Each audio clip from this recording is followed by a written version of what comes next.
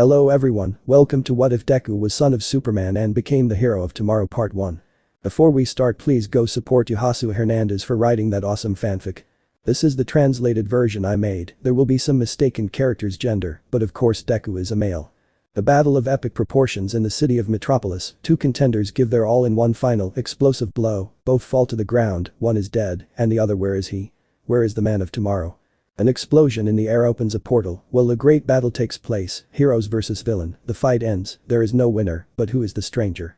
This is a story where Deku has something more powerful than a quirk, and with it he will be more than a hero. That green-haired boy will be a legend, he will be Superman. Vader arriving in a new world. Metropolis Center.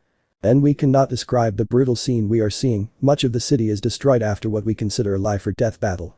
The creature that, thanks to the Daily Planet, was named Doomsday has already defeated the Justice League completely. Members like Booster Gold or Blue Beetle have already been knocked down and seem to be serious. Doomsday apparently has no weaknesses, but it is right now that he faces the Man of Steel. Superman entered the scene several hours ago, starting a fierce fight with a monster.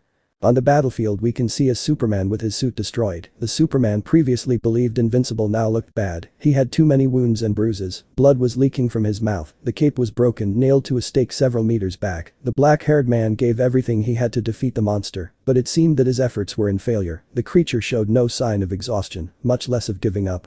They had been like this for several hours, and the Man of Tomorrow was running out of strength.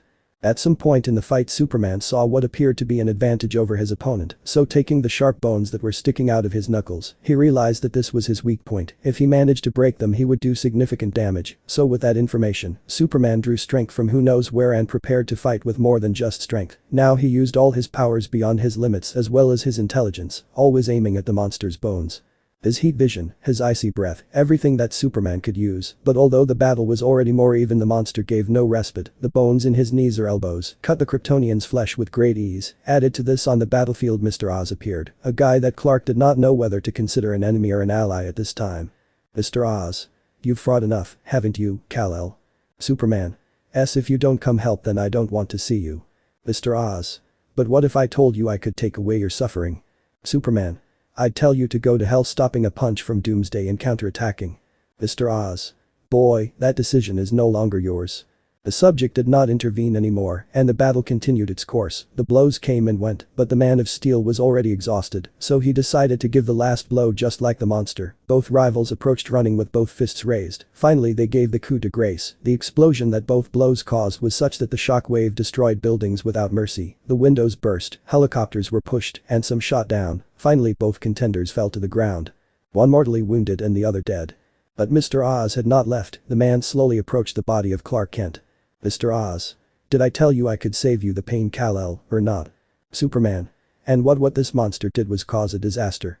Thanks but no thanks. I'd rather give my life for the city than let them die. Mr. Oz. Nice thought, but it doesn't matter. This world is condemned in the same way by one of your own without you knowing it, and you can't do anything to avoid it. Now you are on the brink of death, and nothing can save you. Superman. Thanks for the support, Circa Captain Optimism. Mr. Oz. Come on, Kal-El, this isn't the time to be sarcastic. Let's see, you know what? I'm willing to make a deal. Superman. Deal. Sorry, my mom told me not to accept things from strangers. Mr. Oz. This isn't the time for jokes, is it? You're close to dying, and I'm running out of patience. I can let you die and save myself a lot of trouble. Superman. What's the deception? Yeah, if you think I'm so foolish as to believe you'll actually save my life without asking for anything in return, then. Mr. Oz. Oh come on, Kal-El, you offend me. Do you really think I'm that mean? Well, if you're right, I won't deny it, but it's not impossible. Superman. What's your deal? Mr. Oz. Straight to the point, I like that. Well, the deal is this, I won't save your life because I can't, I'm not that powerful, but I will heal you enough so that you have your strength back and can be completely cured, or you can do it alone in your icy and solitary fortress, which is almost the same thing. Superman. No, it isn't, but hey, in exchange for what? Mr. Oz. Nothing special, just a favor. It could be a tuna sandwich or a random souvenir. The black-haired man stared at his rival, who only smiled with a certain mockery. Superman. How much of my strength will you give me back? Mr. Oz. I said that your whole life is different now that I think about it. I'll give you, let's see. I know, as I mentioned, I'll give you enough time so that the emergency services can help you, or as I said, on your own. I mean, at least you'll be able to fly, and all that cheesy stuff you're so adept at. Superman. how do I know you're not lying? Mr. Oz. Kal-El, I'm offended that you distrust me so much. Superman. I'm sorry sarcastically, but I know you, and it's easy for me, and there's something you're not telling me, why would you want a favor from me? Mr. Oz. You're right, I'll grant you that, the reason I want to let you live well, I guess it's because the world can't be left without a Superman, and as for the favor, well it's because it's a big bet, well not even Luthor can boast that his eternal enemy owes him a favor so. The black-haired boy felt like his life was beginning to disappear, the boy's vision began to blur, so he decided to accept, he would take care of him later. Superman. Alright, we have a deal, Oz. Mr. Oz. Sure. Superman. Don't make me distrust you more than I already do we have a deal or not? The mysterious character just smiled. Mr. Oz. You're fast, Kal-El shaking hands with the Kryptonian. At that moment a light enveloped Clark's body, healing him a little and giving him back his strength. Mr. Oz. Ready. Superman. Really? And why do I feel so exhausted? Mr. Oz. Where do you think the strength to heal you came from? That's why I can't take too long because otherwise you die anyway. Now sleep, Kal. The medical services won't be long. It took a long time for them to help you, but they'll suffice for now, hahaha. The black-haired man didn't manage to hear the last one, the excessive tiredness was enough to knock him out, which caused the strange figure to smile even bigger. Mr. Oz. Oh Kal-El, sometimes you are so naive, although if I said that the world can't be left without Superman, I never said which world, right? Well, it's time to collect the favor, raising his hand from which a light came out. Unfortunately I can't see where you're going, but at least you won't be a hindrance to me anymore, now goodbye Kryptonian. The light coming from the hand of that strange subject enveloped Clark, and suddenly the figure of the Superman began to fade. Mr. Oz. Now let's see what this world does without its greatest champion. Mr. Oz resumed time since when Superman killed Doomsday, he stopped him to have a good talk with him. All the events in Metropolis happened the same as in the original line, with the difference that Superman never revived until Flash did the Flashpoint paradox, and you already know what happened next. Meanwhile in another dimension. On an island in the middle of the ocean. We can see a completely destroyed complex, the rubble hid what once seemed to be a city or an island as some destroyed buildings could be seen, there was purple fire everywhere, it could be said that now even more than a habitable area was a minefield, but in the center of this could be seen subjects in a fierce fight, it might seem that versus was unfair, but at this moment it was quite the opposite. The helicopters flew over the area from a safe zone for them because the enemy to defeat apparently had been strong enough to cause all this disaster. The guy had grayish-white hair and a custom-made suit, a suit that contrasted with that of those now identified as heroes, because although mistreated their colors could still be seen, the battle seemed to be already at its peak as the subject rose into the air, ready to end it all. At that moment one of the heroes, a woman. The black-haired woman with beautiful features took another blonde-haired hero with a visibly younger appearance and pushed him with force. At that moment the other hero, one with white hair and a suit of the same color with yellow with a black mask, tackled him and propelling himself with his quirk, took him away. From there, the young man kicked hard while shedding tears, he wanted to get free, but it was useless, they had him well grabbed. The woman who released light purple rays spoke slowly. I'll leave the rest to you. The woman, turning her back on her pupil, became alert and spoke again. Sorihiko makes sure her dreams come true. The white-haired boy nodded while crying, while the blonde boy extended his arm with tears in his eyes, seeing his teacher. Teacher? The woman turned her gaze slowly, the boy was surprised to see her smile even in that state. Nana Shimura, even at that moment, when she felt her death was near, smiled. Nana. Almight, I'm counting on you. The boy then, filled with tears, sadness and fury, screamed again. Almight. Master. The man who was pushing the boy away just gritted his teeth in fury and helplessness while letting his tears escape.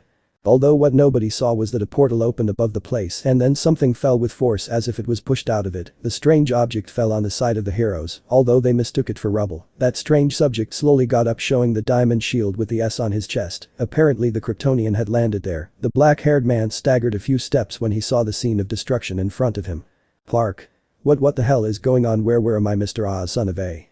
The man could not say more because he saw how an unknown subject raised his arm and black rays with red began to come out. Clark turned his gaze and also saw the woman and how she was totally injured and yet she was on guard. The Man of Steel could not believe what he saw. Superman decided that he would help. Maybe he could not move much, but he had his strength back. At that moment he did not care where he was. Someone was in trouble and as long as he could breathe he would save whoever was in front of him. On the other hand, smiling, All for One spoke victoriously. All for One. Thank you for such a wonderful comedy. The man made his attack, which was directed quickly and deadly at Nana, who accepted death, although with a sad face. Nana. Thinking. Sorry Toshinori, I won't be able to see you grow up like I promised. The woman accepted her death in tears and saw the deadly attack heading towards her, but at that moment and to everyone's surprise, something came between the attack and the woman. Nana opened her eyes in surprise. The attack was just a few meters away. She felt the tremor under her feet, but her surprise was greater when she saw how in front of her, a subject was standing flying, when there was supposed to be no one else there. Nana? Who are you? The woman asked this with doubt, but Clark did not hesitate in his answer. Superman. Someone who wants to do the right thing. A life shouldn't be taken in such a cruel way. The Superman pushed the woman away with a single push and together his strength before the astonished gaze of the villain. All for one. But who are you? The attack was about to hit. Clark lit up his eyes with his heat vision and raised his fist and then released a powerful punch right in the center of the attack which was affected. The huge ball of energy deformed a little before the Kryptonian's fist and then exploded. Nana was thrown a few meters more by the explosion wave, but miraculously alive, protected by that stranger. The master of villainy All for One was very upset because he was also pushed away a little by the shockwave. He felt bad for not killing the woman in front of his disciple, but it comforted him a little to have killed that meddler. The man simply turned around and left. His revenge would come later. Nana managed to get away from the rubble that had trapped her. The woman saw the entire landscape, and despite the fear she felt relieved to be alive, although after this she worried about that guy who saved her life, so at full speed or at least the maximum she could reach in her state, she went to the place of impact. The woman moved rubble after rubble with heaviness, until she finally found it. Nana was relieved until she heard voices, apparently just as she had found the Kryptonian. Her companions also found her, both amazed to see her alive. Sorihiko. Shimura, are you really? The man with the mask looked incredulous, but on the other hand, the young man broke free from the older man's grip and, despite his replies, threw himself at the woman while she cried. Almight. Master. She's alive crying. Nana. To Toshinori. Sorihiko. I don't understand how. The white-haired man did not hesitate in his words, but Nana could only point at the body of that stranger, while slowly moving away the blonde who had accidentally hit her in one of her wounds. Nana. It was the woman managed to raise an arm and pointed it at the man who was still under some rubble. Almight obeyed and slowly separated from his teacher. Meanwhile, the man with the mask approached, getting a better look at the man on the ground. Almight. Who is? Sorihiko. No one was supposed to be there. Nana. Sorihiko withstood the strong attack of that monster. Sorihiko. Well, we don't know if he held on or not, he still hasn't gotten up. Almight. But who is it? At that moment you could see how the rubble began to move and the strange subject raised an arm weakly asking for help. Almight. Startled, yes, he's still alive. The blonde couldn't help but jump slightly, but Gran Torino hit him on the head, calming him down. Sorihiko. Don't be silly and go, help him now. Nana. Damn it, I can't use my one for all. Sorihiko. You're exhausted, let him do it. The man indicated to the blonde which stone he should lift. The now known as Almight or Yagi Toshinori did this with great care. They finally saw the subject, although they were scared to see the wounds he had, as well as the torn suit. Nana. I don't know who it is, but I won't leave this battle like this. Sorihiko. How are you so sure? Nana. When he saved me I could see his suit, it was already torn, and we both know he didn't participate in this fight. Sorihiko. What are you implying? Nana. A life shouldn't be taken away like that. Sorihiko. What are you saying? Nana. He said that before saving me. Sorihiko. You say he's one of the good guys. Nana. I say we have to save him, Sorihiko. The man quickly understood and left, taking the blonde with him. The black-haired woman sat completely exhausted on a rock and looked at Clark, who was breathing with difficulty. Superman. Where? Nana. Calm down, you're safe now, thanks for saving me. The emergency services were quick to arrive and helped both of them. Nana looked closely at the strange man. Nana. I saw you fly and endure an attack from that monster, now it's your turn to speak. Who the hell are you? Vader, who are you? Thus ended a day of death, surprises and war. The next day from very early in the morning the media did not stop publishing articles. Soon there was not a single newspaper stand in the city that did not have multiple copies, although the surprise was that even despite the intense rain people ran to buy one of these. Soon as the copies arrived they were also sold out. Simply the enormous and incredible battle of the previous day could not be ignored so easily, and with the rumors of a new hero made everything more attractive. Extra. Nana Shimura and Gran Torino involved in a major and destructive villain incident. Pro-hero Nana Shimura and hero Gran Torino face off against a villain with devastating power. A man breaks into a large fight. According to reports, a man intervened in what could have been the heroine's final blow, thus saving her life. No further details are known about what happened or about the stranger who interfered. His identity remains a mystery. But while all this was happening in the city and its surroundings, in another part of the city we found ourselves in a hospital guarded by hundreds of police officers, where, in order not to be so obvious, there were some undercover officers trying to make a cover, but this was useless, because as soon as the rumor spread, all the media immediately ran to the place, waiting impatiently outside for news directly from the mouths of the heroes themselves. All the reporters saw a way for those involved to answer their many questions, even if they had to interrupt the medical staff during their lunch break.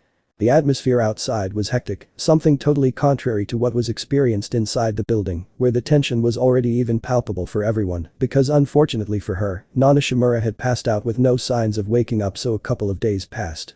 Even the famous UA recovery girl nurse had gone to help her, and fortunately for everyone it had worked, because a few days later Nana showed signs of improvement, and that same day the brunette woke up, although it was only for a short time, as she received a visit from the doctors who informed her of her situation and ordered her a day of rest, which she had to accept reluctantly.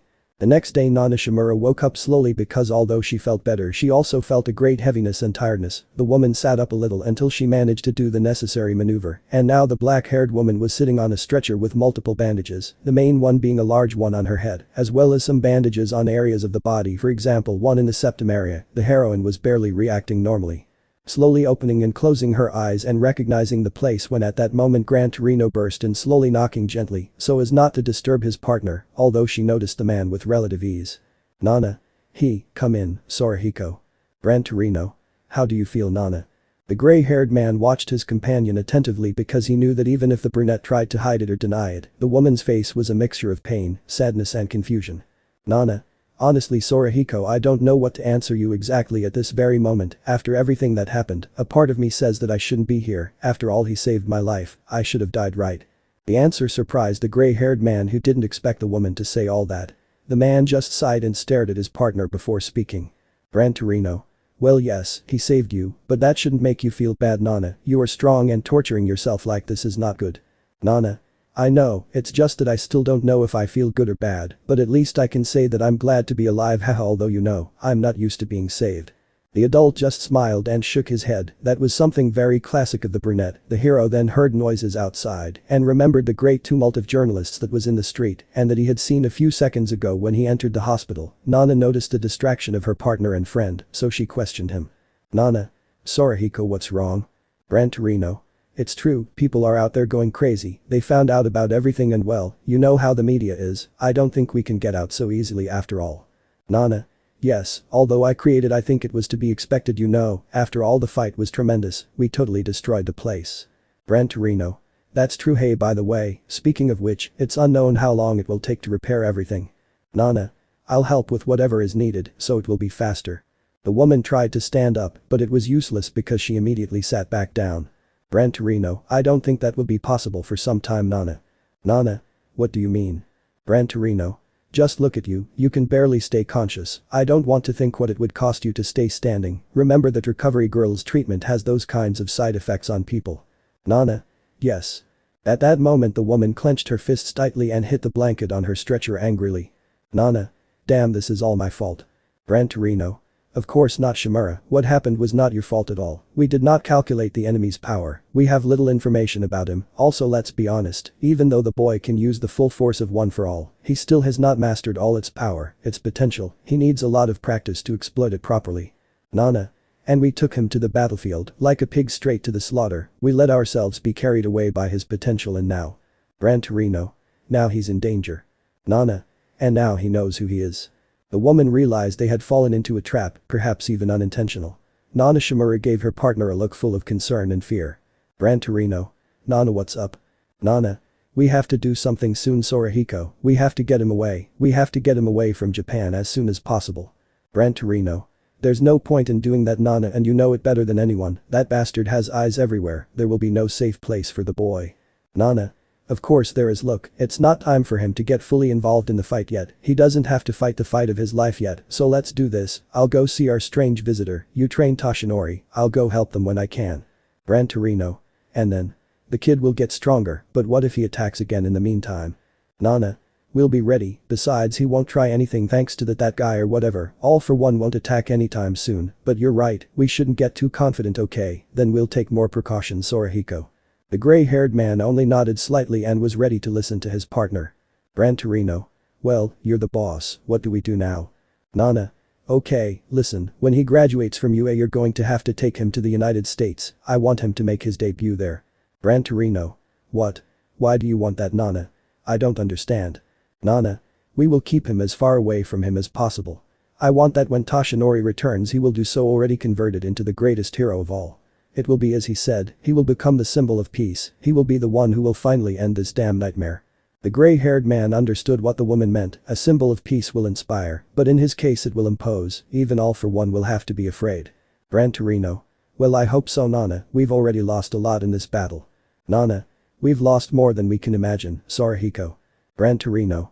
But it's not time for regrets and you know, by the way, there's a wheelchair out there. Nana. Why? Gran Torino. You said you wanted to visit your savior, right? Besides, I know you can't stay still for long. Nana. Ha ha, how funny Sarahiko. The gray-haired man only gave a very slight smile and stood up, approaching the woman. Gran Torino. I'm serious, Nana, I thought we wouldn't be able to get out of this, if he killed you, he would come for us immediately, I was afraid you would die. Nana. I know I was scared too Sarahiko, I know I should be used to it, because ever since I accepted the responsibility of having one for all, I knew something like this would happen, but it was terrifying, you can't say you're not afraid of anything if you haven't seen death in front of you. Gran Torino. That boy is as reckless as he is strong I was afraid he'd get lonely, I'm getting weaker with age I guess. The gray-haired man just smiled but saw how his partner looked at the bed disappointed with herself. Gran Torino. What's going on? Nana. Sarahiko I must admit, I gave up. Gran Torino. What do you mean?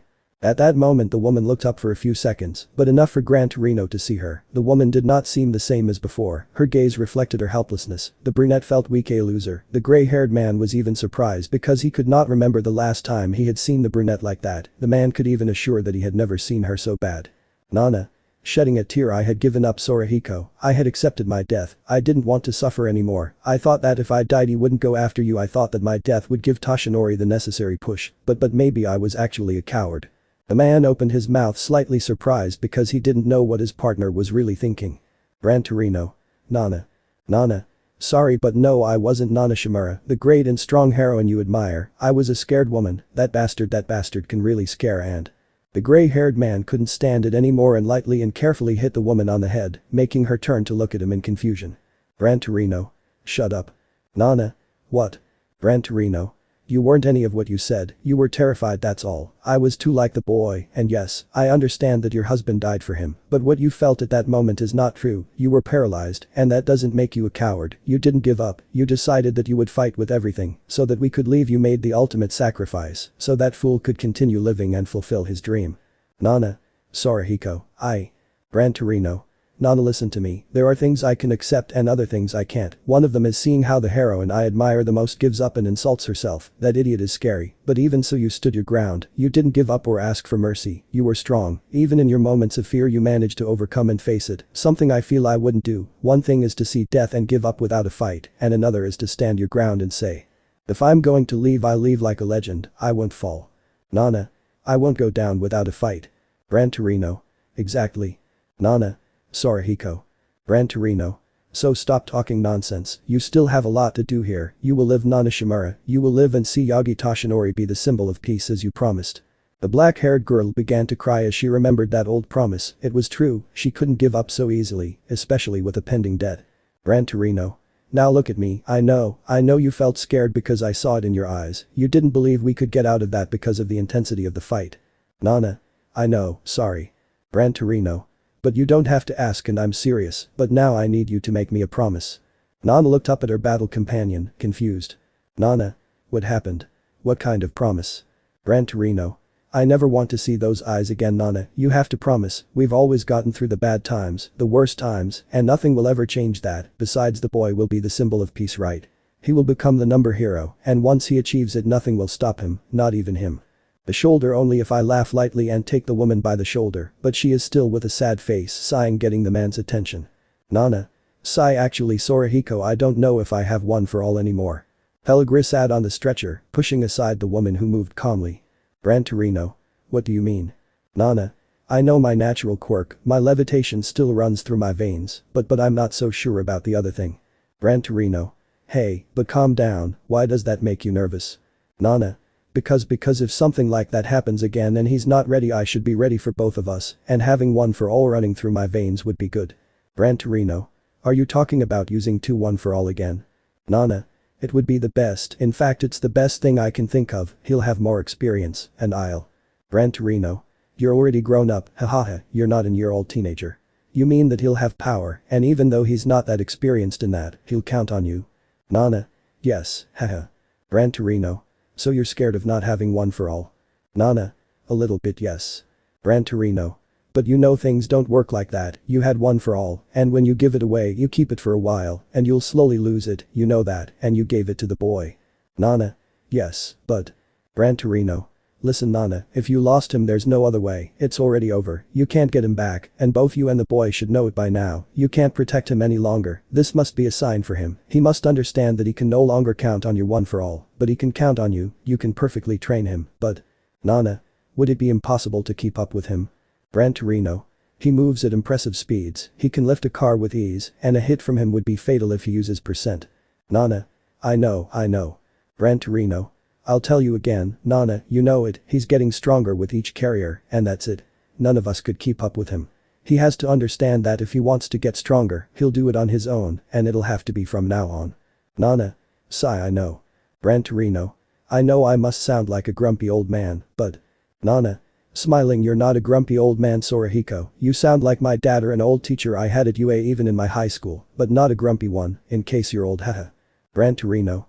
Sarcastic haha, how funny you are, old lady, I'd better go get your wheelchair, Grandma Nana, you change, put on your suit, let me know when you're ready. Nana. He understood. The woman smiled slightly and took her pillow to throw it at the dangerous man who couldn't avoid it. Nana. Hey and by the way don't forget that of the two of us you are the oldest Sorahiko. Gran Torino. How can I forget it if you never stop reminding me? The brunette now smiled fully and saw how her best friend left the room, the woman took advantage and quickly put on her uniform, so that after a couple of minutes, she saw how the grey-haired man came back in now bringing the wheelchair with him, carefully Nana managed to sit down, and the grey-haired man took her. Nana. I wonder how I ended up like this and you alone with a bandage on your head. Gran Torino. It's easy to explain, it's called being lucky, maybe it's my second quirk. Nana. Luck is not a superpower. Gran Torino. It's none of my business that you're a troublemaker, hahaha. Nana. I attract trouble like footballs in high school. They both smiled calmly and made their way to the room, which was being guarded by soldiers and police, in case any curious person managed to sneak in and peek inside. Their expressions quickly changed to one of total seriousness. Nana. Sorahiko by the way where is the boy? Gran Torino. At the academy, he didn't want to miss a single day, as soon as he felt recovered he left, you know how he is, he's crazy, the nurses tried to stop him, but he left early. Nana. Yes, that's right. Gran Torino. And unfortunately for me, he'll be back later in the afternoon to see you. It's noisy. Nana. Wow, you've gotten old. By the way, tell me, has anyone come in here? Gran Torino, for his part, only shook his head negatively, but approached a soldier who, upon seeing the hero, stood up straight and raised his hand in a firm salute. Gran Torino. Thanks, take a break soldier, I just want to ask a question. Soldier. Yes, sir. Gran Torino. Has anyone else besides the nurses been admitted to the hospital? Soldier. Negative sir, we have stood guard all night and day, no one has dared to enter, we have kept away the curious, and both the nurses and doctors do not use their cell phones. Gran Torino. Thank you, that's all I wanted to hear. Nana. I see. Gran Torino. So what's next, Nana? Do you really want to go in? Nana. Yeah, we don't know anything about this guy, even if he's asleep, we should at least see if he's still there, if he could have withstood a blow from that bastard who assures us he's not awake, or if he's already gone and we don't even notice. At that moment a policeman approached, quickly drawing the attention of both of them. Police officer, good morning miss. I'm glad to see you're recovered. Nana. Thank you officer, but tell me, what do you need? Police officer. Well, it's hard to explain, we investigated this guy and oh, how do I explain it? The brunette looked confused as did her friend. Nana. What's going on? Police officer.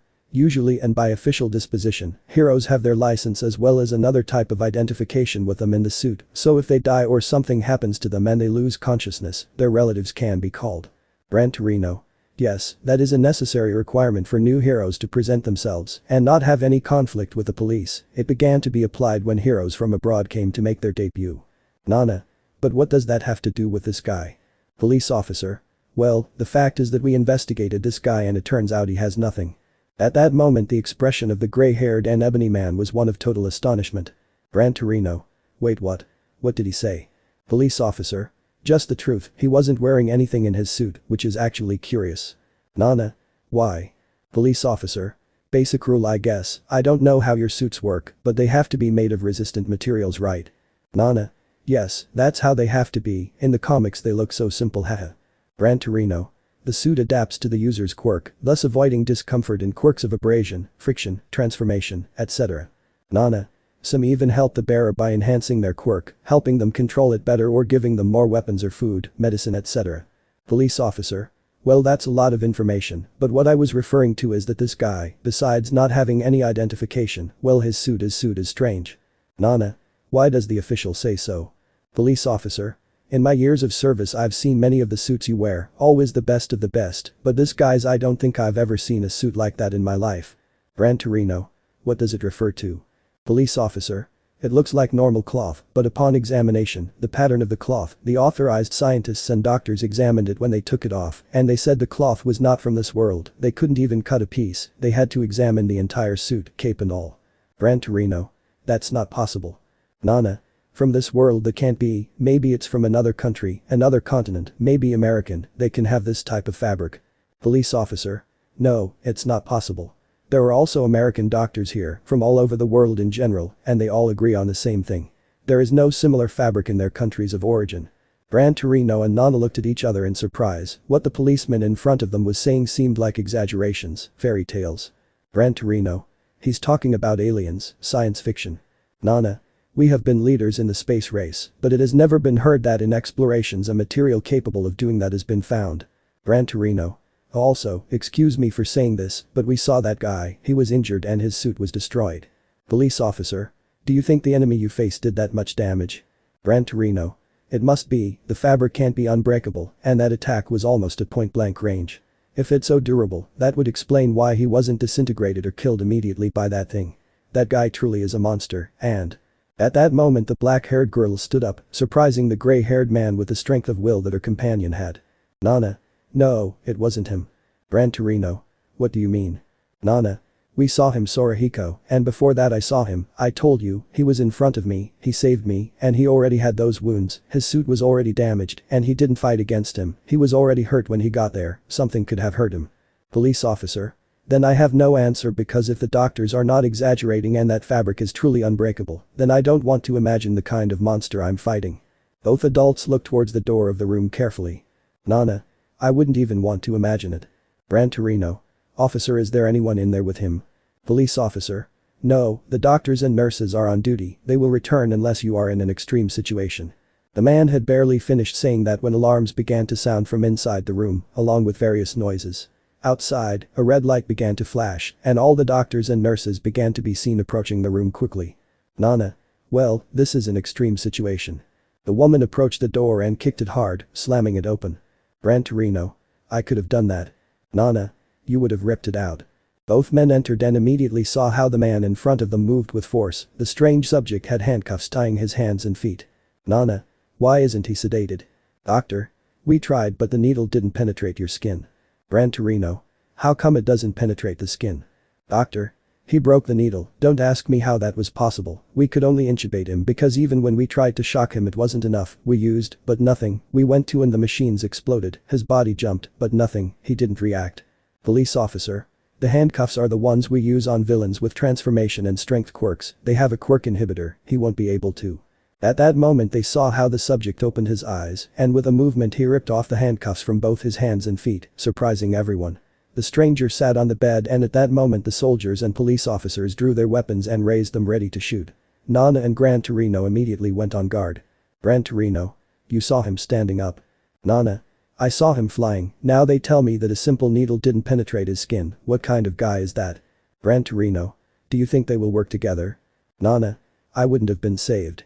The subject took a few seconds to react, but then he stood up and approached the window seeing the warm sunlight. The stranger raised his hand covering his face from the light, but as soon as he heard one of the police officers loading his gun, he looked back at those present and walked towards them. All the police officers trembled, and although the soldiers showed no signs of anything they were also slightly nervous.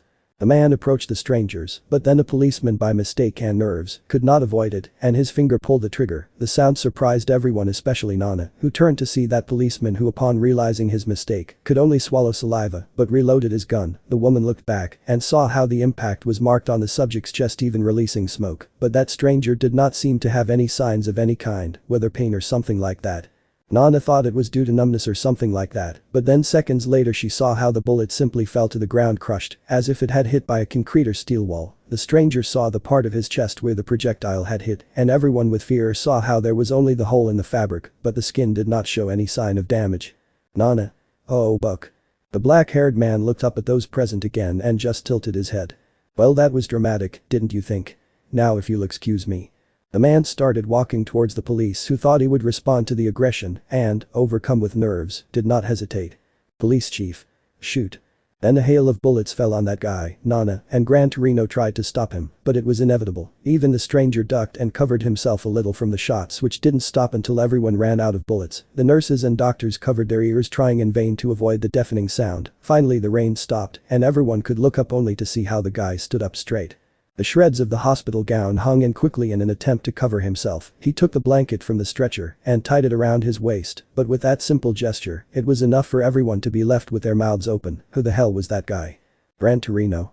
What the hell just happened? Nana. Who the hell are you? The man now looked at the woman, managing to remember her. So you're still alive. Nana. Do you remember me? You're not seriously hurt, are you? Nana. No, thanks for the help. Well, a life shouldn't be taken in such a cruel way. Great thorium. Boo, but back to the point, who are you? I have another question, why was he handcuffed? Nana. Well, no, we don't know who you are, we can't take liberties, well, leaving someone like you like that. The man in front of them was then surprised. He was used to being shot, but not being recognized. Tell me the truth, miss, don't you know who I am? Nana. Your face doesn't seem familiar to me, and now that I think about it, your accent isn't familiar either. American, right? You're an American hero. Yes sir, that's what it's supposed to be. Where am I? It doesn't look anything like Metropolis or Star City. I assume we're not in Central City or a coastal city either, and it's not Gotham City by any stretch of the imagination. The woman's head soon began to hurt. She didn't understand anything the stranger was saying. She didn't know those cities, even if they were American. Nana. Say excuse me, but you're in Japan. The news fell like a bucket of cold water on the black-haired hero, who looked surprised at the brunette in front of him, unable to believe it. What? What did you say? Nana. You're in Japan. In fact, I don't know any of those cities you just mentioned, just like I don't know you, and that's even though a superhero with your abilities wouldn't be that hard to ignore. At that moment the surprised black-haired man began to walk towards the window, but quickly fell to his knees. And no, my friends, they need me, the League is in trouble. If Doomsday isn't dead, then everyone will be. Gran Torino. Wait, what? What's that Doomsday? The black-haired man managed to get up even though he was pointed at by the soldiers' weapons and carefully approached the gray-haired man. The air you knew. Gran Torino. What? Doomsday is a huge monster, a creature of death and destruction, only good for killing. Don't you watch the news here? Nana. I'm sorry, but I don't understand. The black-haired man soon couldn't take it anymore and sat back down on the stretcher. Your weapons are not necessary, you saw that you can't even hurt me. Police officer. That's why we have them up there, we won't make any mistakes. Nana. Wait a second, now that I remember, yes, there is a city called Metropolis. At that moment the man's face lit up and he slowly stood up. So you know who I am. Nana. Pete, but I don't know her, or well, I've heard of the city of Metropolis, it's a small town in Illinois. At that moment the face of that stranger who seemed to have light went out again. No, that's not possible. Gran Torino. Why not? You said you came from the Metropolis. Yes, but the Metropolis that I know, my city where I live, is in New York near Manhattan off Broadway. Gran Torino.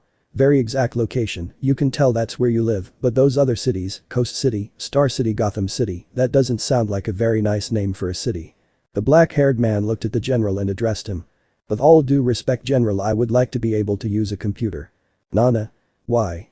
Because I don't think I like my current situation. Where is my suit, by the way? Nurse.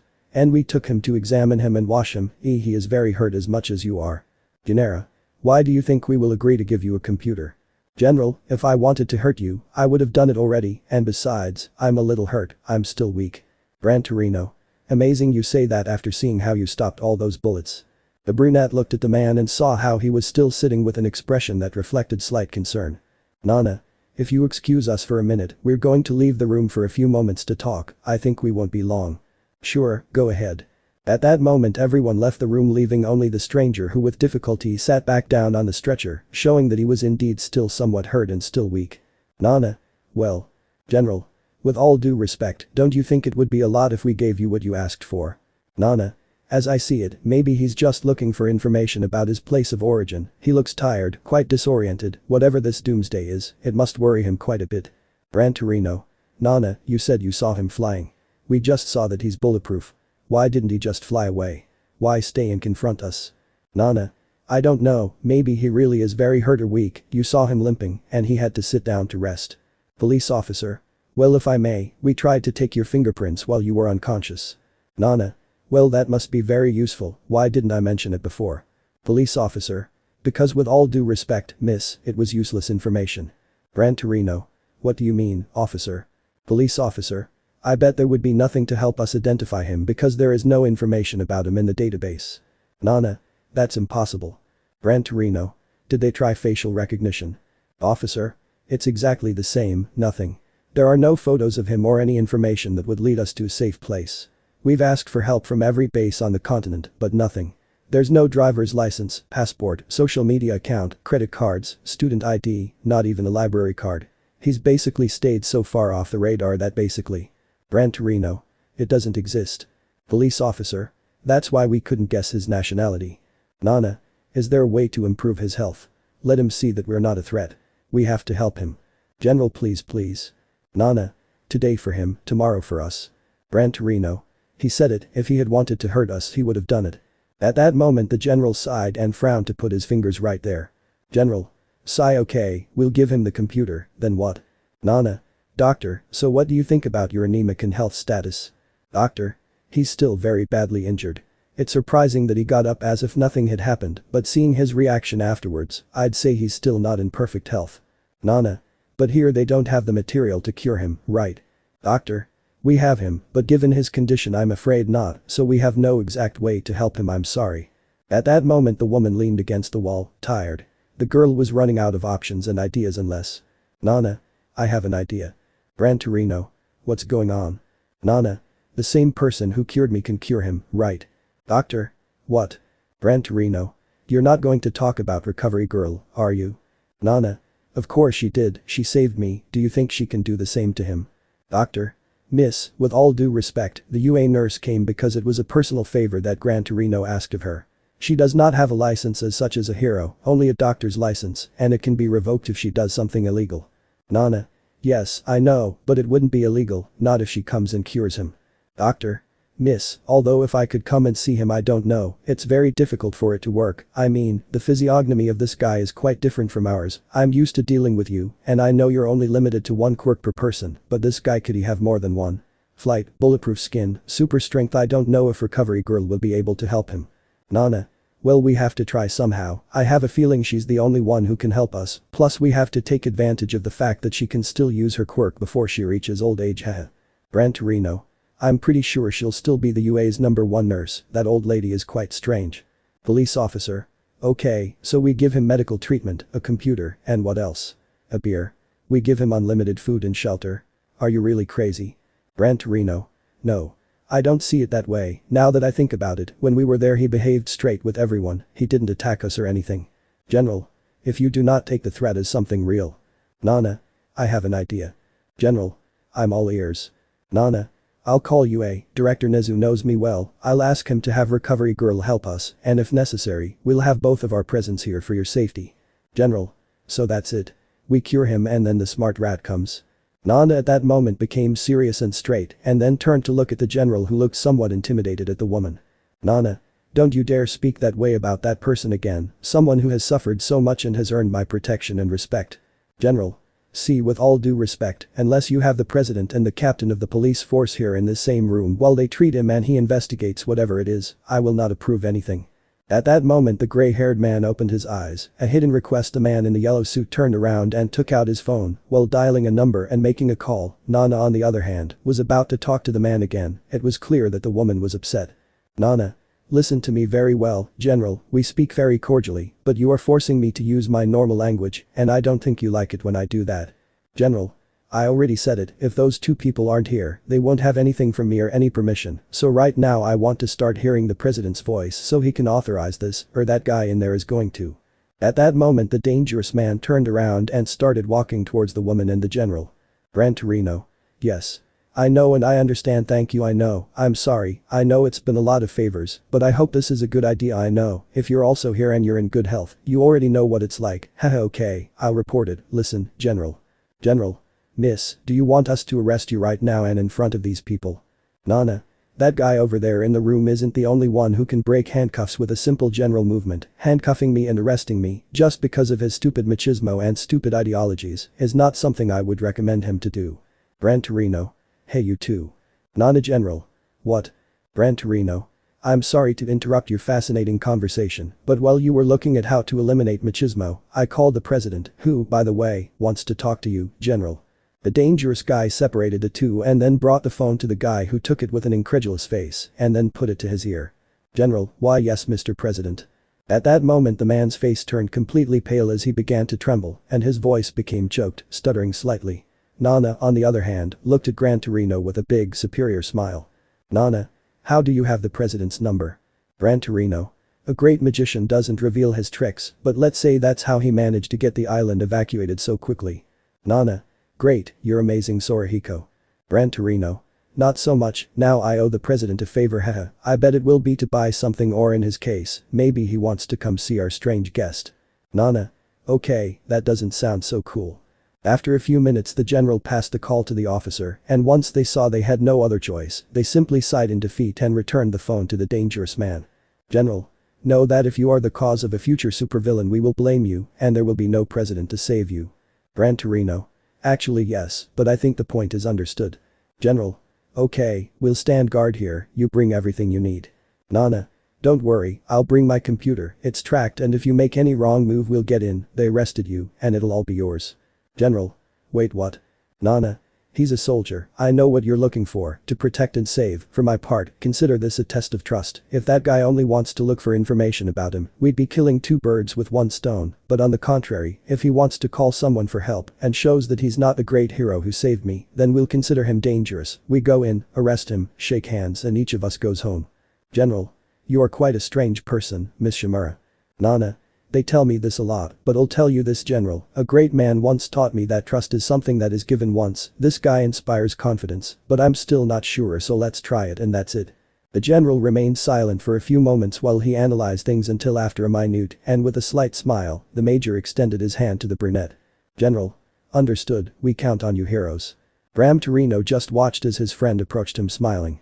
Nana. I'm glad I was able to put on the suit sooner, I wouldn't have looked so intimidating in a robe. Gran Torino. I still don't know how you do it. Nana. What thing? Gran Torino. Seeming so authoritarian yet so understanding, I call that talent. Nana. No, it's just a skill Sorahiko, now let's go to my house and from there we'll go to UA. We'll see how Toshinori is and we'll come back, I assume then that by the tone of the general's voice. Gran Torino. The president will be here and doesn't want to be late for the questioning. Nana. Did he get the police captain? Gran Torino. I don't know yet. Nana. Okay let's do this, I'll go get my computer from my apartment and then we'll see each other at the UA, okay? Gran Torino. Understood, I guess I'll go see the president to see this properly, I call you understood? Nana. Understood, don't be long. Gran Torino. Shut up, you have speed, but I have the jet. The two just smiled and after talking about the black-haired girl's condition, they managed to leave the hospital. When the brunette left, she could only smile, breathe deeply, and with a great jump, she managed to land on the top, followed by Gran Torino. Gran Torino. That was a big jump, I can't imagine how desperate you must have been to get up there hahaha. Nana. Shut up, you don't know how much I hate these things, hospitals, and I are not the best of friends hahaha, I'm glad I still had at least a few embers left. At that moment the brunette stared at him at a point in the sunset without saying anything, the grey-haired man saw her, it reminded him of the exact day Nana told him about Almight, but now he saw her trembling, and even saw the threat of a slight tear in the woman's eye, the man knew that behind all of that, of everything that had happened before in the hospital was just a facade, the woman still had a slight fear, the trembling confessed it. Gran Torino. You know what? Go get a coffee, get well, watch the news. I'll take care of talking to the president and I'll accompany you to your computer. Then we'll go to the UA and everyone will relax, okay? Nana felt slightly strange and turned to look at her partner. Nana. We had a plan, Sorahiko. Gran Torino. Yes, but it's a stupid plan. You should know that in the years I've known you, I've discovered that you're a terrible liar. Nana. What do you mean? Gran Torino. You know I worked with the police before. During those times I was able to learn many things from them, and one of those is how to detect a lie, and you are a big liar right now. Nana. Liar? What do you mean? Gran Torino. I bet you're lying in the worst possible way. I know you're scared. I know you thought you'd never see this side again, and I understand. Nana. No, you don't understand, because you weren't there. Gran Torino. I was there, Nana. Yes, I was there and you know it. Maybe you mean that maybe I wasn't the one who should die. Nana. The X-carrier never lives that long, they always get killed in the end. Maybe that was my moment. I can't stop thinking that maybe I was the one who shouldn't be here looking at the sky like now. Gran Torino. Oh Nana, you know, you're right, maybe I can't feel the same fear as you, but I do know something, and that is that at that moment I was afraid of two things. One was dying without being able to do anything to protect you or the boy, and the other was seeing my best friend die, that me surviving, and you not was difficult because you are someone strong, you have always gotten out of trouble, besides you are still young, I on the other hand have already grown up. I saw the wonders of this world and enjoyed them, you should not get ahead of me. Nana. But. Gran Torino. I know, the story of One for All always has the previous wielder die, but maybe that guy who saved you changed history, changed the course of everything, and that's okay, right? Because it means you won't break your promise, and above all, you still have a lot of time left as a heroine, maybe even more than me. Nana. Haha, I don't think so, Sorahiko, you're not that old yet, besides maybe you're right, that guy was able to buy me a little time, I should enjoy it, right? Gran Torino. Hahaha, I believe it. Nana. Well, in that case I think I'll take you at your word and go get a coffee, I don't think it will hurt me, haha. Gran Torino, for his part, just sighed in relief and took his best friend by the shoulder. Gran Torino. It's okay to be afraid, Nana, we just shouldn't let fear stop us from moving forward, if we freeze it will only be worse, and we may even end up more hurt than we should have been in the first place. The black-haired girl looked at her best friend and only smiled slightly before returning her gaze to the front. Nana. You're right, Sorahiko, thank you. Gran Torino. It's nothing, Nana. Nana. You see, it's a good thing to be older than me. You're a totem of wisdom. The gray-haired boy just looked at his best friend, shaking his head slightly, then looked back at the front with the same smile. Gran Torino. You know, on second thought, I'd like a coffee too. Nana. A coffee does us all good from time to time. Gran Torino. Yes, but you pay this time. Nana. What? At that moment the brunette saw how her partner threw himself towards the street and used his jet to propel himself at great speed, making the brunette laugh, who breathed, relaxed her body, clenched her fists and opened her eyes, revealing that she indeed still had at least a few embers of that incredible and great power. The woman quickly disappeared from where she was and, mixing One for All with her quirk, managed to reach her partner. Gran Torino. I didn't think you were that fast yet, I think you just didn't have it anymore. Nana. I said I wasn't entirely sure, these embers don't compare to the power Toshinori has now, besides at some point in my life they will all go away, but while that happens do you want a career? Gran Torino. Last to arrive pays for the coffee. Nana. Okay, let's see if you can keep up with me, old man. The girl just pushed herself and threw herself with speed, while Gran Torino charged all his quirk and advanced with all his strength trying to reach his partner, although failing, because although the black-haired girl only had the embers of One for All days, they could still move her with great speed. Nana. Haha, too slow, old man. Gran Torino. When your strength runs out, we'll see who's slow. Nana. Hahaha, don't be a crybaby anymore, Sorahiko, come on, I'll buy you the coffee this time. Gran Torino. Seeing how the woman was taking out money, I still can't believe that guy didn't have anything in his suit. Nana. Well, looking at it from another perspective, his suit didn't have pockets or anything useful, it's like one of those suits from the comics that are only one piece like Spider-Man's. Gran Torino. Hey Spider-Man, he should have at least one pocket, otherwise where would he keep his phone? Nana. Look, I'm not going to get into an argument over a fictional character. You want a mocha, right? Gran Torino. If you would be so kind. Nana. I'll order a double cappuccino, it would be very useful for today's pace. Gran Torino. Okay. Nana. Weren't you going to talk to the president? Gran Torino. I'm just killing time, honestly I don't really like going haha. Nana. I see, I appreciate the help anyway. Gran Torino. Don't even mention it. Nana then approached the bar and picked up the coffees to pay for them and approach her friend, giving him hers. Nana. Here. Gran Torino. Thank you. Nana. Anyway, I think you should go and make the most of the day. I'll go get my computer. Gran Torino. We said we would both go. Nana. I'll be fine this time, Sorahiko, it's just a matter of going home. I'm still a little scared, but if I don't do this I'll live in fear all my life, and I don't want that. Dangers will always exist, but Nana Shimura will be here to overcome them. Gran Torino. Haha, well, I said it because I appreciate you, but if you are able to go alone then go ahead, we'll see each other at the UA. Nana. I'll go take a shower and change my suit right away. This one is a bit battered. Gran Torino. Yeah, I guess I'll do the same, see you later Nana. Nana. See you later Sorahiko. The girl left the establishment and rose into the air to begin moving using her levitation without spilling her coffee, although with multiple thoughts in her head about recent events. The day passed normally. Nana and Gran Torino went to the academy where they spoke with the director and the nurse who, much to her regret, ended up agreeing more than anything for the brunette than for anything else, and they went to the hospital to begin treatment with the brunette who could not resist, and the nurse of the UA was previously notified of the condition of the stranger and his way of acting, so before he could say a word in resistance, the woman gave him a kiss which surprised the subject, but then he was covered by a green aura. The boy felt better, although after this he came a great amount of tiredness, so without being able to resist more he fell asleep. The next day he was informed that the news did not present any incident with someone named Doomsday, which surprised the man who wanted to leave but was stopped by his same physical condition and by Nana Shimura, who introduced herself to the stranger. Nana. You're going to be here all the time. I can't, Metropolis and Lois need me. Nana. Lois. Anyway, I already told you. In fact, I also came to inform you that I did some personal research. What kind of personal searches? The subject looked somewhat interested and sat down on the stretcher. Nana. Sorry for not bringing the computer you need. I'm sorry, it's not necessary. While I'm here my friends may be hurt or worse, dead. Nana. Well, that's the point. I investigated the cities you said, Metropolis City, Gotham, Coast City and Starling City. At that moment the black-haired man started to laugh, which made the woman feel somewhat stressed. Sorry. Nana. Did I say something funny? It's nothing, it's just that you mentioned Starling City when it is I mean, it was Starling, but that was years ago, plus it's not Metropolis City, just Metropolis. Nana. Well that's it, but like I told you before, I don't know those cities and… You don't smile much, do you? Nana. I don't have a reason to do it, in fact right now I'm more serious than anything. But why? It was just a matter of searching for cities and that's it. I don't think it's too mysterious. I'd do it if I could, but… Nana.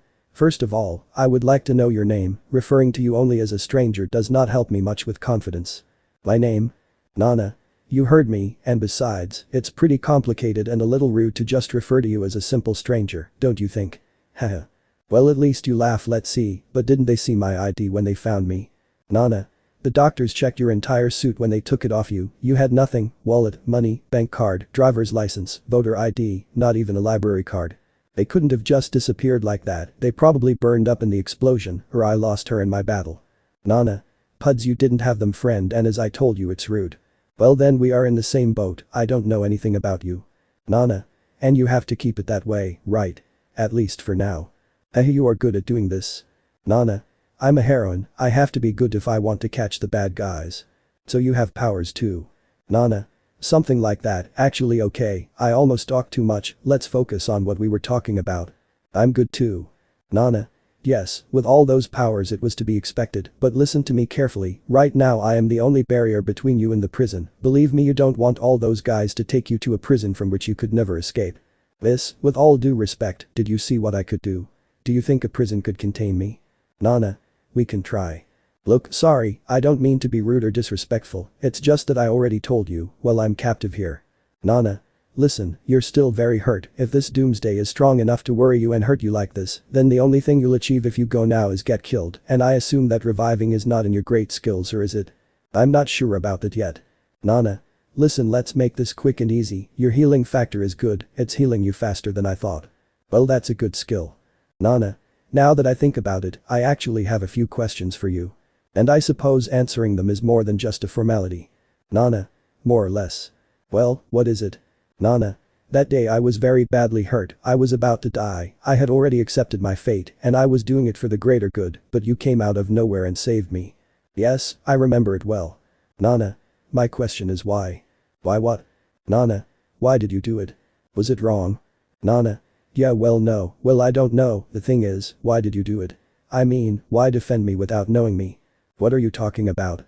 Nana. So how did you know we were the good guys? Why didn't you think he was just defending himself? After all, it was 3 against 1. The stranger just looked at Nana for a couple of seconds and then smiled.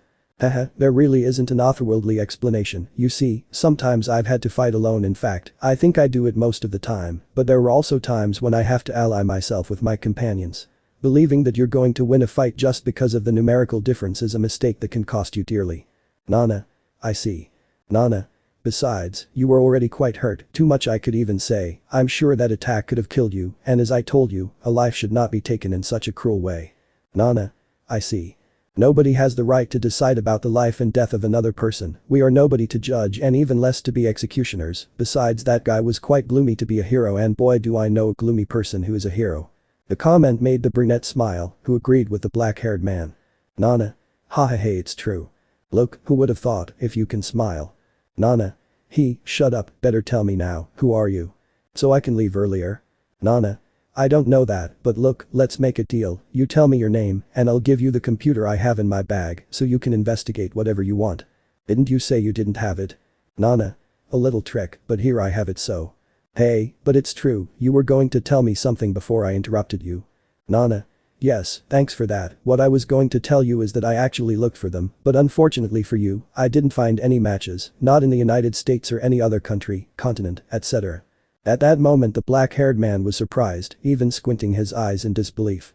That's not possible, maybe you didn't investigate well, with the fact that you confused the names I wouldn't be surprised. Nana. Look, I already told you, but so you can see that I'm not lying, here it is taking out her computer, but you have to respect the treaty. At that moment the brunette brought the computer closer to the black-haired man who saw the red object with black lines. Nana. Just tell me your name and it's yours, you can investigate and see for yourself if you don't believe me. You're not lying.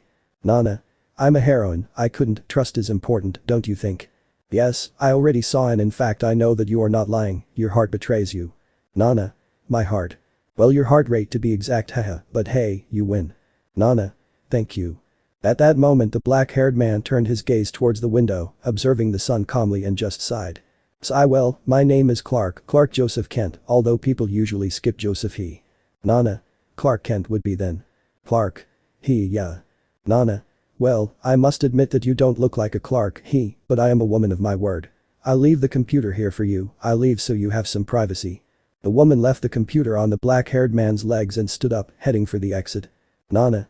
Oh, by the way, just two things, that computer is mine, so please return it to me in one piece and don't see anything inappropriate. Clark. Yeah, well, I'll do my best. And what else? Nana. Well, it's simpler, your treatment will end in a few days, but I was asked to tell you that on the last day we will ask you a few questions, the president will also be here, so if you could answer everything without beating around the bush, it would be very helpful. Clark. I think I can do that.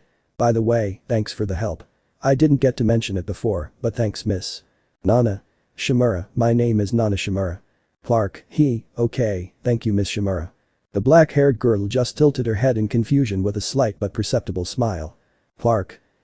My Japanese may not be the most fluent, but I do know a few things. Nana. I see, well Kent, then I'll leave you alone, I'll see you later. Clark. Thank you Miss Shimura.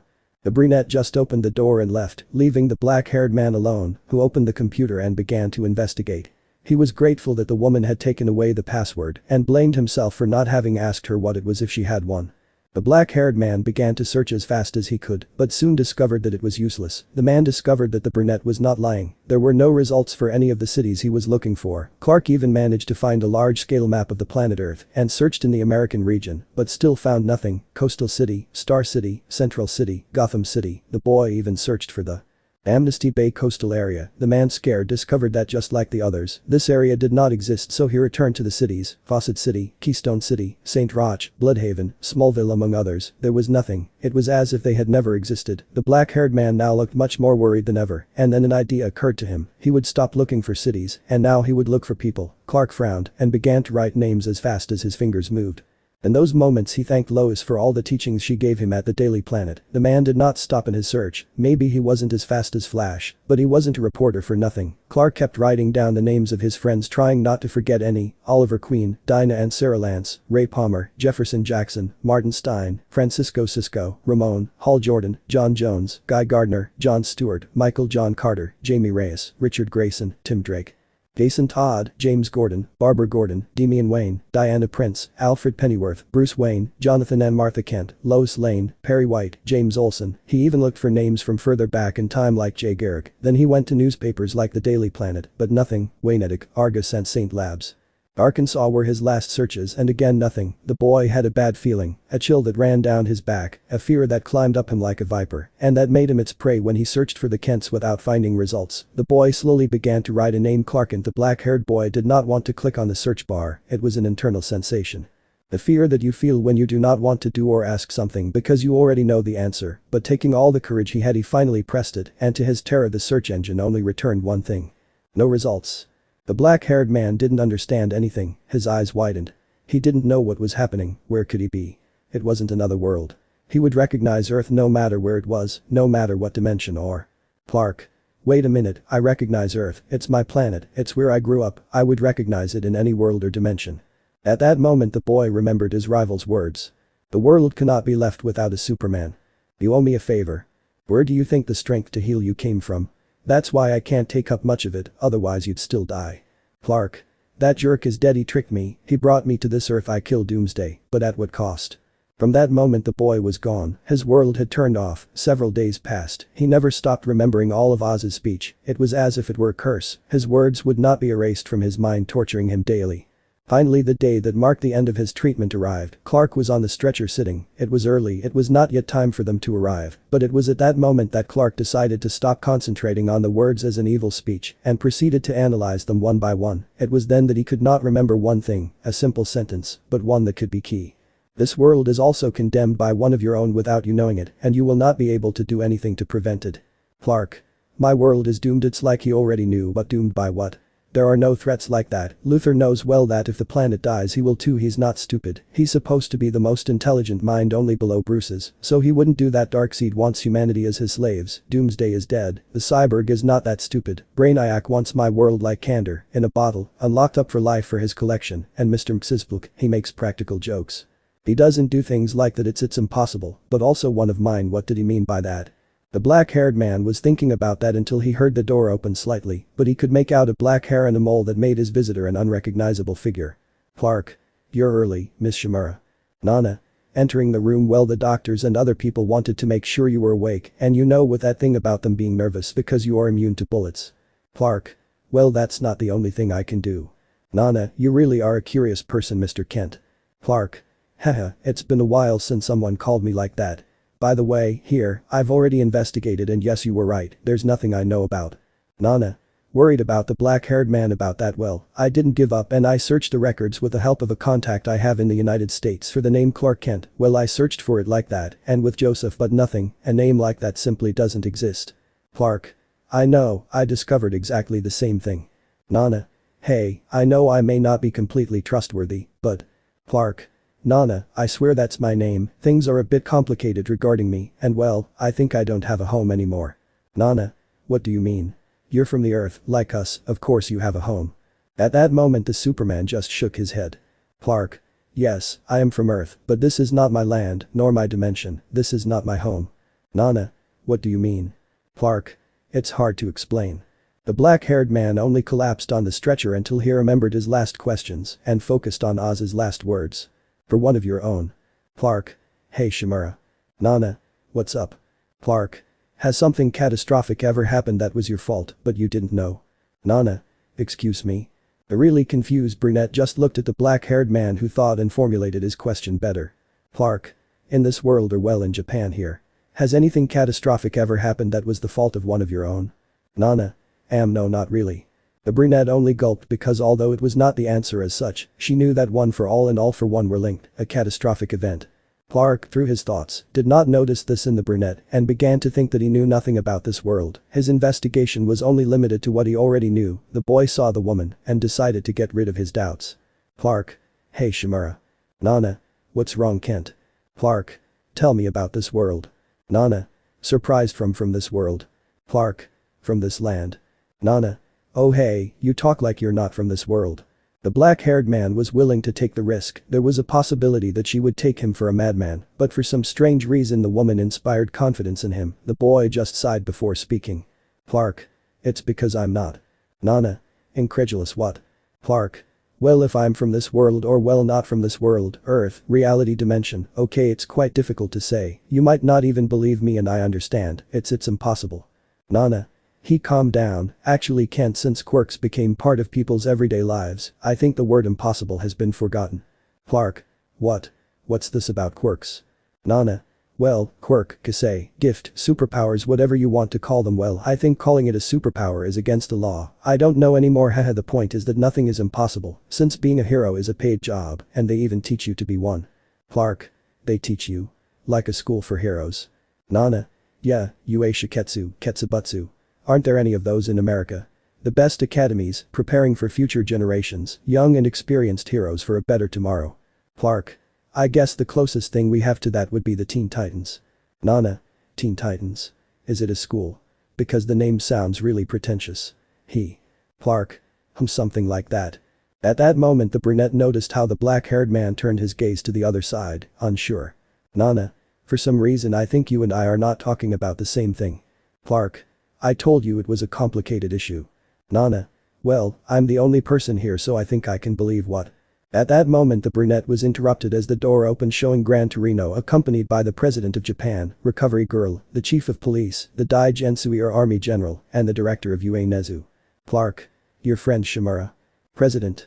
Good morning, young man. Well, first of all let me introduce myself, I am the President of Japan, I was informed of your condition, and how you arrived at the battle that the heroine Nana Shimura and Gran Torino had against a great enemy. I took the opportunity to thank you for saving Miss Shimura's life, but in my capacity as representative of the country, I felt the need to attend your last recovery session to ask a few questions. Clark. It's an honor, Mr. President. Well, you helped me recover, and I think it's my duty to return the favor, right? President. I'm glad you're taking it in good humor. Now then, before Recovery Girl gives you the necessary treatment, we'll start the interrogation. Then, when we're done, we'll let you rest, okay? Clark. Okay, I guess. President. Okay, now the general will give you the pen test with the help of the captain, an officer will come in to check your signs and such things, routine things. Clark. Yeah, it's not the first time it's happened. At that moment and just as the president said they entered the machine and began the interrogation, they began with the name to which the man gave the same answer that Nana Shimura had heard previously, but with the city of birth there was a problem, and that is that he mentioned Smallville, Kansas, which dismayed everyone because although Kansas did exist they knew nothing about Smallville. They asked him the same question again, but he gave the same answer and to further confuse the machine announced with a beep that it was true. Those present were in a bind so they had no choice but to let him pass. The questions followed their rhythm, now questioning him about his place of work, his position, degree of education, names of his parents. He had no qualms about answering the questions, but it was then that they asked him about his hero license that the problems began. They asked him about his quirk and he was in doubt again, he didn't know what it meant, the president and those present in the room didn't know what this was due to, and that although there was the possibility of head damage, it should have already healed from the recovery treatment, besides the doctors would have mentioned it the first time. The boy was confused, and that was why Nana went on to explain everything they knew about the quirks, from the first case in the city of Quig, China. The problems that there were as well as the creation of heroes and villains, the creation of the Quirk Use registry, the creation of the academies and everything that had happened concerning that until now. Clark looked amazed, he didn't know that this could happen in reality. He asked if they investigated the origin, but apparently there was no specific answer, there was no determined origin, simply one day the impossible became possible and something of every day. Clark was surprised and his face showed it. President. For some reason you seem surprised. Nana. Hey, well, first of all, sorry for interrupting you, but before you came in, he was telling me something hard to believe. Nezu. What is it about? Nana. Well, he said he wasn't from this land. Clark. You had to tell them. Nana. Sorry but I don't understand. President. This land. Gran Torino. Wait, he told you before we all got in. Nana. Okay, sorry but as you know I gave him my computer so he could research what he needed. Now I arrived early as I could and picked up what was mine and also gave him the notice, but from what he said around that time that. Gran Torino. We heard it before, Nana, so you're saying you're not from this world? Clark just sighed, it would be a rather complex topic to say. Clark. Well yes but no, to tell the truth, it is a rather difficult and complicated subject, even more to explain. President. Well, I suppose you have no choice but to try to explain it, young man, because otherwise you won't get out of here.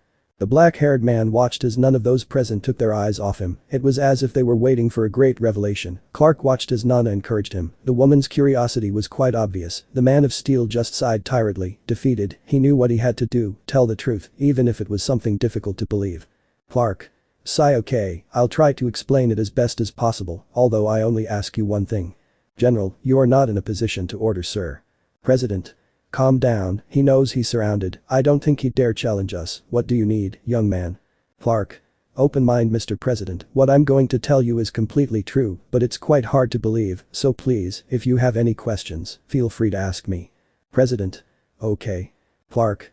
Okay, as I told Miss Shimura before, my situation is quite complicated, explaining it is another problem, but I will do my best. First of all, yes, I am from Earth, but not from this Earth. Saying those simple words was enough for everyone to see the boy with a face full of confusion, including the director of the prestigious academy, who was presumably the smartest person in the room. Gran Torino. Wait, what did you say? Police chief. How could what you said possibly make sense? Clark. This is where we get scientific. Like I said before, I hope you have an open mind to what I'm going to say because it is something complicated and hard to believe. Nana. Well, we're all ears. Clark. Okay, as I told you before, my name is Clark Kent, I am a hero, and although I am from Earth, I am also from very far away. Nana. Your land as you told me. Clark. Exactly, it's impossible to believe, but. General. A different land, another copy of the land, or. Clark. No, he goes ahead, the place where I grew up was on Earth, but my homeworld is further away than you think, millions of kilometers to be precise, it's light years from here, in the constellation of Corvus.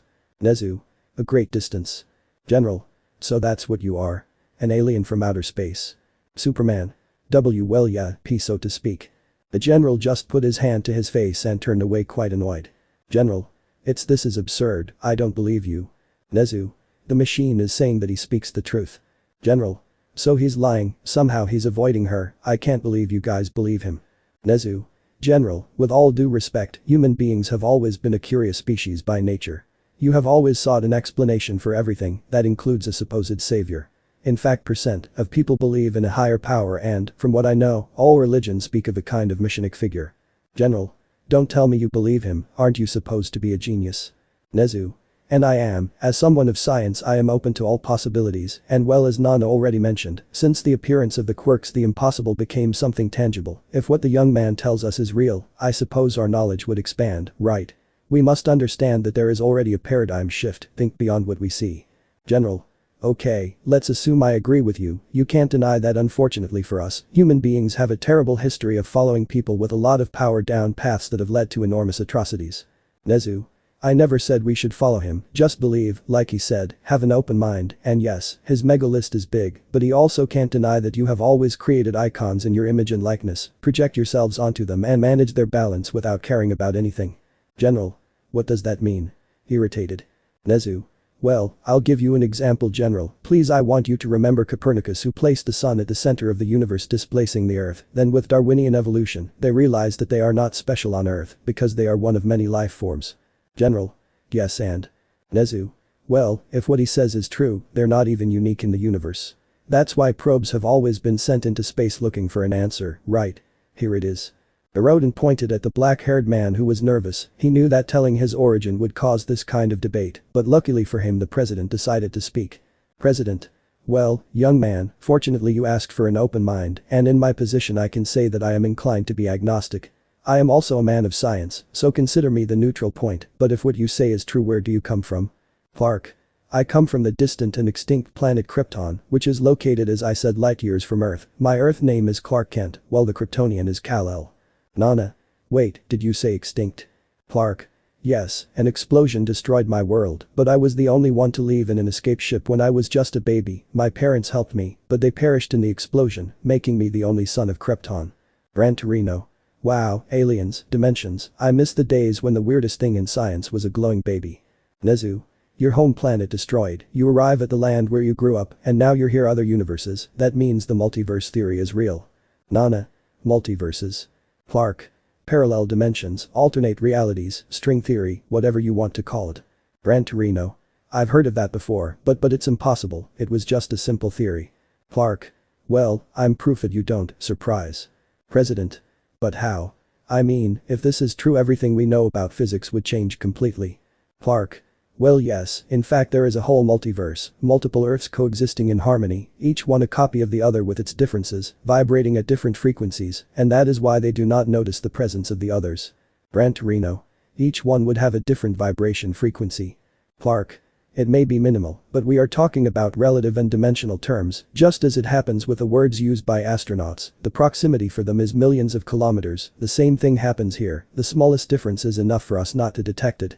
Nana. Wait, you said there's a multiverse, so that means there are other Earths, but exactly how many? Clark. Infinite, in fact, along with my team we have seen some, but there are more, millions that perhaps we still do not know how it is apparently. President. Wait, did you say team? General. Sir, this subject could be an intruder, a warhorse for an upcoming invasion. Clark. I doubt it very much, General. Captain. What do you mean? Clark. I highly doubt my team is still alive, and even if they are I highly doubt they'll be able to find me. Nana. Why? Clark. Because I don't even know where I am, besides I think my world doesn't exist anymore. President. What do you mean? What do you mean it doesn't exist anymore? Clark. Well. Nana.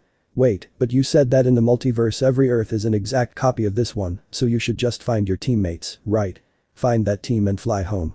Clark. What I said is that each Earth in the multiverse is a copy of the others with very slight variations. Look, to explain myself better, let's say that this Earth, is it Earth 1 or Prime, okay? Now, in the sea of possibilities there are many others. Earth, etc. In short, a great infinity, and here you are a hero, you live in a world where quirks exist and you are happy, but now think that maybe on Earth you are something else, maybe their quirks do not exist, and you are I don't know, a housewife or a police officer, you will know, the fact is that even if you are kind here, it does not mean that you will be the same in all the other Earths. Nana. She could even be a villain. Clark. Exactly, in fact, that would be the bad thing about traveling through the multiverse, you never know what surprise you might find. At that moment the brunette turned to see Gran Torino, who was as shocked as she was. Clark. What I was getting at with this is that there is supposed to be a constant, and that is that for better or worse I always exist, no matter what land it is, even if it is not me as such, there will always be someone to do my job or that of my companions, the land is never unprotected, or even unfortunately, it is always poorly protected, the point is that I am supposed to be a constant, whether as a symbol of peace, a villain, etc., but here there is nothing. President. How? Clark. I thank Miss Shimura for lending me her computer. Now, I've done the necessary research, but nothing. There's not a single trace of my friends. It's as if they simply never existed. The constant I was telling you about apparently, this is the exception, from what I've seen I'm alone. I lost my parents, the woman I loved, my friends, my team. I lost them all in one fell swoop. President. Also, your world supposedly died. Clark. Exactly, thanks for reminding me. Nana. But why? How can you say that? Clark. Because it was my fault, I was selfish, and my world paid for it. The boy put his hands to his head trying to calm down, he was stressed. Gran Torino for his part just sighed tiredly, it was his turn to speak, the voice of experience. Gran Torino. Sigh, I don't know if what I'm going to say is true, but you don't seem like a selfish person, honestly I don't think it's in your powers so. Clark. I was in a fight. Gran Torino. If I saw you, you saved Nana from dying. Clark. No, in my world, my homeland, the fight of my life or death to be more specific, was the fight that would define everything I suppose. I had never faced someone like that, it was a beast, a monster worthy of nightmares, a weapon from my home planet, as strong or even stronger than me, although without my ability to fly I still suppose, but still, that thing was a. Nana. Doomsday. Clark. Yes, a creature of chaos we fought for hours, I tracked him down when he slaughtered the Justice League, and then my friends, Supergirl. Gran Torino. Supergirl. Clark. My cousin. Nezu. Also Kryptonian. Didn't you say you were the only one? Clark. It's hard to explain. Nana. Okay, but continue. Clark. Thank you, many times he left me on the ground, and in one of those I had to let him go to help my companions, and because of that distraction he arrived in Metropolis, I followed him, and we continued the fight, we fought with all our power, I was weak, and to help me, both the Cadmus and Argus soldiers attacked him, but it was useless even I killed them one by one, I could not. More, the massacre had gone too far because of me, I was afraid, but I decided that I would use all my power for the last time, I would not control myself, if I wanted to win, I had to be as strong and relentless as him, I attacked him multiple times, I used all my abilities in my favor, and against him, I even discovered his weak point, and in the end we both gave an explosive blow, the windows creaked, there was a great tremor, we both fell to the ground, and. President. What happened? Clark. Well, I think I killed Doomsday and that's the good news, but there's always bad news, but in this case too there's worse news. Nana. From your expression of fear and astonishment, I'd like to think that you. Clark. I should have died there too, I was too injured. Doomsday had spurs that were part of his skeleton, they pierced everything, they were sharp, they even cut me. Nana. God. Clark. It was then that he appeared, I don't know who the hell he is, I could never discover his identity, he calls himself Mr. Oz, sometimes an enemy, sometimes an ally, but the truth is that he has abilities that few villains in my country have. He told me that he could save me, that he could cure me, well, not so much as cure me and leave me ready, but at least give me enough time to cure me. Nana.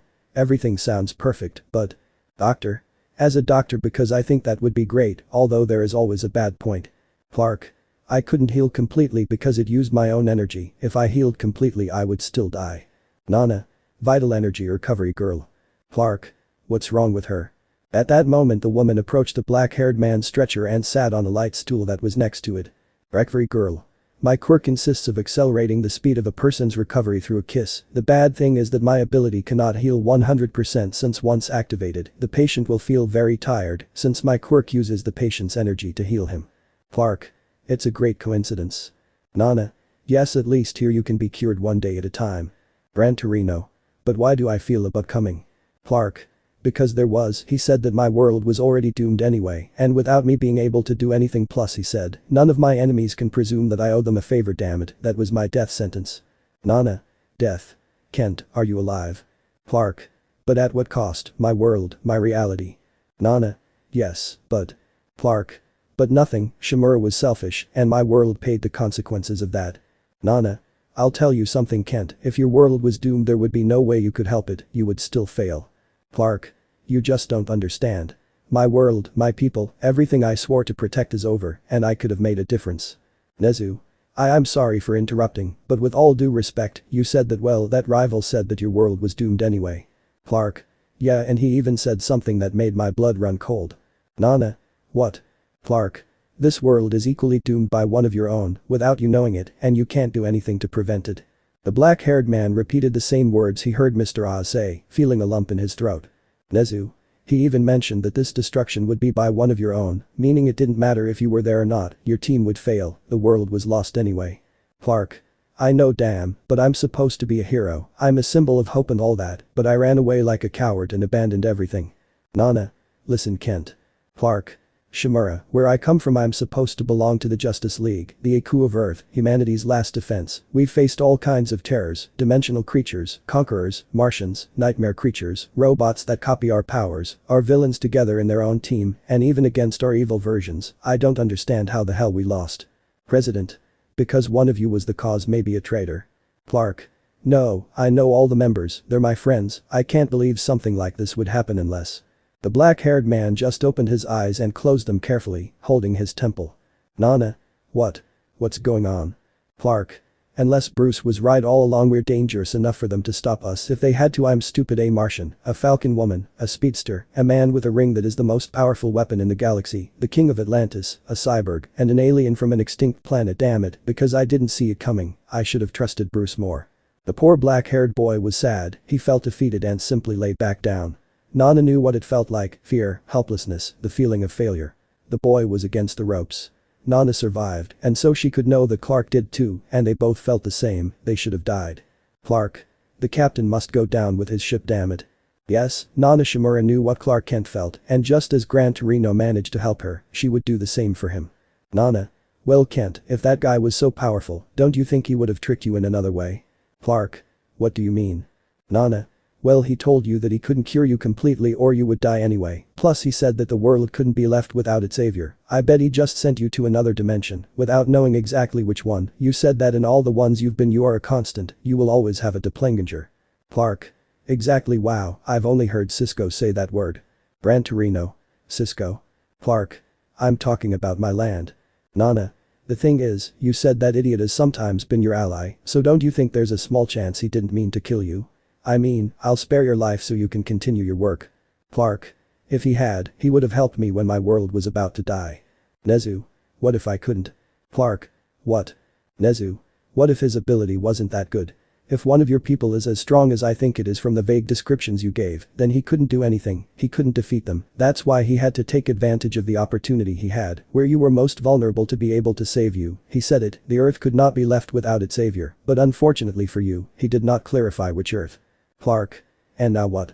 You're telling me I have to see him as a hero now? My savior. Nana. No, not at all. In fact, from what you told me, and I want to understand, that guy is an idiot, a villain who can in no way be considered a hero. We just have to consider that. Well, this must be very difficult for you, but now, well, I know your world died, and well, we know what happens when someone dies, right? Clark. Yeah, we got over it and moved on with our lives. Nana. Yes, and maybe it's time for you to do that, Kent. Clark. But like Shimura. It's not the same. You can't compare the death of one person with the death of an entire planet. People, animals, every living thing, my friends, my team, my family, the love of my life, all of that. How can you get over it? I lost Krypton years ago, and now this. I honestly feel like it's my fault. I feel like I failed as a hero, as a person. I betrayed the principles my parents taught me, and… Nana. Yeah, but what would they have wanted? Kent, they're your parents. They'll always look out for you before themselves. Now tell me, what would that Bruce do? At that moment the black-haired man just smiled sarcastically. Clark. I would adopt another orphan and turn him into Robin, lol. Nana. Robin. Clark. Local joke, I guess. Nana. But seriously, tell me, Kent, what would that Bruce do? You trust him, right? Tell me, what would he do? Clark. Knowing him, he'd keep going, take the pain as his own, and use it as motivation to never stop. That's what he would do. Nana.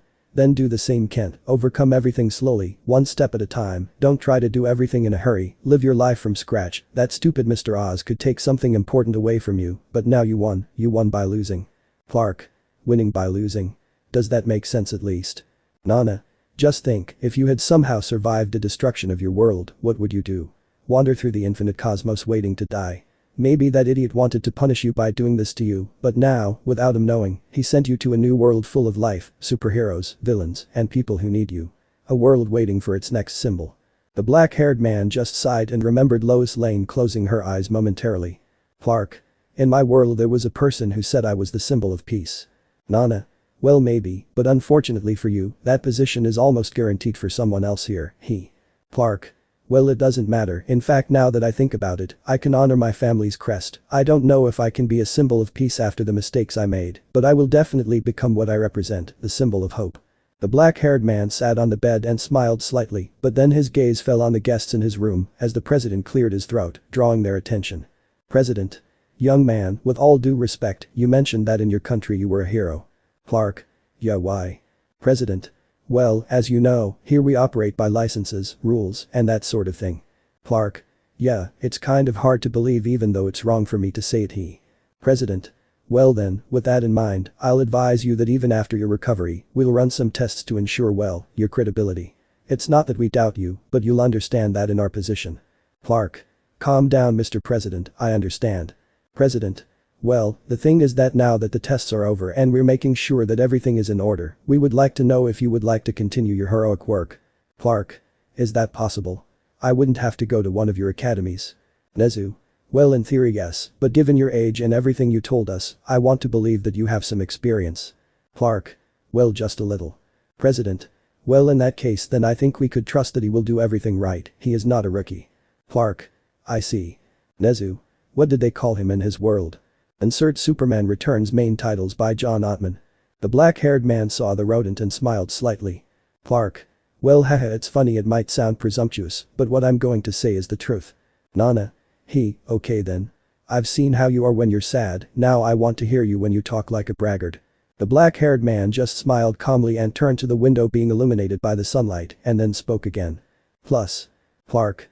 In my world they called me Superman. Peter, will you be able to get used to this new world? Nana. So Superman, huh? Clark. Yeah, I told you it could sound pretty pretentious. Nana. No, in fact I think I actually do believe you ha. Gran Torino. At least I understand now. Clark. What? The gray-haired man seriously just pointed at the boy's chest, alluding to the shield he had on his suit. Gran Torino. The S on your chest. Nana. That's right, I should have guessed, it's from Superman. The black-haired man just looked at both of them and smiled amusedly. Clark. Haha, no, in fact it's not even an S. Nana. Look, call me blind, but for me that thing is an S. Gran Torino. For me too. Clark. Yes, I understand, but no, here you see an S, but in my world it's my family's emblem, the L family crest. Here it may mean a simple letter, but this symbol is the symbol of hope. The black-haired man said this with a serene face and implying that he was not lying, making Director Nezu put his hand paw to his chin and begin to think, analyzing the Kryptonian's words seriously. Nezu. I see, that makes sense, a totally different and new language, pictographs and codices, Mr. President, with all due respect, I would like to exchange a few words with the young man once it is possible, obviously, there are a couple of questions I would like to ask you. President. No problem, it depends on him in any case. Clark. Anytime, it would be an honor, Director Nezu. The rodent was a little surprised by this, but Clark just smiled. Clark. I could see the ID in your pocket along with a half-eaten pack of candy. I see, so you're the headmaster of the famous UA Academy. Nezu. X-ray vision interesting. Clark. And those aren't all my skills, haha. Nana. Wait, super strength, invulnerable skin, flight and X-ray vision, what other powers do you have? Clark. Well, let's just say I have the skills necessary for all kinds of situations. President. And this is where my question comes in, why hasn't he escaped? Clark. Excuse me? President. With all due respect, obviously. I don't mean to offend, but with the powers you mentioned, you could have easily finished off Gran Torino and Nana. Our soldiers and police are just balls of paper to you. You could have simply woken up and flown away, but you didn't, why? Clark.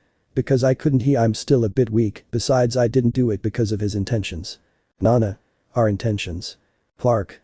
Well, this is something that Bruce has always criticized me for, but it's just that he and I went through different things. In fact, I hope that someday he'll understand me. The thing is that, well, I am the symbol of hope and all that, but there is also a lot of my adoptive parents in me. They raised me and taught me the values that until now are marked in my way of acting and being. One of them is trust, believing in people, believing that when things are bad they will eventually get better. Believing when the people you are with are the right ones. I believe that with you, even with you in general. President. I see. Nezu. Well, I have to return to the academy, young Kent, I hope to count on you and your help very soon. Clark. Me too, Director Nezu, me too.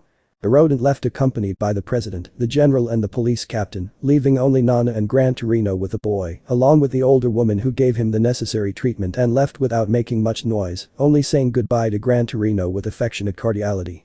Nana. Kent, how are you feeling? Clark. I'm fine now, but like I told you, I'm not at my full strength yet. Gran Torino. We told you, that's what recovery girls treatment is based on. Kent, you'll feel better tomorrow. Clark.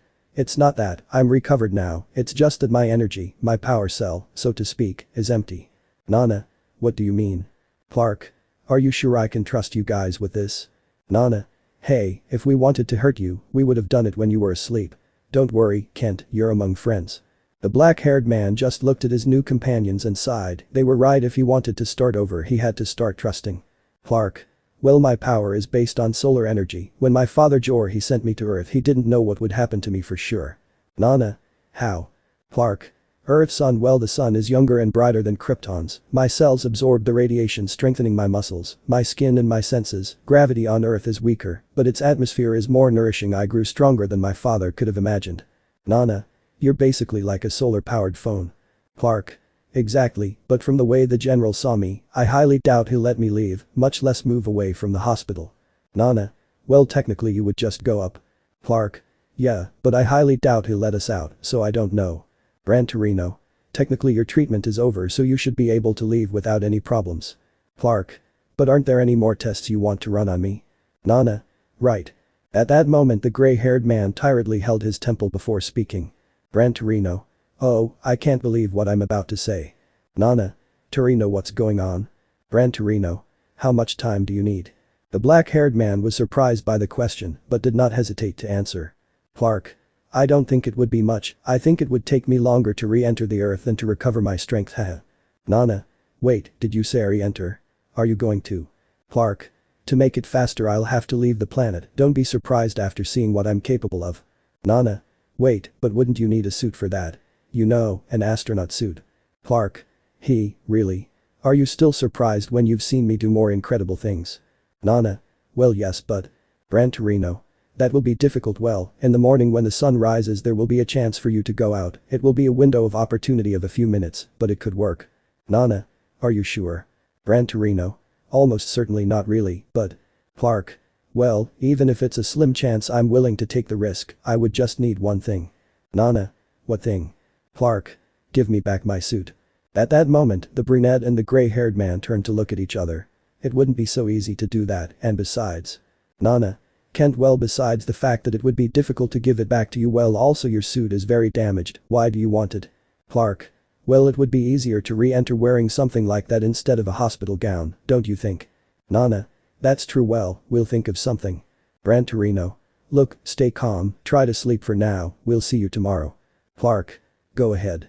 The black-haired man was already closing his eyes from tiredness, so his companions left the boy alone and spoke with the nurses, explaining the situation to them. The nurses were somewhat reluctant to be accomplices, although after a few words from the black-haired woman, they had no choice but to accept. The woman was very good at convincing people. The next day, first thing in the morning, the boy woke up and although he felt better, he knew that his strength was still not 100%, but at that moment, while he was sitting on the hospital bed, the brunette entered after knocking on the door. Nana. Ken good morning, it's good to see you're awake. Clark. Good morning Shimura. Nana. Ready? Clark. He as much as possible I guess. The brunette smiled and approached the boy to leave a neatly folded bundle of clothes. Clark. What is this? Nana. Well you said it would be better if you wore your uniform instead of the hospital gown, so you can imagine what it is like. Clark. Did they get him? Boo but how?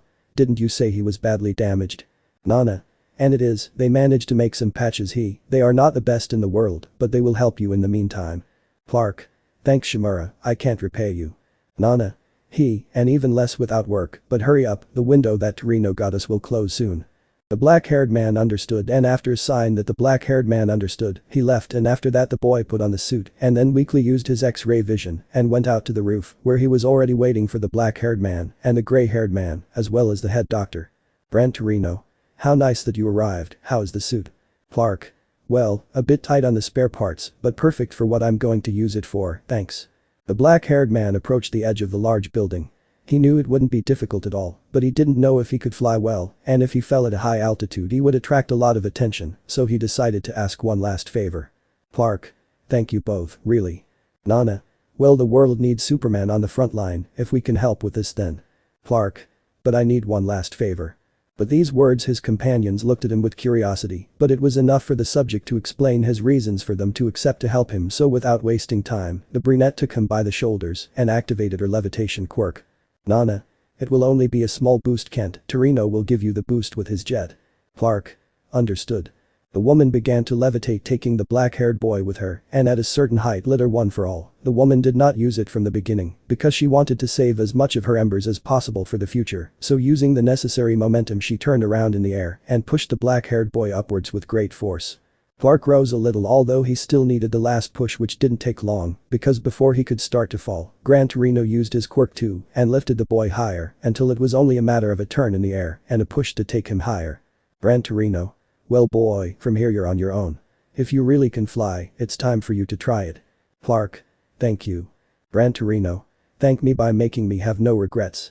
The black-haired man nodded and slowly rose higher and higher until he disappeared from the man's sight, who, astonished, returned to his partner who was incredulous.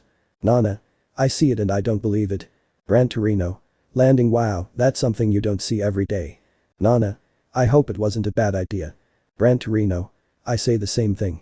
The black-haired boy flew slowly, indeed his powers were not 100% yet, he still had to gain more momentum, and flying was difficult, but even so he was achieving it, soon the boy had already surpassed the troposphere, as well as the stratosphere, the mesosphere and the ionosphere, there wasn't much left for him to reach the thermosphere, which after gaining momentum and speed he managed to overcome, the boy felt his strength rising the higher he rose.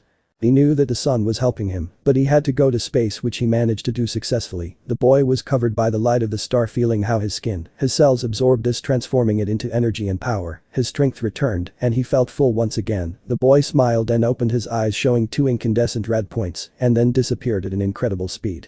On the other hand, down below things did not seem so simple, because while the subjects were looking at the sky waiting for a sign from their new partner, they heard the door open unexpectedly.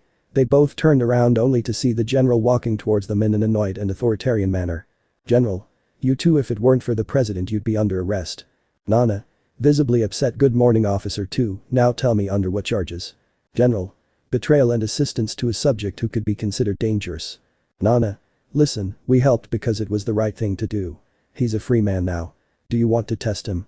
Are you going to do it when he's back in power? Or are you afraid he'll regain his power and make you look like a mere man?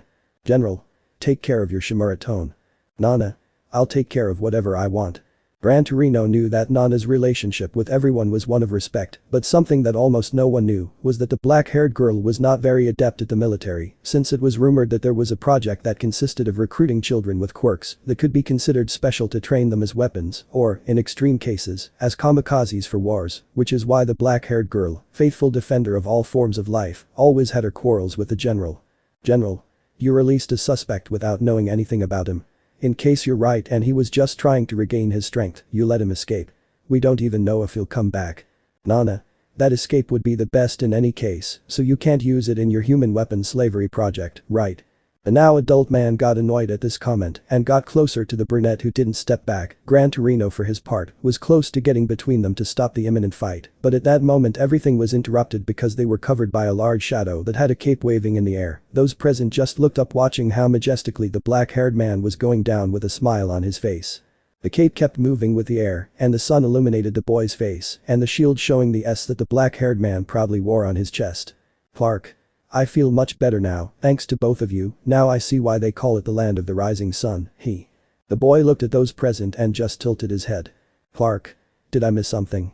The black-haired woman, for her part, just looked triumphantly at the general and then looked back at the boy. Nana. You're welcome in general, I'm glad you came back, someone here was afraid you would escape. Clark. No, I made a deal and a promise to start over, and as always I keep my word so. The smiling boy landed approaching his companions. Clark. Here I am haha. The black-haired man looked at the general who looked at him incredulously and with a slight annoyance, the black-haired man just smiled and shook his head. Clark. Is something going on general? General. Why don't I escape? Clark. As I've said before, I always keep my word no matter the situation, plus I didn't want to give him the satisfaction of being right.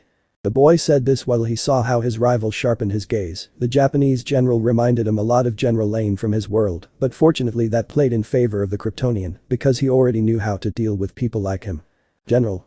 Well, I'm glad I don't have to arrest the heroes after all. Clark. I owe them so. Doctor. Mr. Kent, how are you feeling? Clark. Much better doctor, thank you for supporting this, I know I risk a lot, but it means a lot. Doctor. Well you know, we made the oath to always help whoever needs it, so it's nothing, now if you can accompany us to your room so we can continue with the tests. Clark. Gladly. Nana. By the way, doctor, the president agreed to let Nezu interrogate Kent once again and perform psychological tests. Doctor. Yes, I had already been warned about that, so there is no problem for me or my team. Nana. Okay, I'll call him, thank you very much. General. I guess I'm leaving, you're both lucky. The man left the place leaving Gran Torino and Nana alone. Nana. Apparently I didn't see anything wrong that day. Gran Torino. If his story is true. Nana. The history of physics as we know it would change drastically. Gran Torino. In fact.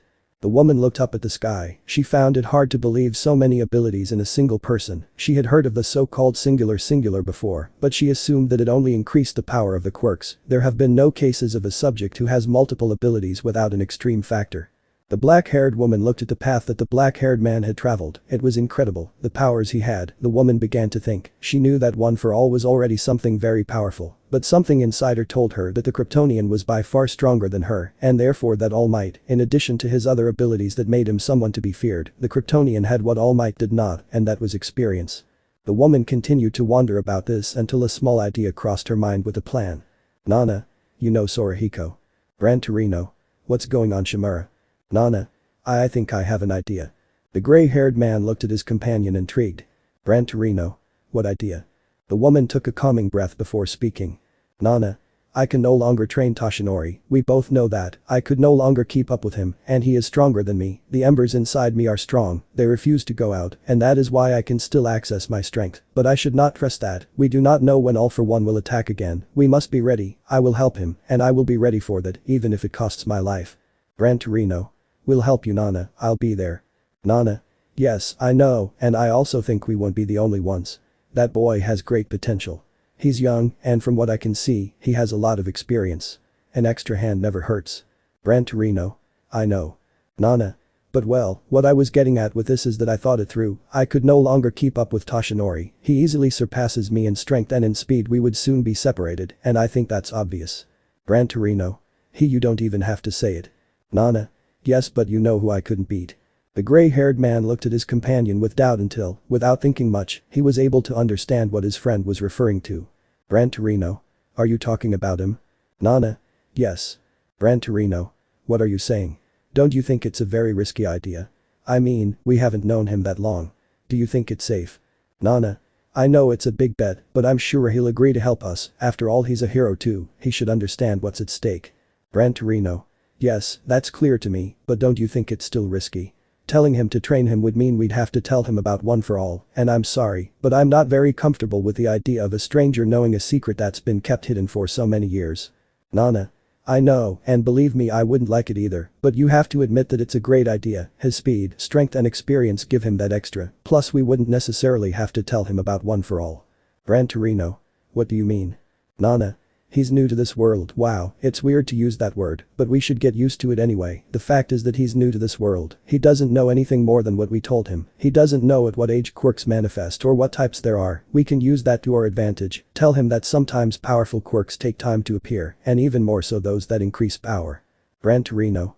You want to lie to someone who could destroy entire buildings with one blow. Nana. I know it's not my best idea, but it's temporary, just until I see that the boy is trustworthy, I don't distrust him much, but it's a big secret. Gran Torino. Nana, with all due respect, your idea is. Nana.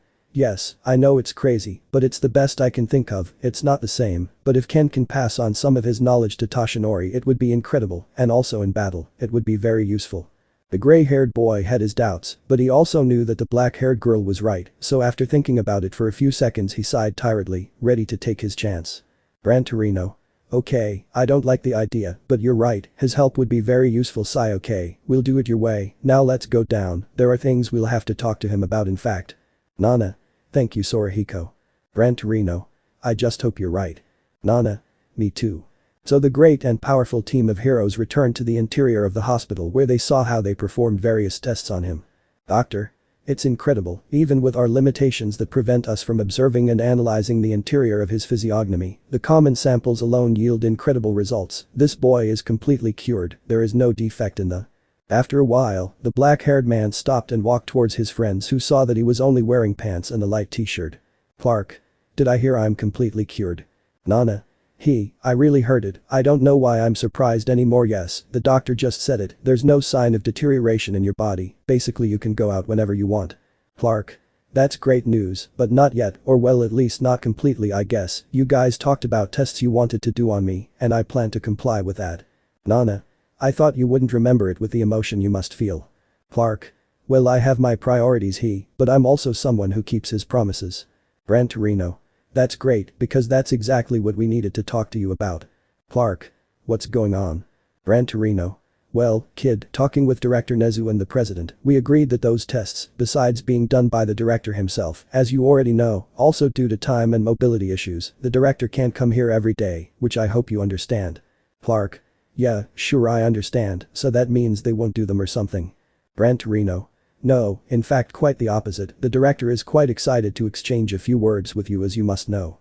Clark. Yeah, and to be honest I am too, your world is quite peculiar to say the least. Gran Torino.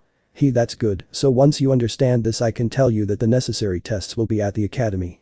Clark. At the academy? I mean, at their superhero school. Nana.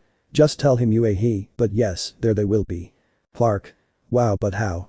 I mean, I don't have anywhere to live, I don't have money or anything like that, where will I live or how will things be? Nana looked at her partner instantly, it was true, the black-haired man had nowhere to stay, and it was obvious that giving him accommodation was an option beyond his limits, the question also caught Gran Torino a little surprised, but just as his face showed surprise, he also hid it. Gran Torino. You are quite perceptive but calm, there is really no problem with that, with the help of Cementus, the director will prepare a temporary room for you on the academy campus. The surprised black-haired man opened his eyes just like Nana. Clark. Wait what? Gran Torino. Of course it's not perfect, it will be something simple, and even if it meets the needs, well, as I already said, it will have to be in the academy, it's a condition they put in place, you know, they have to keep an eye on you, pardon the word, so if you hated school in your youth. The surprised black-haired man looked at Nana but found the same surprised face on her. Clark. I don't know what to say, isn't it too much? Gran Torino. Well, as I told you, it won't be a big deal, besides once they do the tests and see that everything is in order, I'm afraid you'll have to vacate. Clark. Well, it couldn't last forever. I appreciate the gesture, Gran Torino. Gran Torino. Don't even look at me, I only gave the option, but nothing more. By the way, before you mention it, the creation of new documents is also in process for whatever happens. I think that's a bit obvious, isn't it? Clark. Yes, I think so. Gran Torino. Well, when you're ready we can go. Clark. Surprise. Wait, what? Right now? Gran Torino. Yeah, you know, the faster the better, unless you have a problem or something. Clark. No, I don't have any, actually, it's just that I don't have any clothes, these were taken from donations and… Doctor? No problem, young Kent, as you said it is from the donation, so technically it is yours, you would only need to sign and you can leave. Clark. So easy. I don't need my ID or anything like that to, you know, prove I'm not lying. Doctor? We understand that they will just make the new one, so for the moment your signature will be enough, just don't change it, and that's it. The black-haired man was amazed but soon smiled, although starting from scratch was not easy, his friends helped him a lot to overcome it. Clark. Thank you both, I have no way to repay you. Gran Torino. Easy boy. Nana. Don't worry, Kent, I told you before, one day you'll find her, haha, now walk, the day is pressing. Clark. Yeah, I guess so. Doctor. Wait, look, I know we told you that those clothes are already yours, but since you won't have another change of clothes, we want to give you this. The nurse quickly approached and extended her arms, showing a small bag in which she had clothes, as well as another pair of tennis shoes and some black boots. The confused boy could only take the bag. Doctor. We don't guarantee that everything will fit you, we try to get close to your size, haha, but I think with this you'll be fine, at least a little. Clark. Wow, that's too much. I don't think he deserves it, but thanks. Nana. Okay, Kent, are you ready? Clark. Yes, well, no, wait a bit, I like these clothes, but I would like to change if you don't mind, I'm not someone who wears pants as everyday clothes. Nana. Okay, go ahead, we'll wait here. Doctor. Well, in the meantime I'll prepare the paperwork, Miss Shimura, would you like to help us? Nana. With pleasure, come Sorahiko. Gran Torino. Don't take long, Kent. The black-haired boy just nodded and went towards the bathroom to start changing. On the other side, the heroes went and helped the doctors. A few minutes passed when the dimensional hero appeared showing his new clothes. The boy now had jeans, black boots and a red shirt with black plaid rolled up, as well as his hair combed slightly back. Clark. Now yes. Nana. Wow, that's a big change. Clark. Well, it's normal for me, I guess. The black-haired man signed all the documents that were offered to him, and after doing that and exchanging a few words with the doctors they all left. The day was sunny, and fortunately since Gran Torino and Nana had already answered all the possible questions to the media, there were no one left who could bother them. Nana and Gran Torino were in their civilian clothes, which meant that they could at least go slightly unnoticed. Clark. Wow, this world is truly amazing. I've rarely been to Japan, but I must say that this is nothing like what I'm used to seeing. Nana.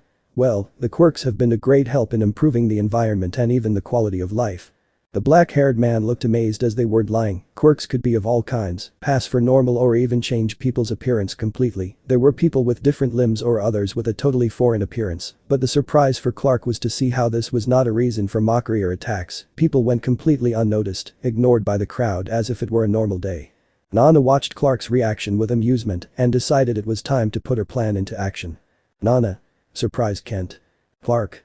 I don't even have to try to lie, wow, that's amazing, it's actually nothing like my reality, quirks are really amazing. Nana.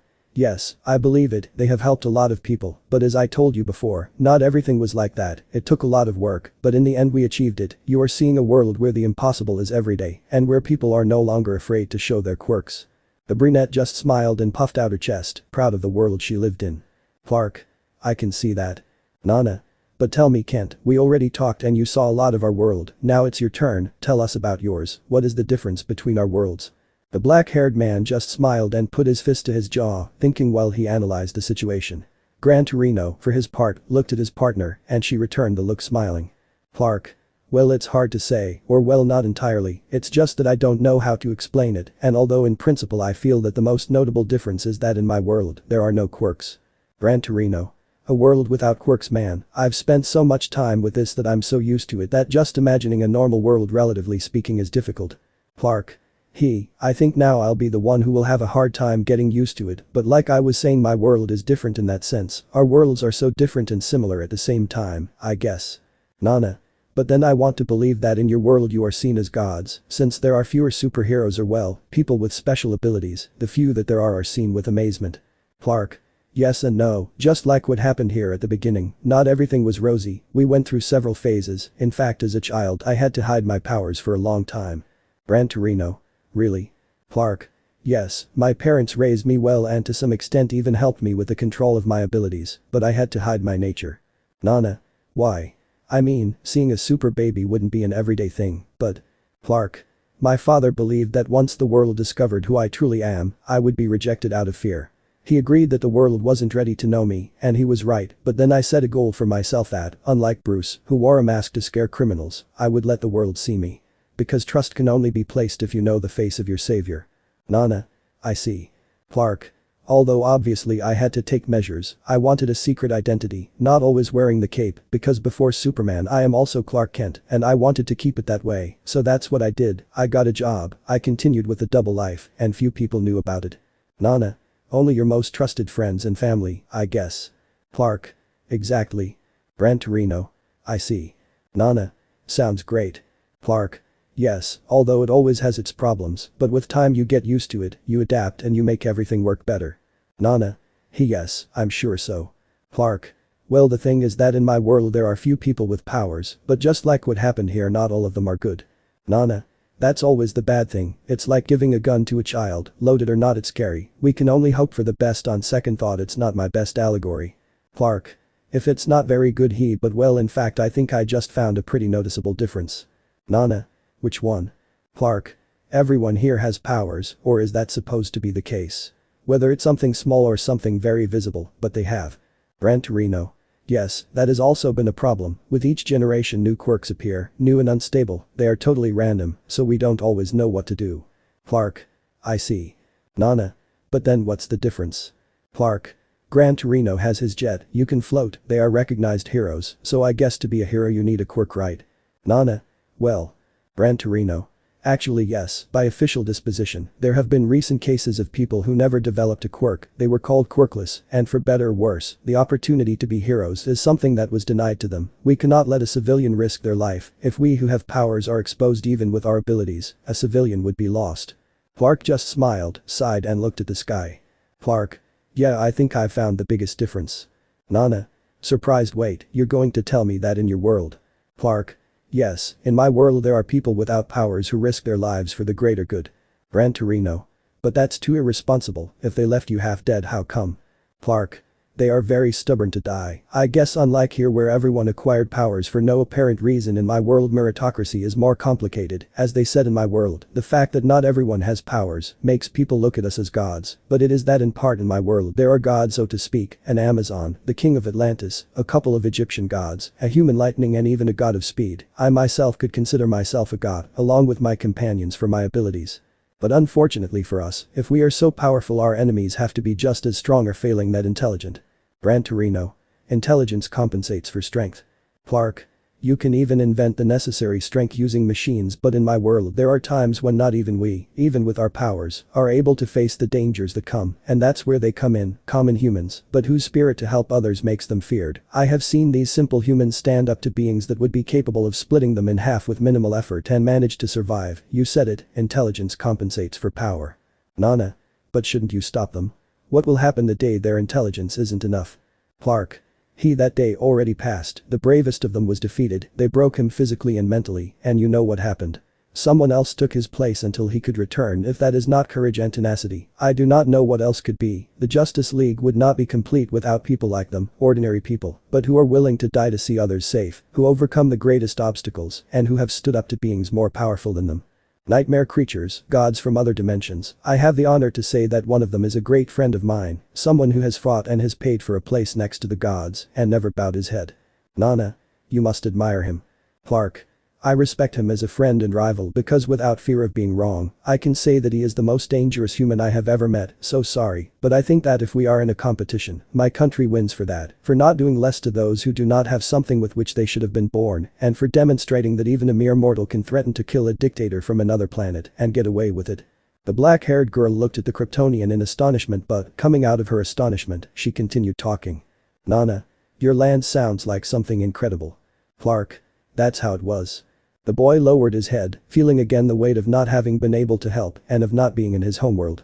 Nana noticed this and gave her new friend a very light punch on the shoulder. Nana. Hey, cheer up, strongman. If your world is as great as I think it is, then you can be sure that it won't go down without a fight. A hero never gives up. Clark. Yeah, I think you're right. The woman, feeling a little better, continued with her interrogation. Nana. And tell me, Kent, in your world, besides being a hero, did you do anything else? I mean, you mentioned something about a secret identity. Clark. I spent so much time as Clark Kent that I couldn't pretend he didn't exist, it's always necessary, so that's what I did, live a normal life when I could. Nana. And tell me you mentioned the Teen Titans before, what is that? Clark. Why so much interest? It seems like you're interrogating me. Nana. No, it's just that well you've spent some time with us and we don't know anything about your place of origin or your land, should I say. Clark. Haha, well I guess you're right, the Titans are a group of young heroes, there have been several members, some inexperienced others with a little more experience, they all always help each other and even receive help from the League from time to time. As soon as Nana heard this she thought it was her chance, the Kryptonian had already been a tutor before, so it meant he had some experience, for the black-haired girl this meant great support, so she continued with her plan in action. Nana. So civilian work, hero and also professor. Clark. Haha no, I've never been a teacher. Nana. Come on Kent, don't be modest, you said the Justice League helped the young titans from time to time, and you are a member of the League. Clark. Yes, but it wasn't a big deal, anger management, control skills, I never gave them training or taught them great things, for example in fighting it was more common for Black Canary or Batman to be there. Gran Torino. To your friends if they like animals. Clark. I think so, and they've never met Beast Boy. Nana. But hey whatever, I'm sure you would be a great teacher, I mean you have the necessary experience. Clark. Well I never tried it. At that moment the brunette turned to see her partner, happy that maybe there would be an opportunity before the blonde left for the United States. Nana. Well, what's done is done. For now let's focus on everything going well so you can be Superman again. Gran Torino. By the way, did they return your suit to you? Clark. Yes, it goes in the bag. Nana. If all goes well we could go with Power Loader to make you a new suit, at least it will be better than the old one, right? Clark. I don't want to say goodbye to my old suit, but I think it's quite necessary. Nana. Well, let's not say more, we are already close to the academy grounds, so at any moment you should see it, believe me, it is something impressive. The black-haired man was quite excited, and that was why he couldn't dodge a girl who was running so fast that she hit him, knocking them both down. The brunette, worried about her friend, turned around quickly. Nana. Are you okay Kent? The woman was surprised because she saw how the black-haired man had put his body to prevent the girl from getting hurt. The black-haired man opened his eyes seeing the girl. Clark. Are you okay? The girl opened her eyes and raised her head revealing beautiful emerald green eyes. The girl saw the black-haired man and nervously immediately stood up. Gran Torino helped his partner. Once they were both incorporated Clark could see that the girl was a little shorter than him, thin, with green hair tied in a very similar way to Nana. She had a uniform that could give the impression that she was in high school, maybe between years old. The girl saw the black-haired man who smiled slightly. Clark. You're okay, right? This one yes. I say yes haha boo sorry no I didn't want to bother. Clark. No, it's my fault, I didn't watch where I was going. The girl just smiled until she remembered what time it was. It's true, I'm late, sorry I have to go or I'll be very late, sorry bye. The girl started running, quickly disappearing from the black-haired man's sight. Nana. That was weird. Clark. But anyway let's go. Gran Torino. Forward. They continued walking for a few more minutes until they arrived at the UA. The black-haired man was surprised. It was a big school. He didn't even have to use his X-ray vision to see everything the big campus had. Just by seeing the size of the school and the big fence, he got an idea. Nana. And here we are, the great and powerful UA. Clark. You weren't lying, it's pretty impressive. Gran Torino. Well, we have to go inside. The black-haired man followed his classmates and entered the academy, where they walked through the long hallways until they reached the principal's office. During the course, Clark noticed how the woman slightly smiled towards one of the classrooms and quickly greeted her. The black-haired man decided not to ask for privacy, and once they arrived with the principal, he stood on his desk being careful not to step on the documents that were there, and once he did that he greeted the black-haired man, who returned the greeting politely. Nezu. Young Kent, it's a pleasure to see him again in better circumstances, he. Clark.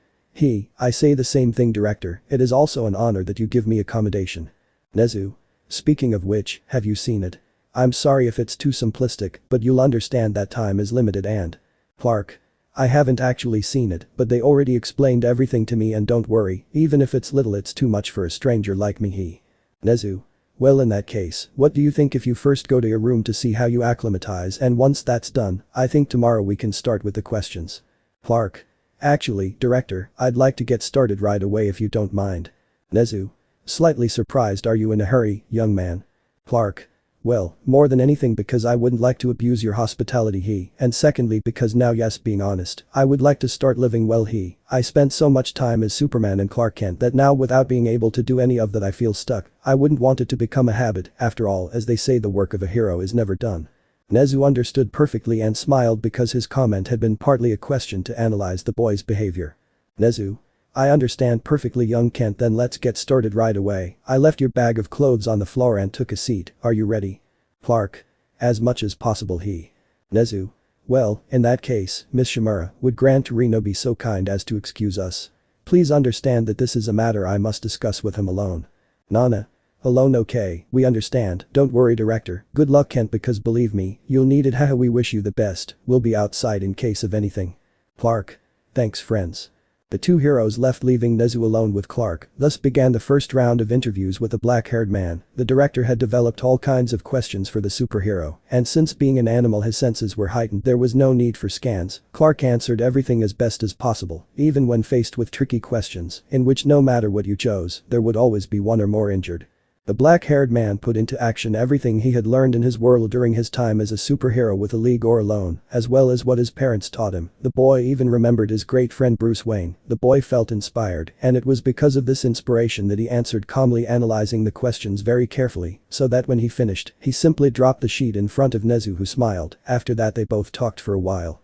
Nezu asked Clark questions which he had no qualms about answering, except those that involved the secret identities of his friends, and that despite the fact that his world might no longer exist for Clark, the fact of protecting their identities was the way in which he would show them respect, something that Nezu understood perfectly, as well as it was a noble act. Finally the session ended, and Clark was able to go to his new temporary place of residence, saying goodbye to the rodent with the same respect with which he arrived.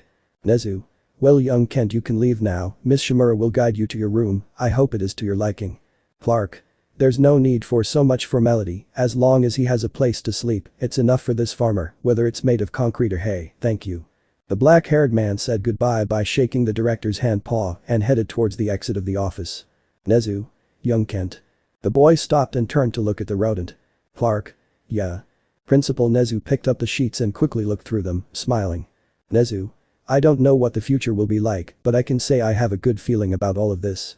Clark. Thanks, you know, I'm here to help. The black-haired man went out and met his friends, at whom he smiled. Nana. So. How did it go? Clark. Personally, I don't know, the director didn't want to give anything away, but it seems he has a good feeling. Nana. I have a feeling, huh? Do you think we should be worried? Gran Torino. I don't think so, something good will come out of all this, I'm almost sure. Clark. Almost. Gran Torino. Hey, you know, it's not good to celebrate before time, but well, I guess it's better to be positive. Come on, let's show you your temporary place of residence, I hope you don't mind. Clark. Not at all. They all started walking, arriving at the back of the academy, where they found a small place next to the forest that it had. The three entered carefully, seeing that it had the essentials: a small kitchen, a living dining room, a bathroom, and finally the bed. For Nana it seemed a little small, but for Clark it was perfect. After all, the Kryptonian did not want to feel that he was abusing the good hospitality and intentions of his friends. Thus began the different tests for the boy, who always tried hard, giving his all, surprising his classmates, who slowly lost their doubts about whether the boy was telling the truth or not. They were soon convinced the black-haired man was a born superhero. Although the black-haired man was not stupid, and after a few days he began to notice that the brunette was withdrawing abruptly, Clark asked her about her absences, and she only replied that she had to train. The Kryptonian knew that there was no point in asking Gran Torino about the whereabouts of his partner, because he knew that the gray-haired man would defend her as well as support her, so he attributed it to the fact that they still did not fully trust him completely, so deciding that he would not interfere anymore, he concentrated on his work to get his documents. The boy did all the tests that were put in front of him. He always left before dawn and flew until he was on the roof of the tallest of the UA buildings, receiving the sun on his face while he looked at the horizon. The black-haired man did not show it, but he missed his home, his friends, his family. Clark daily remembered the most emblematic moments he had with the League, with Lois, his childhood moments, and even at work. The boy smiled as he remembered all the times that together with Jimmy and Lois risked their lives to always bring the best story for their boss Perry White. The boy even remembered how he met his beloved reporter with a smile and a sigh. Clark clenched his fists and sighed, letting go of his sadness, always saying the same phrase. Clark. I promise I'll never forget. On the other hand, at first it was strange for the students to see the black-haired man, and although they questioned whether or not he had a quirk because they never saw him use it, the truth is that even if he didn't have one, none would bother him, because from the boy's complexion, it was clear that he was not someone easy to intimidate, although as the days went by, his presence went from being strange to everyday. Except for a certain blonde who didn't understand what that guy was doing in the academy. Finally the days passed, and before the end of the third year at the academy, Clark was summoned to the academy's management where, in addition to the director and his classmates, the president himself was present. Clark. Surprised. What is the reason for the visit, director? Nezu. Well, young Kent, as you well know, these last few days have been crucial for your test. Since you arrived and took your first test, I've sent the progress, questions and answers, as well as my verdict to the president, who has also shared this information with various psychologists he trusts. This is in order to keep your identity secret, since we don't want any of this to reach outside ears, and also to give a second opinion. Clark. Yes. The black-haired man began to sweat coldly. He knew there was no other way. He was a hero. His parents and his friends helped him with that, but he also didn't know how things worked on this earth. If he failed these tests, he didn't know how else to make them believe he was one unless. The black-haired man began to consider his options. If there was a way, he could do what he did in his world, not ask for permission to act and just do it. He would be betraying the trust Nana and Gran Torino had given him, but it was his best option. Maybe that's the only way they'd realize it. The black-haired man continued analyzing the pros and cons of this, but the director spoke again. Nezu. Well, then with that in mind I can say that the tests are over. There is nothing more to say other than I wish you luck, because even if I say something supporting you or things like that, it is the president who has the final say. I hope you agree with that.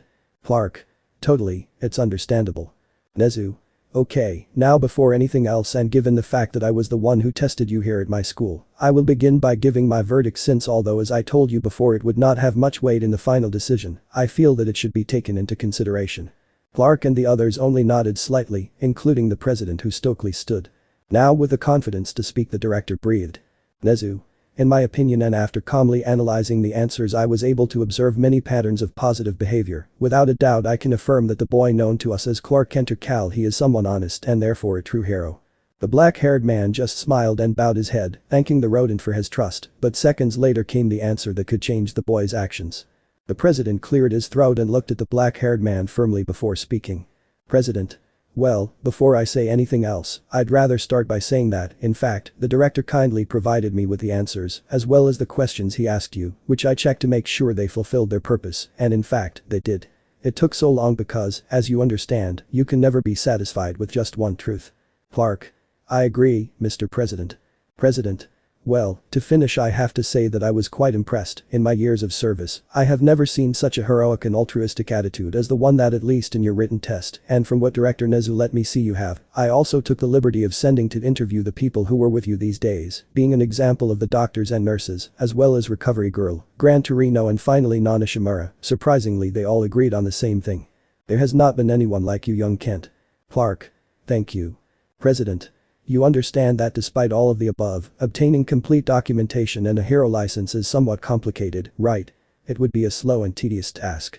Clark just sighed. He was right. He had forgotten how slow judicial processes were. Not everything could be so good after all. Clark. Yes, I understand perfectly. President. Yes, but well, at least you would only need your hero license. The black-haired man raised his head in confusion. Clark. Wait, what did he say?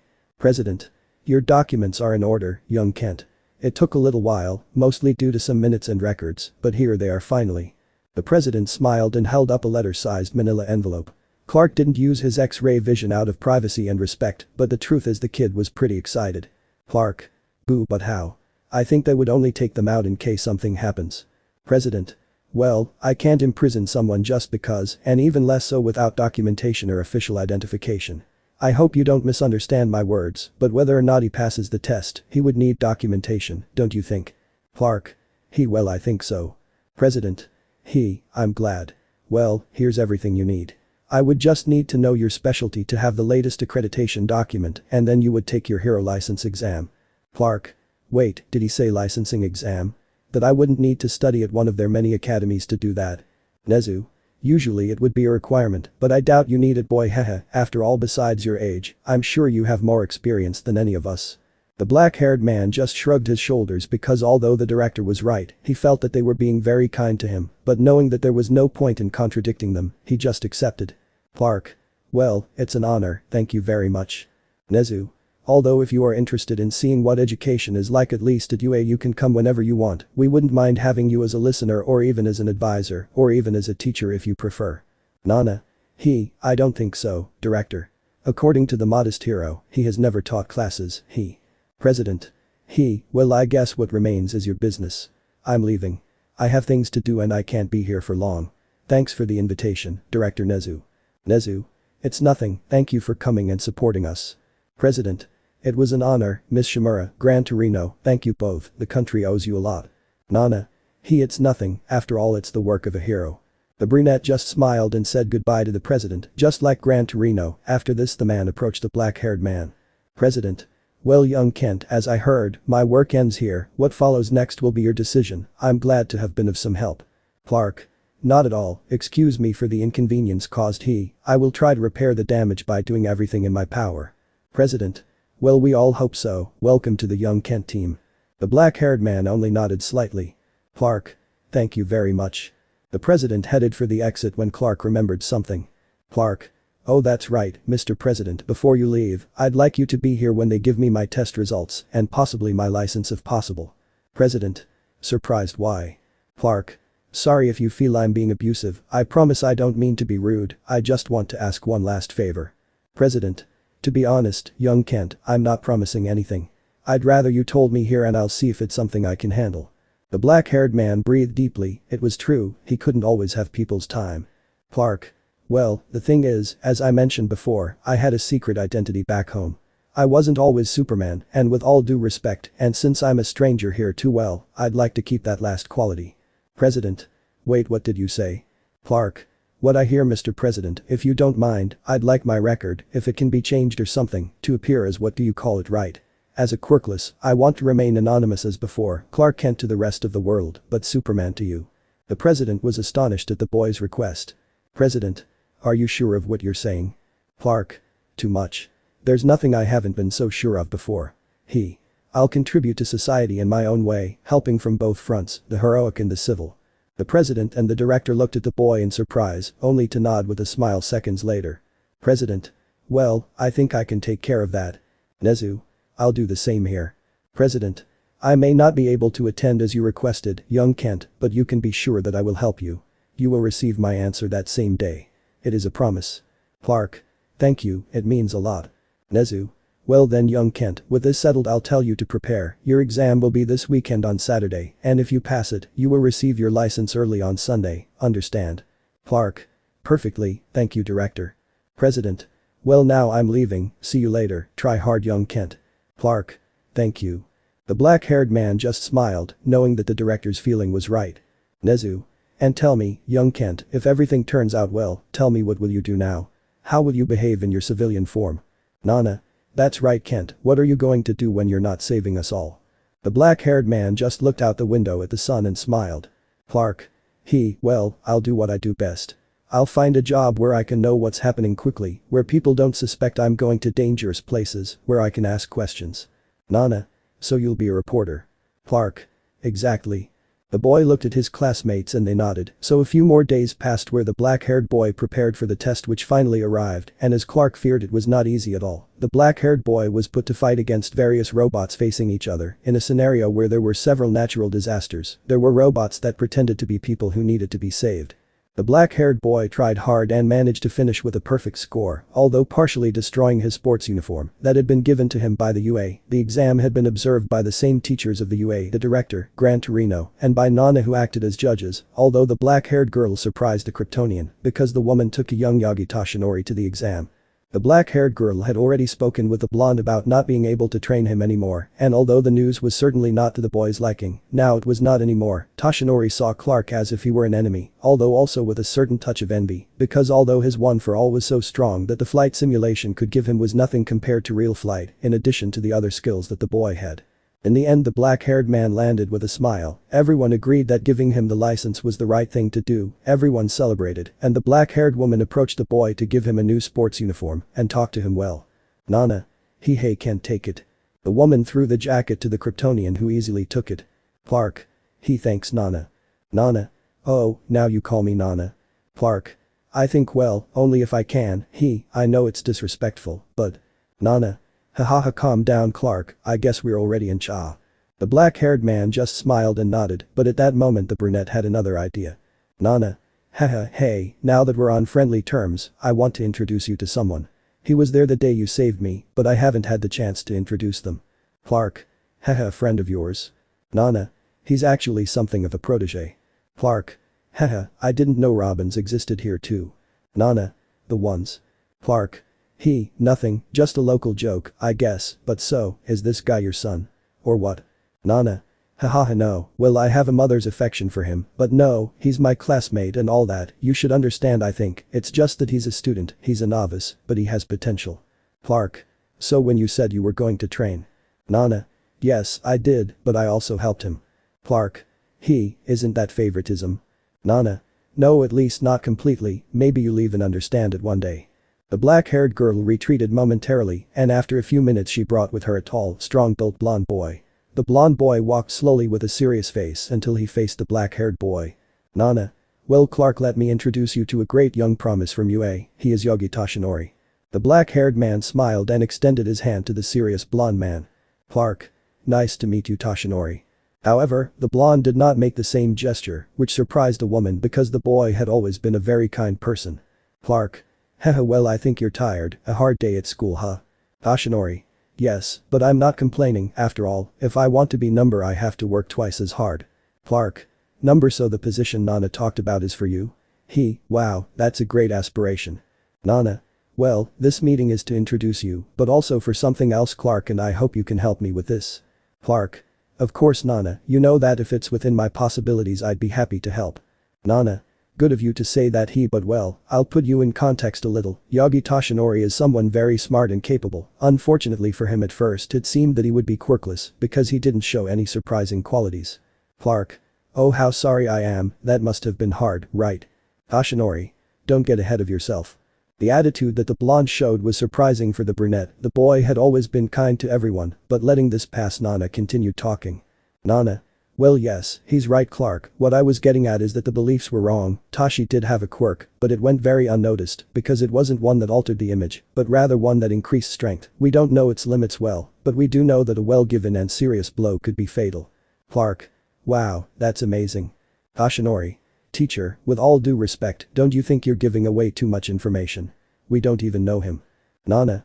Toshinori. The brunette scolded her successor in surprise, she didn't know where this attitude of the boy came from. On the other hand, Toshinori looked at the black-haired man seriously. The blonde had considerably decreased his level of confidence since the battle against All for One, and seeing a guy with various abilities come out of nowhere did not help much, although Clark, on the other hand, just smiled. Clark. Calm down Nana, I understand, in fact I know someone who would like you. Nana. Okay, well the fact is that at first it was Torino and I who were in charge of his training with favorable results which you are seeing right now haha. Clark. I guess so, I assume getting into UA is like a dream, right? Nana.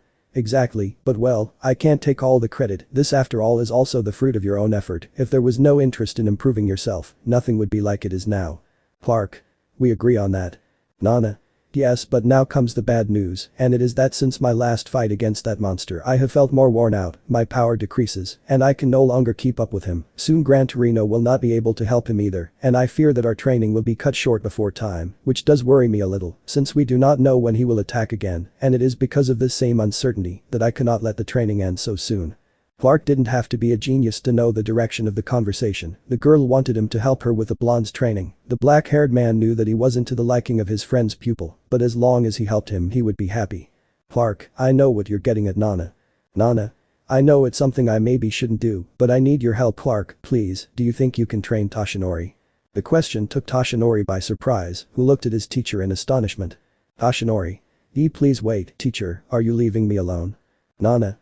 Nothing like that, Toshi, it's just that you know the characteristics of my quirk and what it can do. We have to train hard if we want your ideal of living in a world of peace to be realized. Clark. Nana. Toshinori. And that's why we trained together, because you believed in me and my dream, because you didn't turn your back on me when everyone else did. Nana.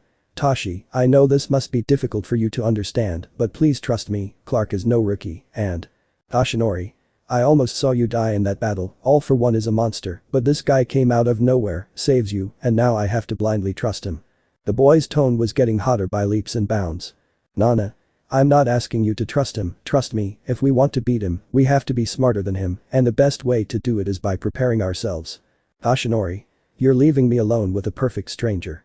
Sorry, teacher, but I don't trust him, and even if he knows how to speak Chinese, I'll never do it. Clark. Hey kid, calm down. Nobody asked you to do anything you didn't want to do. Nana just gave her reasons why she couldn't help you anymore, which are quite understandable and valid, besides. Toshinori. First you say you'll send me to the United States once I graduate, and now you want me to train with someone I don't even know. Sorry, but I have to decline that request. Nana. Toshinori, understand, this isn't about rejection, we're talking about me wanting you to be ready for the next fight. Clark. Honestly, son, I feel like you should hear it. Toshinori. Master, I have always accepted your advice because I know that you only want the best for me, but excuse me because this time I will have to refuse an order. It doesn't matter if I have to train alone, but I will not let someone I don't know give me orders, even if it is a friend of yours. I simply do not trust him. And saying this, the blonde simply turned around and left the premises, while being followed by the sight of his teacher, who was surprised by his behavior. Nana. I don't understand. Clark. Nana, I'm sorry. Nana. It wasn't your fault, Clark, in fact he had never acted like that, I always saw him so kind and smiling. Clark. Well, if you allow me to say something, I think I understand, well I mean for him this is new, he's right, he doesn't even know me, I'm not giving him reasons to trust me. Nana.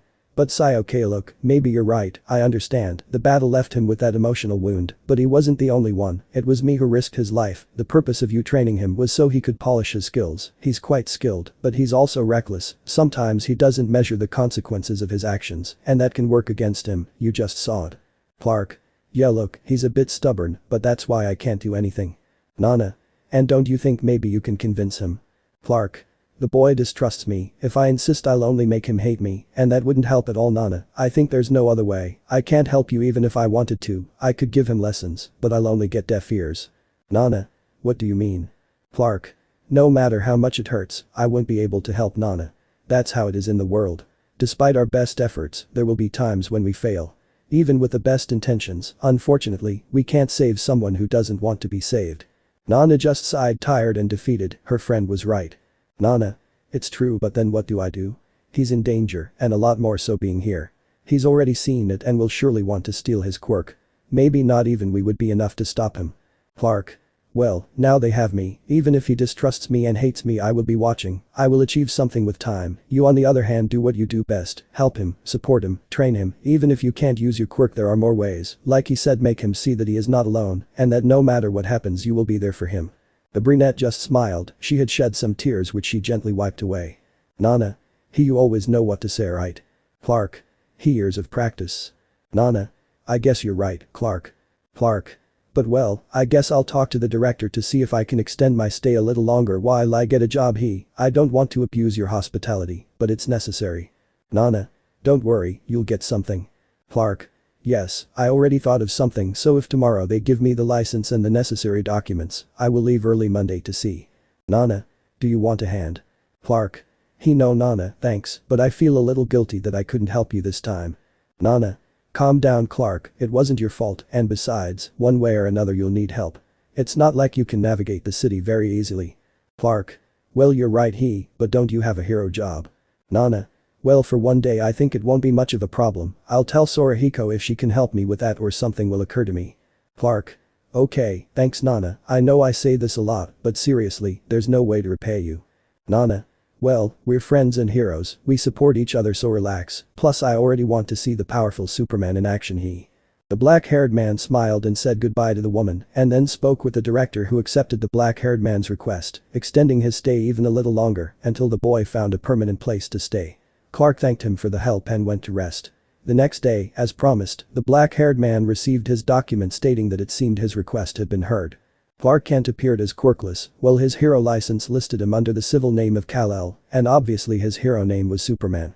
Clark accepted and thanked the rodent. The next day, the black-haired man got up early and took a bath, putting on something casual before going out, although he soon realized a problem.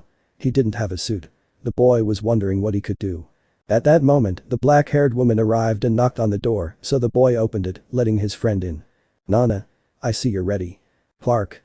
Something like that, I need a formal suit and do you see me have one? Nana. That could be a problem, but hey, you're just starting out, don't you think it's too much of a formality? Clark. Well, if my parents taught me anything, it's that if you're going to do something, do it right. Nana. You're right okay, I have to go out for a while, I won't be long. Clark. Where are you going? Nana. Just wait, let's see if I can do something to help you, try to see if you can find something elegant or at least formal looking in the clothes you have. Clark. Okay. At that moment the black-haired woman left leaving the black-haired man alone who checked the bag he had and managed to find a white shirt. The boy knew he had no other option so he put it on. After a few minutes the woman returned to the place with a smile on her face. Nana. Ready. Clark. That was fast, where did you go? Nana. It took me a while, but I got it, think of it as a gift for your independence from the your graduation. Clark. What did you bring? Nana. Well, you said you didn't have a suit, so I thought you wanted to make a good impression, and I got this from the clearance department I hope you don't mind. At that moment the woman dropped a black jacket and pants on the bed, surprising the boy. Clark. Hey no, I couldn't accept, it's too much, don't you think? Nana. Look better don't even talk Clark. Why? Nana. Well, let's just say that since it's from the sales department, the sizes can vary quite a bit. I didn't know what size you were, and now that I see you I think they're going to be a little big on you. The black-haired man just smiled, happy about this. Clark. Well that saves me a lot of trouble. Nana. Why? Clark. You'll see. Nana. Now will you play mystery with me? Clark. Something like that. Nana. Wait, that's right, I also bought this, here. The woman threw a tie to the black-haired boy, which was red with black stripes. The boy quickly grabbed what he needed and went into the bathroom to change. Nana. Personally, I don't understand the secret identity thing. I mean, Superman is tall and strong, and he's also new to the city. Wouldn't it seem very suspicious that, by chance, Clark Kent, who has the same build as Superman, appears at almost the same time? Clark. That's what I use a costume for. Nana, that doesn't solve anything, and if you tell me that your great costume is just a pair of glasses, you can be sure that I will hit you Clark. The black-haired man was in the bathroom smiling at what the girl said. Nana. I'm serious Kryptonian, you measure how tall are you, by the way? Clark just thought and smilingly replied. Clark. As I recall last time. Nana. And do you weigh anything? Clark. I think kilos. The brunette looked up in surprise at the bathroom door. Inside the black-haired man was getting ready. The boy saw himself in the mirror and smiling turned towards the exit opening the door, letting the brunette see the boy. At that moment the girl opened her eyes in surprise because although she knew it was her friend, it was a little difficult to differentiate him. The black-haired man looked shorter. The baggy clothes he wore gave the impression that he was somewhat overweight. His hairstyle was in the purest style of what could be considered nerdy, and finally the glasses they had gave the final touch because they were round, in a thick black frame, and also had an impressive magnification. Finally the boy wore a black hat that matched the rest of the suit. Nana. Clark. Clark. I hope you don't hit me for having glasses. Nana. But like the glasses all your wow. Clark. It's something my parents taught me, I couldn't always be Superman, so I had to find a way to differentiate myself from him, so here I am haha. All my life I wore glasses, even though I never really needed them, in my world they were made of a special material, I made them, and that's why they worked so well. Here I didn't know what to do so I told Nezu about it, and he made me these glasses. They give the impression of having a super strong magnification, but it's just a mica so to speak. The brunette was surprised. Nana. Your body language changes completely, you make people believe you're a completely different person.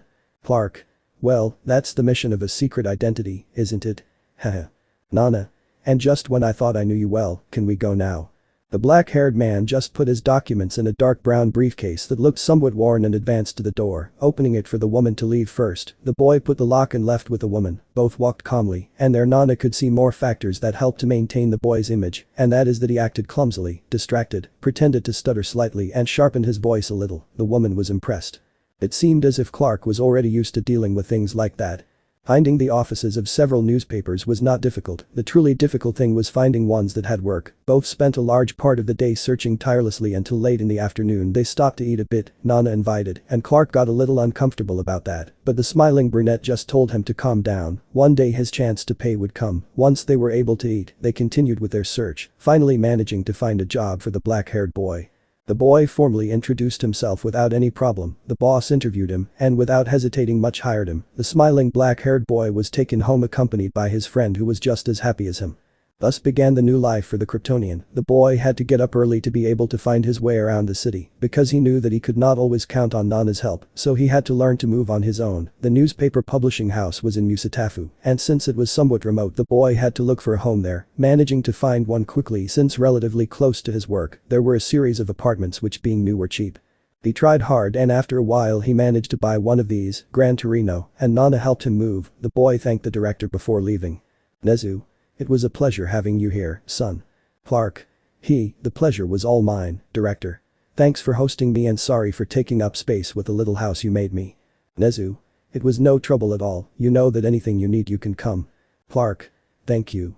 The boy moved forward taking the little he had like his clothes and some blankets, since the rest belonged to the school, since what he had bought was already in his new apartment. Nana. Hey, it's been a while, tell me Clark, when will we see Superman in action? Gran Torino. It's true, there are high expectations, you have us excited. Clark. I won't be long, it's just that I decided not to act quickly, so that as you said Nana they don't make the relationship haha, but yes I'll be ready soon, besides Power Loader is making my suit and I don't know when I'll have it. Nana. I see, so next time? Clark. Yes, soon, but in the meantime I tried to concentrate on getting my place. I didn't want to abuse all the kindness they showed me. Gran Torino. Calm down Clark, Nana already told you, it was a sign of respect and kindness, you're among friends.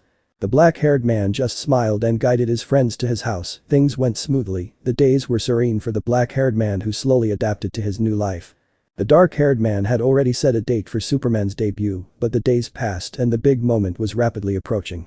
The new day at work, the black-haired man arrived early, managing to finish his report efficiently. It might seem strange, but the fact that the boy could be back in action made him feel at home, and it gave him security. The day before Clark had received his new suit courtesy of the inventor of the UA. He hadn't had the chance to see it, but he knew that Power Loader had fulfilled the pattern that the boy had requested. Although he left it at home, he planned to see it when he returned. The black-haired man was in front of the computer writing an article about a successful mission that Nana Shimura had. The woman had become the Kryptonian's best friend, reminding him a little of Chloe Sullivan, but at least here he knew that she would not betray his trust. The boy was writing quickly without being distracted by anything when suddenly he felt a powerful tremor. This was so strong that even the computer he had jumped, the light began to fail losing a little intensity, the windows cracked, and both the computers and the televisions turned off. Not much happened, and the tremor stopped. The boy knew it meant trouble, but he thought maybe his friends could take care of it, although to his misfortune as the movement stopped. A few seconds later a stronger one followed it. The boy saw how one of the lamps moved fiercely from one side to the other and fell victim to the weight as well as the fierce movement. The boy saw how under this lamp was one of his classmates, for which without wasting time he ran and pushed him. The subject fell on the floor and took cover under a desk. Clark. Okay, are you okay Takuda? Takuda. Thanks Kent, I'm pretty good, but why doesn't it stop? Clark. No I don't know, but let's hope it doesn't get any worse. At that moment the shaking stopped once again, the hysterical women trembled as tears ruined their makeup, the men tried to comfort them, but even they seemed somewhat upset, some more trembled nervously, others picked up the documents that had fallen, and others went to grab the brooms and dustpans to start cleaning. Clark helped Mr. Takuda get up. The newspaper director went out to check on his workers when at that moment and without them being able to see anything else a figure suddenly entered where they were going through the glass and embedded itself in the wall. The cape and the suit were an unmistakable sign for Clark, it was Nana Shimura. The black-haired man approached his friend and helped her. Clark. Miss Shimura are you okay? Nana. Don't worry kid, I've faced worse. The woman had a different treatment with Clark when he was at work to help him with his identity, but in a low voice and without anyone noticing it, Nana spoke again. Nana. She has a size-changing quirk, she is stronger and faster than she appears. Clark. Sounds like you're in a hurry. Nana. And you should have seen Gran Torino. Clark. I'm on it. The black-haired girl stood up, wiped the blood from her face and smiling at everyone she went out once again ready for battle. The black-haired boy sat down calmly, although pretending to be nervous, and then his boss approached him. Boss. Kent. Clark. Why yes sir. Boss. What are you doing sitting there? Go to work. Clark. Why yes sir, what do you need? Boss. A renowned professional heroine just walked into the office and you're asking that? Go down there and find out what's going on, do your job, and bring me some great news. Takuda. Takuda. Yes sir. Boss. Go down to one of the floors, stay safe and take the photos I need. Both men nodded, Takuda stood up, but Clark did not. Boss. What are you waiting for Kent? I want that report for today, so let's get to work. Clark. Why yes sir. The black-haired man stood up suddenly and headed for the exit under Takuda's smiling gaze. Takuda. Hey Kent. Clark. What's up? The black-haired man smiled and just picked up a small block with a pen. Takuda. I think you need this. Clark. That's true, thank you. The black-haired man just threw the block to the Kryptonian who took it and headed to the elevator. Takuda. Don't do that, remember that. The clueless Clark Kent didn't pay attention and hid his face because the elevator doors were closed. Takuda. Use the stairs. Clark. Why yeah, it didn't take long. Insert the theme from Superman. The animated series and enjoy. The black-haired man went down the stairs and once he was on the floor below he went to the elevator and opened it to jump, thus beginning an ascending flight at full speed. The black-haired man was going so fast that only a blur could be seen. Clark flew to his house and in a matter of seconds he came out again now in a blur of red with blue. The black-haired man flew at full speed until he reached the indicated place. It was not difficult, a large subject is not difficult to ignore. The black-haired man saw how his friend dodged the blows and gave others that did not seem to have much effect like Gran Torino. Clark was not going to leave his friends alone, so he flew closer, but the villain noticed his presence and threw a strong blow towards him. Nana. No. The woman wanted to help her partner, but at that moment she stopped suddenly when she saw how the black-haired man floated in the air, stopping the powerful impact. Clark. Off to a good start, huh? Okay let's play then. The black-haired man pushed the monster and began to surround it with his flight, creating a slight whirlwind. Clark. Ready. Nana. Why? Clark. On the count of 3, attack. Gran Torino. Is it safe? Clark. He did it all the time. Nana. The black-haired man continued to spin around, confusing the villain, but he didn't stay still and threw a punch that went through the air, but that was the signal for his companions. Gran Torino. 3. Gran Torino boosted himself with his jet-charging energy, and Nana began to fly at full speed. Clark stopped his movement and rose. The monster looked up distracted, so when he looked down remembering his rivals, he received a kick in the eyes from both heroes, which left him momentarily blind and also let out a cry of pain. Clark flew down face down and rose quickly giving a punch to the villain's jaw with enough force to feint him and raise him a little, making him fall to the ground shrinking instantly. Everyone looked up seeing the Superman, everyone's view was of pure confusion, and if the flight quirks are scarce, the black-haired man in front of them demonstrated a strength above average. People saw that he did not have any device that allowed him to fly, so with it they made sure that it was his own ability. The black-haired man lowered slightly and took the villain by the neck and lifted him to bring him closer to the police, who confused only they saw the boy. Clark. Officer, good morning, I know confession helps a lot, so listen to this man, take him. The officers just kept looking at the Superman, but obeyed him and handcuffed the criminal, while Clark just smiled. Clark. That's right, where are my manners haha. The black-haired man took out his license and showed it to the police officers who examined it to verify its legitimacy. Both officers just nodded and then Nana approached her partner. Nana. A great debut, don't you think? Clark. Yeah, but I have to go now, I still have work to do. The black-haired man just took flight again, rising higher and higher, but Nana stopped him. Nana. Gosh, you really have no manners, people want to know things about you. Clark. I'm sorry, but they need me out there, maybe later. Nana. Will you at least tell them your name? At that moment the reporters approached with curiosity on the surface. This new hero was something surprising. The boy only saw Nana's smile and smiling the same way he rose a little higher and knowing that his partner Takuda would have a better photo he spoke. Clark. Well, you may know me as Superman. The boy kept smiling and said goodbye to everyone before flying away at an impressive speed. The black-haired boy confused everyone with his incredible speed when flying, and after a couple of minutes he arrived back at work where his boss was already waiting for him. "Boss. Kent." The poor clueless reporter collided with the brooms, knocking them down, and then picked them up, making his boss eye wearily. "Boss. Kent, please tell me what you got." "Takuda got some amazing photos." "Clark." "But of course I have the report of what happened. I interviewed the witnesses, Nana and Gran Torino, and I have the report of what happened when that hero appeared." "Boss. Superman Kent, his name is Superman, a bit pretentious if you ask me, but he's got strength. We don't know anything about him, so we have to make an effort. So far this guy is new, so we have to earn the exclusive. I want eyes in the sky, all day long." "Takuda." "Yes sir, but we won't be the only ones." "Boss. I don't care, get on your chest, set up tents, put a sign on the roof. I don't know how you'll do it, but I want to beat all the competition and have the first exclusive interview with Superman." The man seemed excited and started calling all his workers. "Boss. Takuda, I want pictures of him everywhere. No. I want a great picture. I want you to find out everything you can. Sports. Does he support a team? Is he an athlete or does he exercise? Travel. Where is he from? Is he just on vacation or just passing through? Social. Is he married? Does he have a special someone? Fashion. Where does the suit come from? What does the S stand for? Health. How does he eat? Does he have a specific diet? Business. How will this affect the stock market? Long and short term. Politics. Is he just a hero for fame and money or does he stand up for truth and justice? Lifestyle. There's a new hero in town and his name is Superman." Everyone's mouths were closed because it was still hard to believe. "Boss. What are you waiting for? Get to work. Kent, I want the news today, no matter how, but I want it today." "Clark." "Why yes sir."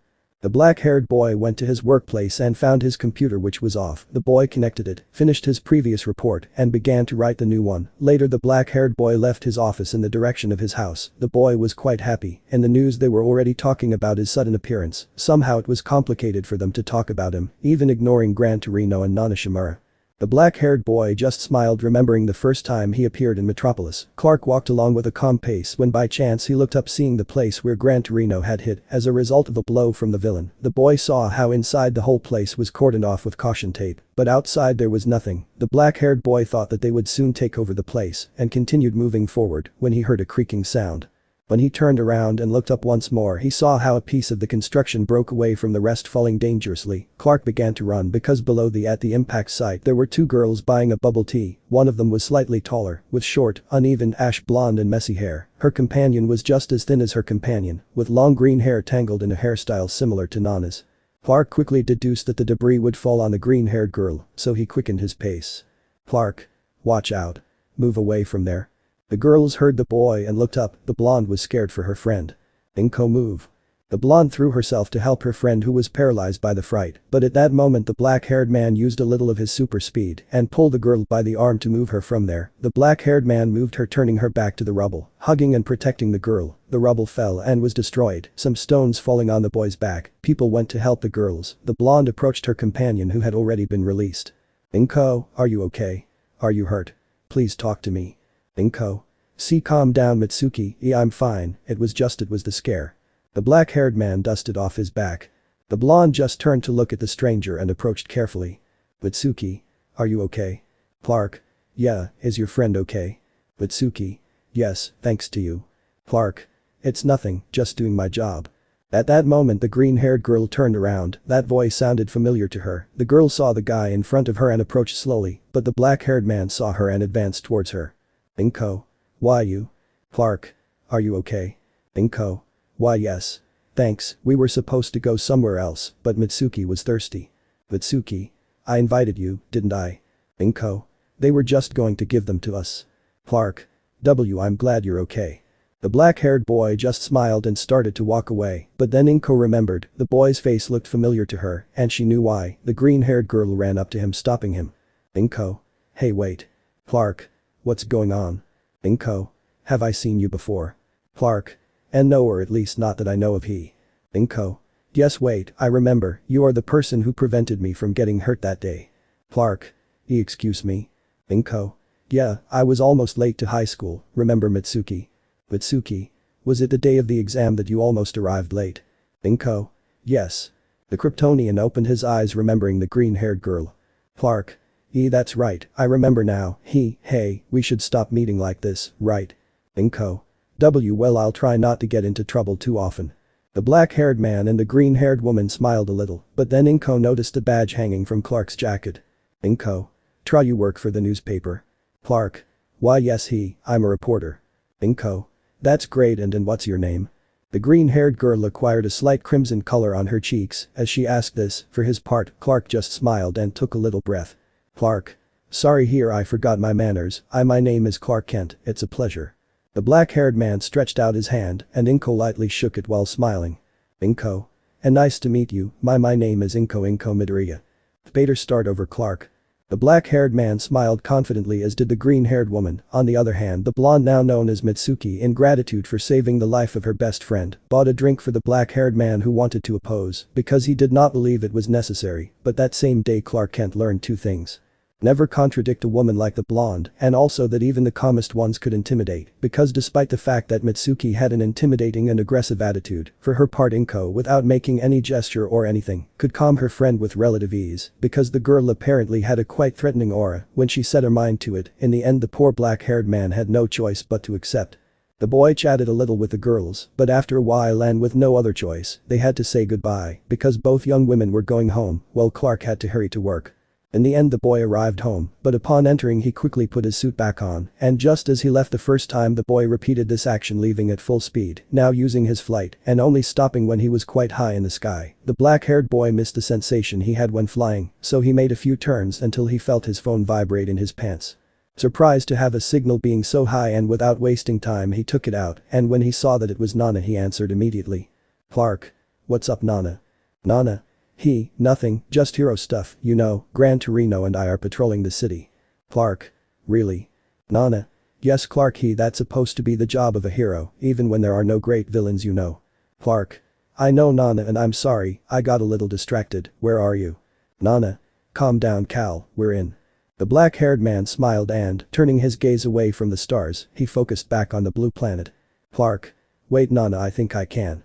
The boy rose a little higher and used his supervision, managing to locate his friends with relative ease, so without wasting time he descended with great speed. For their part, Nana and Gran Torino advanced calmly. The brunette hung up the call while using her levitation, being closely followed by Gran Torino, who was using his jet. Gran Torino.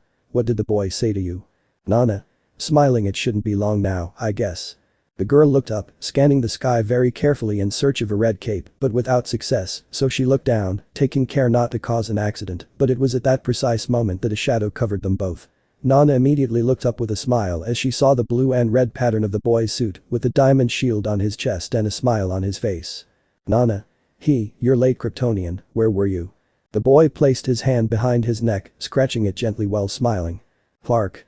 Well, I avoided flying for a long time, I miss doing this, you know, the feeling and all, I assume you'll understand. Nana. Okay Smallville, apology accepted. Gran Torino. Wow, Power Loader made a great suit. Clark. Yeah, it looked pretty good, I respect my original design, so I'm not complaining.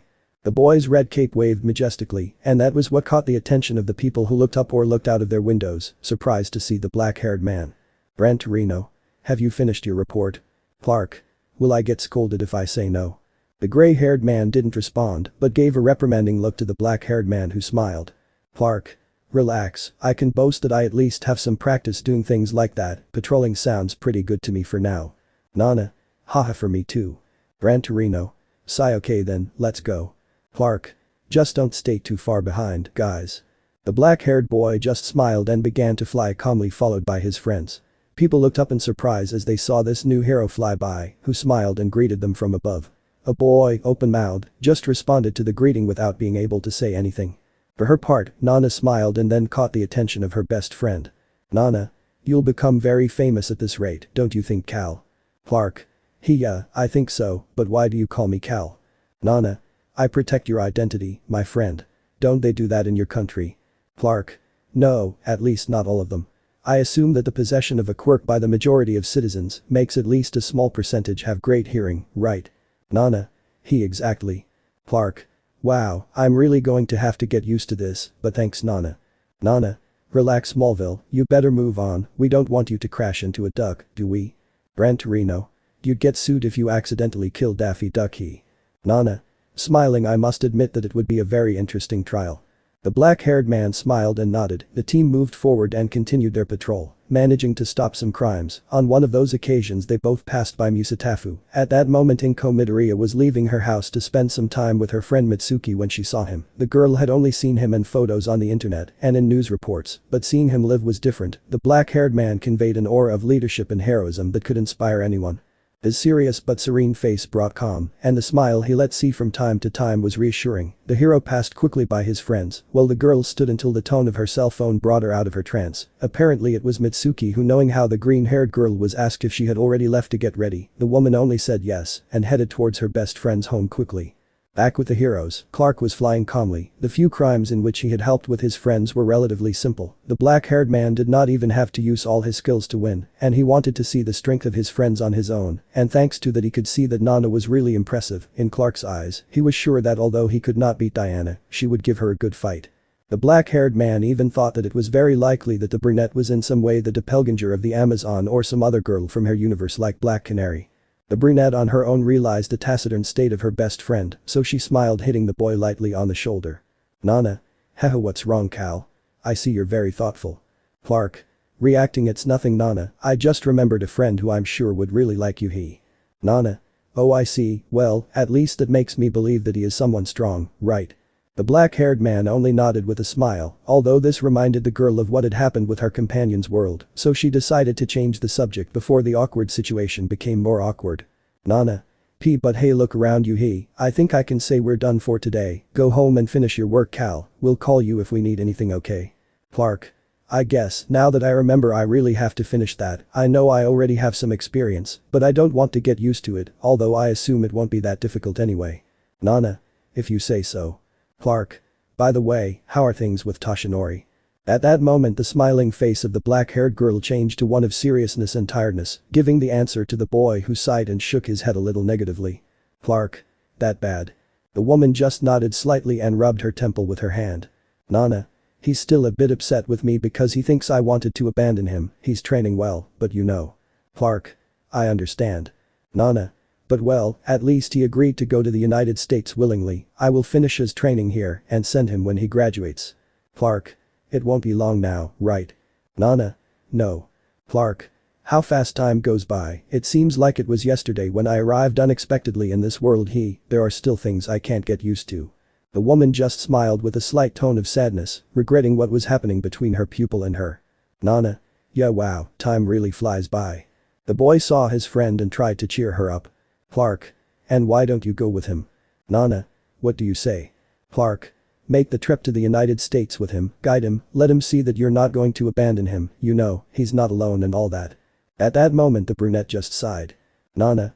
That's what Cal would like, but no, first of all I don't want that damn villain we faced that time to know where he is. The purpose of me staying is precisely to distract him. Clark. Okay, and in second. Nana. Because I simply can't, Cal. I would like to, but this is something he must do alone. If I continue supporting him and am behind him all the time, he will never move forward. He has to learn to get the answers on his own. The black-haired man remained silent, analyzing the girl's words carefully. Clark. Sigh, you new words, I guess. Gran Torino. It's a good choice, tough but good. Nana. Yeah, well, anyway I have to go home to finish the preparations. Clark. Yes, I know, I'll also go home to finish the report. I think it won't take long, but I just hope that he accepts it the first time. Nana. I guess it depends on your own writing ability, Cal. Clark. Yeah, hey, now that I think about it, don't you want to come to dinner? Gran Torino. Raising his eyebrow, I thought you had work. Clark. I know, that's also why I would like you to come. It helps if I do a little interview, I'll attach it, and I'll also interview myself, hahaha. Nana. Now that I think about it, you used to write all those reports by yourself, right? Isn't that unprofessional? Clark. Haha, not always, Nana, sometimes I had a lot of help. Gran Torino. I see, well I guess there's nothing wrong with that if you put it that way. What are you going to prepare, Clark? Clark. Something American, I think. I'm not quite used to Japanese cuisine yet. Nana. In a couple more months maybe. Clark. So what? Are they coming or not, haha. Gran Torino. I don't have much to do for the rest of the day because tomorrow I'll see. Nana. Recovery girl, you already told me, Torino. Clark. Oh wow, Gran Torino and Recovery Girl together? That's a big scoop. I wonder if Gran Torino could give me an exclusive on. At that moment the gray-haired man looked at the boy seriously and fixedly. Gran Torino. You won't say a single word about this, you brat. The smiling black-haired man just shrugged his shoulders. Clark. Well, I had to try. Nana. So if you go to Reno, I suppose there won't be any problem with me going, or will there? Clark. Not at all. Nana. Okay, then let's see how you cook Smallville. The black-haired man smiled and extended his hands to his friends. Clark. Hold on tight. Gran Torino. It'll be like using my jet, right? Clark. Well, let's just say I'll go a little faster so they don't follow us, but if…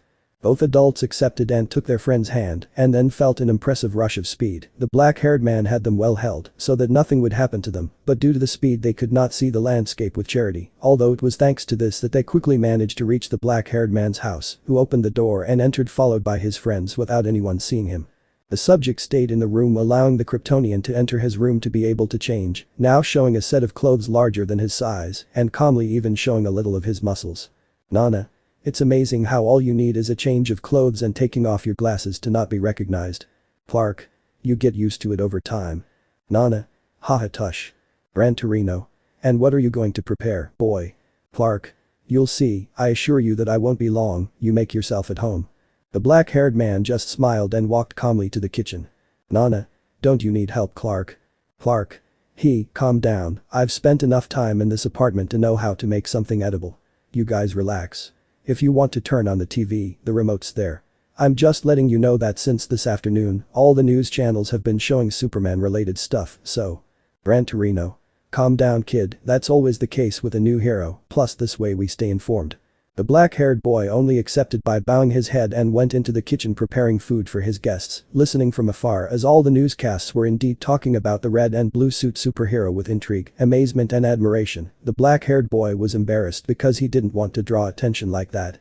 After a while the boy came out informing his friends that the food wouldn't be long, to which they nodded in acceptance, although it was in those moments that the Kryptonian took advantage and quickly interviewed his companions, who answered the questions as best they could, surprised by Clark's journalistic talent.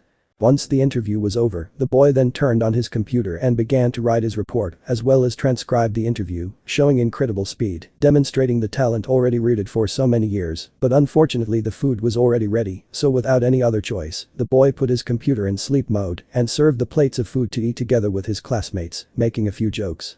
Nana. I didn't even want to call you, I knew it wasn't the day you would show up yet, but as soon as I saw him throw Torino like an American football, well, I have to admit it was funny and impressive but I knew I couldn't help it, I had to call you. Clark. And the quickest solution you could think of to do that was to barge into my workplace. Nana. Haha hey, you have to admit it was fast, right? Gran Torino. I actually didn't think you were actually going to come out. Clark. I wasn't really going to do it, I thought they had everything under control, but as soon as I saw Nana burst into the office, well, you should guess what, she didn't leave me with many options, Gran Torino. But hey, good job Clark, that was a good attack, fast, strong and quite efficient. Clark. Well thanks, although I must admit that I always have to hold back, if I attacked with all my strength the consequences would be great, the advantage I have is that by having a team, it is easier to create plans that do not include great destruction. Nana. The League in your world, right? Clark. Exactly. Gran Torino. Look how good they look like a team. Clark. Yeah, we were a great team. The black-haired man remained silent for a moment, remembering his old companions, until he reacted and quickly turned his head and smiled. Clark. But hey, give yourselves more credit, we're also a powerful team, we should work together more, right? Nana. Of course. Gran Torino. For me there would be no problem. So the meal continued peacefully until the guests had to leave so as not to disturb the black-haired man, who accepted with a smile and prepared to finish his report with total freedom. The Kryptonian, already accustomed to carrying out his journalistic work, managed to finish this in record time. Clark gave it a final review to make sure he had included everything and that there were no spelling mistakes. Once it was finished and ready, he sent it to his boss, who after a while just gave it the go-ahead, making the black-haired man smile. Clark. Wow, that's good news. So the days went by for Clark, who was slowly getting used to his new life. The boy even had to write an interview with Superman, determined that if he wanted the people of this earth to trust him, he had to tell the truth, at least the one he was sure he could tell. Some time later it was needless to say that people were delighted. Superman was the hero that everyone admired. He never let his guard down, always attentive and focused on his work. There was no task so big or small that he didn't do. On the other hand, like Clark Kent, he was no exception, and despite his flaws, he was an honest, hard-working person who never left anyone behind, always helping his colleagues. The boy hadn't seen that green-haired girl for a while. Clark even thought that the girl had moved to another city or something similar, but it was only a matter of a few days, and their destiny would change. Nana. Clark, are you ready? The brunette had gone to the boy's house, and both were heading to the UA graduation event. It was obvious that Nana attended with the motive of seeing her pupil, with whom, although the interactions were already rough, they still shared the same power, so she couldn't avoid it, in addition to the great affection she felt for him. For his part, the black-haired man knew that he was not to the blonde's liking, but his visit was for work, since his boss had sent him to cover the incredible graduation, and since his best friend was a respected heroine, he could get a unique view and even exclusive interviews, so Toshinori could not complain this time. After a few minutes, the black-haired man came out in his work clothes in his role as reporter Clark Kent, meeting his partner in his incredible hero suit. Clark. I'm a little jealous that you can go like that. Nana. Relax, Smallville is just a facade. I'd like to go in civilian clothes to have some peace, but work is pressing. By the way, despite that, you're wearing. Clark. The emergency suit. Of course, it's something I've been using for a while now. Although I don't think anything serious will happen today, I feel safer this way anyway. Nana. Good going then. So the black-haired boy followed his friend to the academy, where there was no problem entering or taking their seats. The ceremony was quite calm, there were no complaints from anyone, there were some awards for better grades in various subjects, but the key moment came when one of the highest recognitions was given, which was for the best average. The winner of this recognition being the student Genji Todoroki, better known from that moment on as the Great Fire Hero Endeavor, who with a serious face accepted it. There was some applause and ovations, although this was soon overshadowed, because the greatest recognition for the best grades in hero practices, as well as one more for being the 3-time champion of the sports festival, was awarded to the star student of the UA.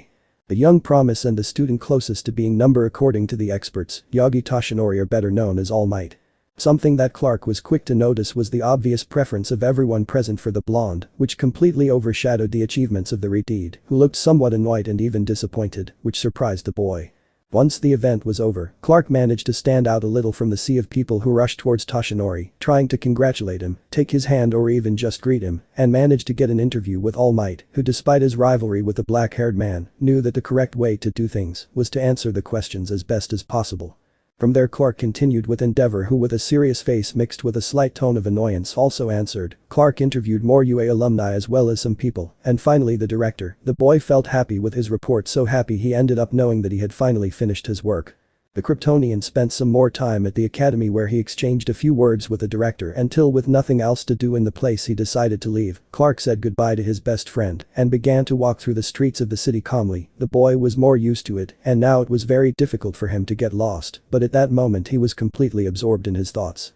So much so that he did not even see the young green-haired girl in the distance who was walking wearing her high school uniform calmly and happily. The girl maintained a calm appearance, but the truth is that she had an excited countenance, almost as if she was holding back the urge to explode with happiness. This was why she almost did not notice the presence of the reporter until almost too late. The girl managed to look up, seeing her friend out of the corner of her eye, thinking that she had most likely mistaken him for a person, but when she looked back to rectify her gaze, she could see that it was indeed the black-haired man. The girl wondered why he had ignored her. If he had passed by her for so long. Without hesitation, she ran towards him, calling him until she reached him and, grabbing him by the jacket, she managed to get the boy's attention. Who turned around confused until he recognized the green-haired young woman. Clark. My Midoriya, wow, what a surprise to see you here. Inko. Hi Kent, well I could say the same about you. By the way, didn't you notice me passing by you? Clark. Really? Wow, I didn't realize. The world is very small, don't you think? Or at least Japan. The black-haired man just smiled, but the green-haired woman noticed that her friend looked a little nervous. Inko. Smiling, what's wrong Kent? You seem a lot more distracted than usual. Clark. It's nothing, it's just that I just came from doing a big report as well as a few interviews, and I was thinking of getting home to transcribe it. You know how news is, they need everything firsthand. Inko. Yeah, I think so, but what report are you talking about? I think the most important thing that happened today was the graduation of the UA students. Clark. Well yes, in fact that's precisely where I come from. Inko. From UA? I didn't know you studied there. I thought you were Quirkless. At that moment the black-haired man tilted his head slightly confused because he didn't know where the girl had gotten that information. Inko, repeating her words in her mind and seeing her friend's gesture, thought that she had offended him, so she began to put her hands in front of her, moving them from one side to the other, as well as turning her head negatively. Inko. And it's not that being quirkless there's anything wrong with it, it's just I thought you didn't accept that, and please don't be offended. Clark saw this and besides finding it quite cute, he just smiled. Clark. Haha no Claw of course not, I don't mind if they know I'm quirkless, it's just who told you I am? Inko. I read a W when I saw your badge last time haha, it seems a bit unfair to me that they put it there, but I suppose they don't do it to not expose you to danger, or so they know what you're doing there, right? Clark. Wait, is that really what he's saying? The black-haired man, in a clear movement of false distraction and naivety, checked his badge, drawing a genuine laugh from the girl. Inko. Wait, you seriously didn't know it said that? Clark. I didn't notice, to be honest, I thought it only had my name and my job title. Inko. Well, you see it's not just my assumption Kent. Clark. Yeah, I think so. Inko. But hey, you still haven't told me why you were at the UA, as far as I know the media can't get in or so I heard, because of security measures and such things, they have a limit to be able to see and obtain your information. Clark. Well I don't know, it's just that I have a good contact and I think I managed to get past security. The black-haired man gave a smile to the green-haired woman who responded with the same gesture, but at that moment, and ruining the tender moment Nana Shimura suddenly appeared on the scene, surprising both of them. Nana. Hey Clark, you. The black-haired woman saw the girl in front of her and her best friend, the woman turned her head looking at both of them for a few seconds, without knowing what was happening. Clark. What's going on Nana? The woman came out of the slight trance of shock and remembered what she had been there for. Nana. Am I interrupting something? Inko, for her part, looked at the black-haired girl in disbelief, her gaze a mixture of astonishment and respect for the powerful heroine in front of her. Clark. No well I don't know I guess it's better to introduce them, Nana this is Inko Midoriya I present to you. Inko. Surprised you are Nana Shimura. Nana. Well I think I don't need an introduction Clark. Inko. No. Boo sorry, I didn't mean to make you uncomfortable, it's just that well wow I admire you, you're my fan let me say I'm your fan he. Nana. Haha so you're my fan huh? Wow that's pretty sweet of you girl, thanks. Clark. No I didn't know you were a fan of hers. Inko. Well yes, she is a great heroine, I didn't know you knew her. Clark. Well remember I mentioned a contact. At that moment the girl understood what her friend was talking about. Inko. Wow it's amazing. Clark. Well, it has its advantages. At that moment the smiling brunette hugged the black-haired man by the shoulder. Nana. Clark and I work you could say very closely we're a great team, aren't we? The smiling brunette ruffled the boy's hair a little and at that moment the green-haired girl's joy was slightly dampened. Inko. Oh really? Clark. Well the truth is that we. Nana. Don't lie to him Clark, after all we are cousins right? Haha. At that moment Inko, who had slightly lowered her head, raised it again, seeing the smiling face of the woman in front of her. Clark. That's right, you caught me, this is how I get my exclusives, I have a super cousin. Inko. Oh well I. Nana. Anyway I won't interrupt you anymore, I have to go Clark, I just came to bring you this. At that moment the brunette lifted the boy's briefcase, who took it in surprise. Clark. Wow, at what moment? Nana. You left very quickly Smallville, be grateful that I found you, now yes, I'm leaving, there are things I have to fix with Toshinori, it was a pleasure meeting you Miss Midoriya. The girl just smiled and used her levitation to move away from the place before the girl's astonished gaze. Nana. Wow. Clark. You really are a fan of his. Inko. Sorry, I must have looked weird. Clark. Not at all, he's your idol and that's understandable. Inko just gave him a tender smile which made Clark smile as he noticed his friend's neat uniform. Clark. Hey and where do you come from Midoriya? Well I mean, given your uniform it's obvious that you come from the academy boo, but it's weird seeing you without your friend. At that moment the green-haired girl's expression darkened a little, which worried Clark a little, although the girl recovered slightly with a smile. Inko. Well, just like the UA students, today was also my graduation. Clark. Oh wow, that's great Midoriya Inko. It's not that bad, Kent. Clark. Hey, I'm serious, congratulations by the way. Inko. Thank you. Clark. So. I assume you were going to celebrate with your parents, right? The black-haired man gave the girl a smile that was reciprocated, although with a tone of sadness and melancholy. Inko. Yeah well I would have loved that. Clark didn't need to know more. The girl had been clear in her words. The reason there wasn't a celebration at home with balloons, and most importantly with her parents, was because they had already passed away. Clark. I'm so sorry Midoriya. Nana. It's okay Kent, it was just before I received my results and my acceptance letter to high school. I knew I couldn't fail, not when I had already achieved so much. I decided that I wouldn't let anything stop me. I would study and give my best. For my parents I would try harder than anyone ever would have, so that wherever they were they would both feel proud of me. The boy saw how his friend said this with a slight tone of sadness, so he took her by the shoulder. Clark. I know they must be, after all from the little I know you have shown me that you are a very responsible person. Nana. Well thanks, but anyway I accomplished my goal. Clark. Really? At that moment the green-haired girl took a document out of an envelope and passed it to Clark, who took it carefully, reading it attentively, surprised by every word. Inko. Not only did I get the best grade in my group, but I was the best in my generation. Clark. Surprised. Wow it's Inko. Something exaggerated. Clark. What?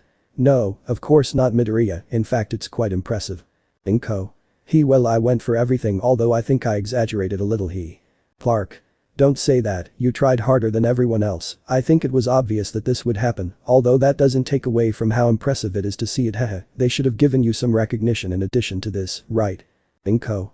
Yes, but I had to leave it at school, they sent it home, so I avoid carrying it. Clark. I see, and Boo well, do you have something to do? Inko. Not right now, I wanted to go home to drop off my documents, but other than that nothing. Maybe I'll go with Mitsuki later, she does want to celebrate. Clark.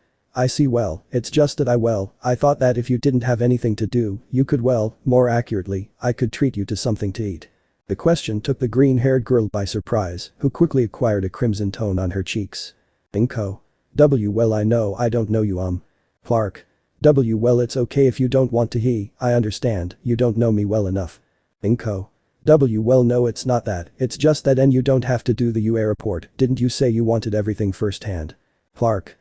Boo well yes, but I already have some experience in this, after all it is my job, plus I thought that it is also news to cover what you did. I say it is a quite admirable achievement and worthy of respect. Inko. No, how do you think, what things do you say Kent? Clark. I'm serious, not just anyone could do that Inko, and it would only be a short interview. The green-haired girl looked at her friend who was smiling. Inko. You want to convince me, right? Clark. Maybe, it would only be something very small, it is my job after all. The girl was nervous, no one had ever asked her out before. Inko was completely red, but with a slight smile, she could only nod carefully. Inko. I think if you put it like that I can't refuse. Clark. So you're coming? Inko. Why yes, I would love Kent. The boy smiled and began walking alongside the green-haired girl until they reached a small place where they could eat. The boy asked for a seat where there weren't so many people around, so as not to be distracted or bothered. Everything went as it should, even better because the green-haired girl answered everything with the best attitude possible, and despite her visible nerves, she managed to make the interview flow pleasantly. It also helped that they were both friends, making the questions go by smoothly and even fun. Once the interview was over, Clark just made a few more notes in his notebook calmly before closing it. Clark. And okay, that was all Midoriya. Inko. Really? Clark. According to my notebook, yes. Inko. Wow, it happened very quickly, I guess Clark. I didn't notice the time passing, but yes, we're done. Oh no, wait. Inko. What's going on? Clark. Well sometimes to give faith and legality to the note you must attach an image of the event in question or in this case of the person. Inko. Yeah I see, so you need a picture of me? Clark. Yeah, it's for the article, but if you feel uncomfortable. Inko. Blushing not at all, although my recognition is at my house, so if you don't mind waiting. Clark. Not at all, your friend can take it for you so you feel better, more comfortable. Inko. Then we have a deal. The girl smiled and was reciprocated by the black-haired man who put all his material in his briefcase and continued eating, being seen with a smile by Inko, until the boy realized this. Clark. What's going on? Inko. Oh no nothing it's just that I was thinking and you certainly know a thing or two about me, but on the other hand, I know absolutely nothing about you. This comment caught the black-haired man by surprise because it was true. He had gotten used to his best friend knowing the truth about him and his other identity, and somehow he felt comfortable talking to the green-haired woman. Inko. Judging by your surprised face, I think you thought the same thing, Kent. Clark. I think so, it's just that well I don't know anyone other than Nana, my relationship with my coworkers is just that, work, and I guess well I feel so comfortable talking to you that I think I omitted that detail haha, sorry Midoriya. Inko. Haha, it's okay Kent, I think I'll understand. Clark. How do you understand? Inko. Haha, well yes, I'll understand soon because now you know that I'm the one who will have to interview you. The black-haired man sweated slightly cold, but trusting his friend, he decided that just like she did he would answer politely. Clark. Well, fine, I guess it's only fair. Come on then, I guess you learned from what I just did to you, right? Inko. Yeah, so here we go. The black-haired man just smiled and nodded. Inko. Well I know your name is Clark Kent, which is not a Japanese name, so I'll bet on American. Clark. Hehe you're clever. Inko. Pure intuition, but now I wonder, what's an American doing in Japan? Wouldn't it be the other way around? A Japanese person there? Clark. Haha very cliche I guess, but no, I came here because well, I needed fresh air, you know to get better. Inko. Bad experiences at home? Clark. Not at all well yes, it's actually funny, I was a journalist there just like here, but one day a marginalized person from a neighboring city thought that we didn't cover him enough and carried out what he called a practical joke, he gassed the entire building. At that moment the green-haired girl put her hands to her mouth in fear. Inko. And I can't believe that all those people died. Clark. My friend's my girlfriend, I lost them all in one fell swoop. I was doing a report somewhere else and only got the news.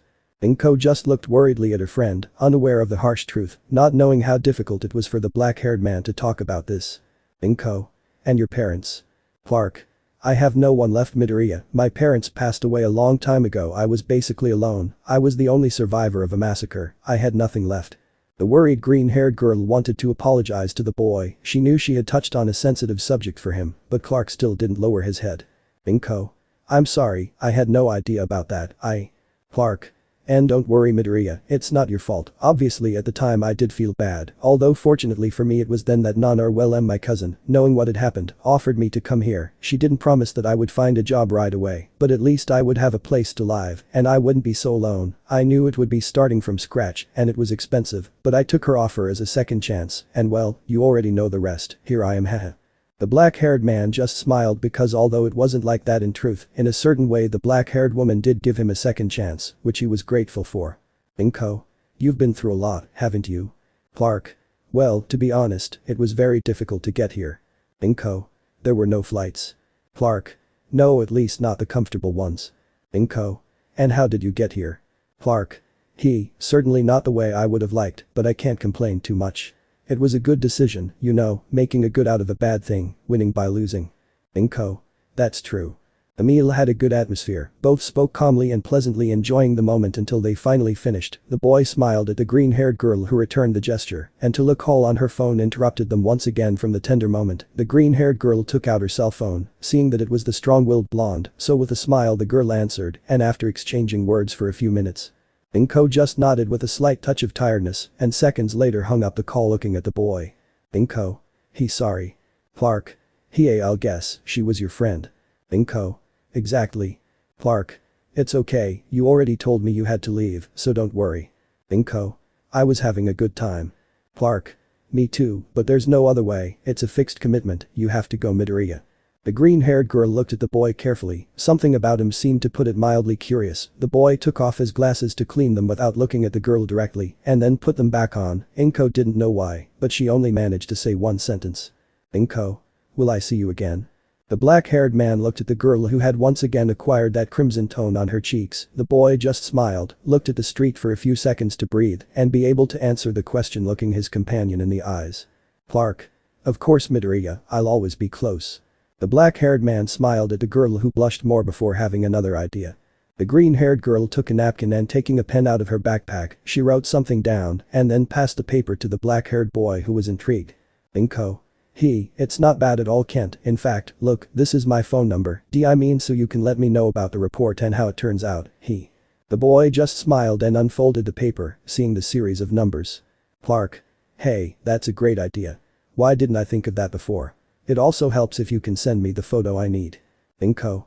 Oh sure, that's true, I'll send it to you later, but don't I also need to have your number? The black-haired man just smiled and tapped himself on the head. Clark. It's true, I'm so clumsy, look, I'll write it down right here. The black-haired man cut the napkin in half and wrote down his number to give it to the girl who took it and put it away. Clark. Okay, so we can stay in better contact. Inko. Don't leave me out. Clark. Haha, I couldn't.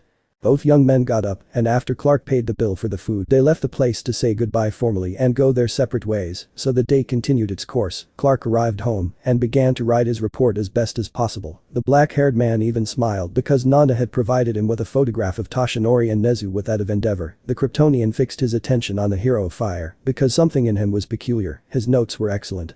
He was much smarter than he appeared. His strongest defect was perhaps based on his character, and this was more visible in his third year, because even in hero practices he was below Toshinori by very little. He just needed one more push apparently.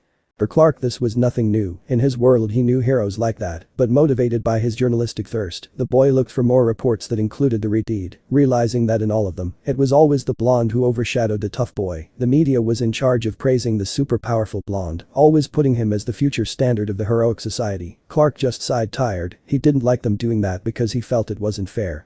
Clark didn't praise Toshinori, but rather gave him his deserved credit, although without being able to avoid it, surreptitiously and almost as if doing justice to the read. He highlighted the achievement he had above Toshinori's in terms of academic grades. The black-haired man sighed happily for his work and sent the file to his boss, who again thanked the black-haired man who, satisfied with his work, leaned back in his chair. Clark was about to get up to prepare something to eat when he remembered Inko's interview. The Kryptonian hit his head lightly for forgetting this and sat down again to start writing. The boy now couldn't get the green-haired girl out of his head, her way of being, of smiling, of seeing him.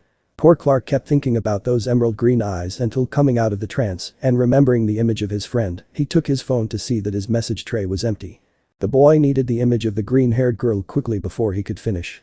Clark didn't send Inko a message because he didn't want to make her feel obligated, so he decided he would wait at least until he finished the work. If once he had finished he didn't get anything, he would send her the message. With this in mind, the black-haired man went back to work without looking at his phone, so as not to get distracted. The report went through some corrections since Clark wanted it to look as good as possible, because he knew that the girl's achievement was not something easy, much less in Japan.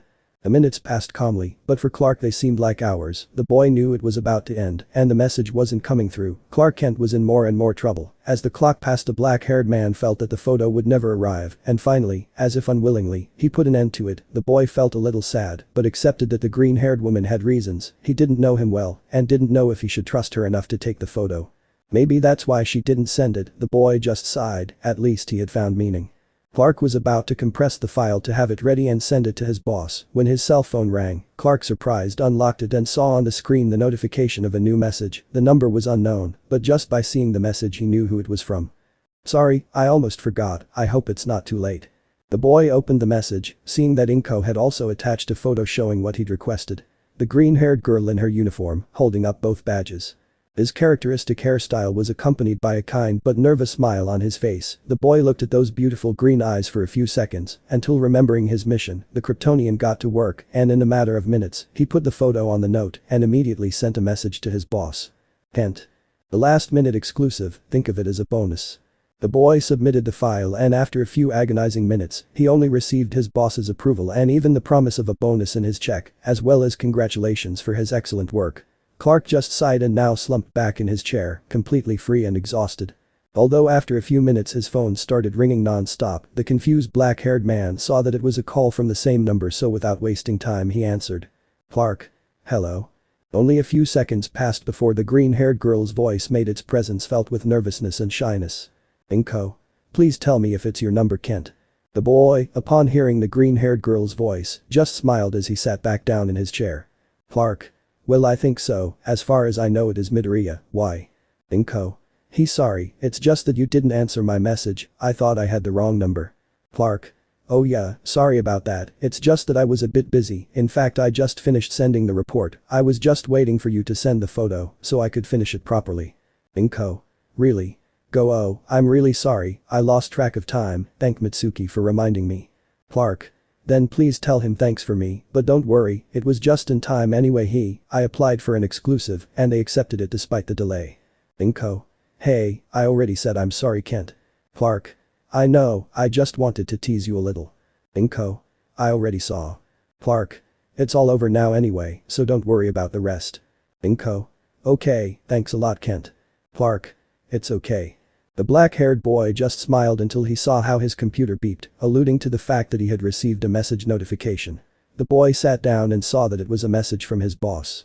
Clark quickly opened his inbox and then the chat, observing that he had been sent a PDF file. The boy also saw that underneath it there were a few words. Boss. First exclusive thanks to you. The confused black-haired man opened the message without stopping talking to the green-haired woman until he clicked on the file and saw what it was. He just smiled. Clark. Oh hey Inko, sorry, but I have to hang up. Inko, for her part from her home, only felt sorry, thinking that perhaps she had bored or inconvenienced the black-haired man. Inko. Yeah, sorry, I think I bored you a little. Clark. What? No. Not at all, it's just that I'm going to dinner Inko. A little down, why yes, enjoy Kent. The Kryptonian thanked her and cut the call to transfer the file from his computer to his phone, and from there he sent a message to his friend who, confused, saw the file followed by a message. Clark. I hope you don't mind a little surprise, sorry for hanging up. The girl opened the file and found that it was what would be the first section of the newspaper, which was divided into 2 parts. The girl looked at the part where her photo was, which had a heading that said the following in classic black letters. Not only powers count. The brain can do more than power. The blushing girl began to read the note, realizing that her friend had paid great attention to everything she had told him, making an excellent note. The girl acquired a great crimson tone while she read carefully until the end. Once the girl read the entire article, she had to hold back a scream of excitement while at home. The black-haired man ate his food with a smile, imagining the green-haired girl's reaction. So Clark Kent continued his life peacefully, occasionally running into Inko, strengthening their friendship even further, to the point where they could even call each other by their first names. Also, as Superman, things couldn't be better, as people had already grown accustomed to his presence. This went on for a few days until the boy received a message from Nana saying what he already assumed would happen. Toshinori's flight was ready. The boy was invited by the brunette to say goodbye to the blonde who behaved quite harshly, with both of them being kind only to Gran Torino, who gave her a look of disapproval. For her part, Nana was sad, because she did not understand the reason for this behavior of the blonde wonder. Clark took her by the shoulder trying to cheer her up, giving her a slight smile that cheered the brunette a little, who only saw her pupil get on the plane. More passengers arrived at the aircraft which when it was ready closed the door ready for takeoff, but at that moment the woman who turned her back to the plane ready to buy something from the vending machine could see how a huge rubble was heading towards them. Nana. Clark. The black-haired boy quickly turned around and was hit by it, dragging him a few meters. People began to run scared. Nana immediately put herself on guard and turned in the direction where the projectile came from, finding a guy who had a mutation quirk that made him look like a huge gorilla. Clark took advantage of the fact that people were distracted running and quickly managed to get away from the rubble which hadn't scratched him. He quickly joined his friends seeing the huge gorilla, which made the boy open his eyes in surprise and only being able to say one thing. Clark. Grodd. Nana. Do you know him? Clark. I think so, although if it really is him, well, size change. Gran Torino. Does that really surprise you? He just threw a piece of debris the size of a pickup truck at you. Clark. Yeah, something tells me it wasn't for me. Nana. What do you mean? Clark. I'm saying I'm not their target. Gran Torino. And how are you so sure? Clark. Because the debris was too big, at least for what would be a person of my height, or well, you understand, just look at it, it's very big, enough to attract attention, break buildings or… Nana. Tents shoot down planes. Clark. Something tells me he wants to say goodbye to Toshinori in a not so friendly way. At these words the three looked at the gorilla with a serious face, even putting themselves on guard. Nana. So, are we going to do something? Because I highly doubt the second shot will miss. Clark. Okay, are you bringing your suits? Nana. I copied your way of changing me so you can imagine. Clark. Okay, Sarahiko. Gran Torino. In the briefcase. Clark. Then put it on, evacuate the civilians and get them away from the crossfire, I'll take care of our furry friend in the meantime. Nana. Are you sure? Clark. Honestly. No, but if it's coming from where I'm from, then it's my problem, and I need to fix it as soon as possible. I wish Flash were here, but desperate times. The boy looked at his friends with a smile, nodded, and started running, blending into the crowd. Without anyone noticing, he opened his shirt, revealing the big S. His friends, for their part, did what the black-haired man asked them to, running, getting ready and helping everyone to leave carefully. For his part, the enormous gorilla took another piece of debris and raised it to throw it towards the plane, but as soon as he did so, the enormous projectile was destroyed in the air, surprising the gorilla, who narrowed his eyes, sharpening his vision, focusing on the cloud of dust, which, when it dissipated, allowed the enormous ape to see that his enemy was none other than the Man of Steel. Superman. Clark. You look surprised. I didn't expect you to come. Clark. Gorilla City wasn't enough for you, so now you're looking for another place to govern, right? Surprised what? What are you talking about? Clark. Not on my watch, Grodd.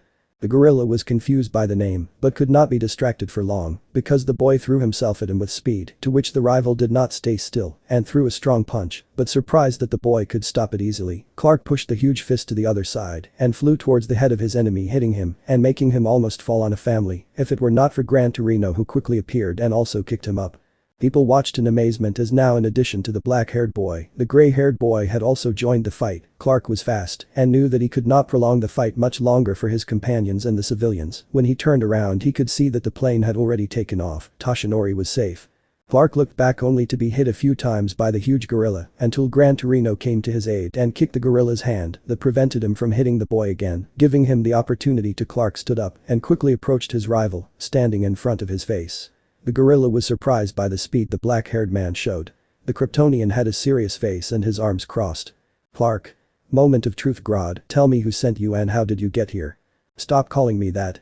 I'm the Savage King and my plan was to destroy the plane that just flew, that's what I was hired for.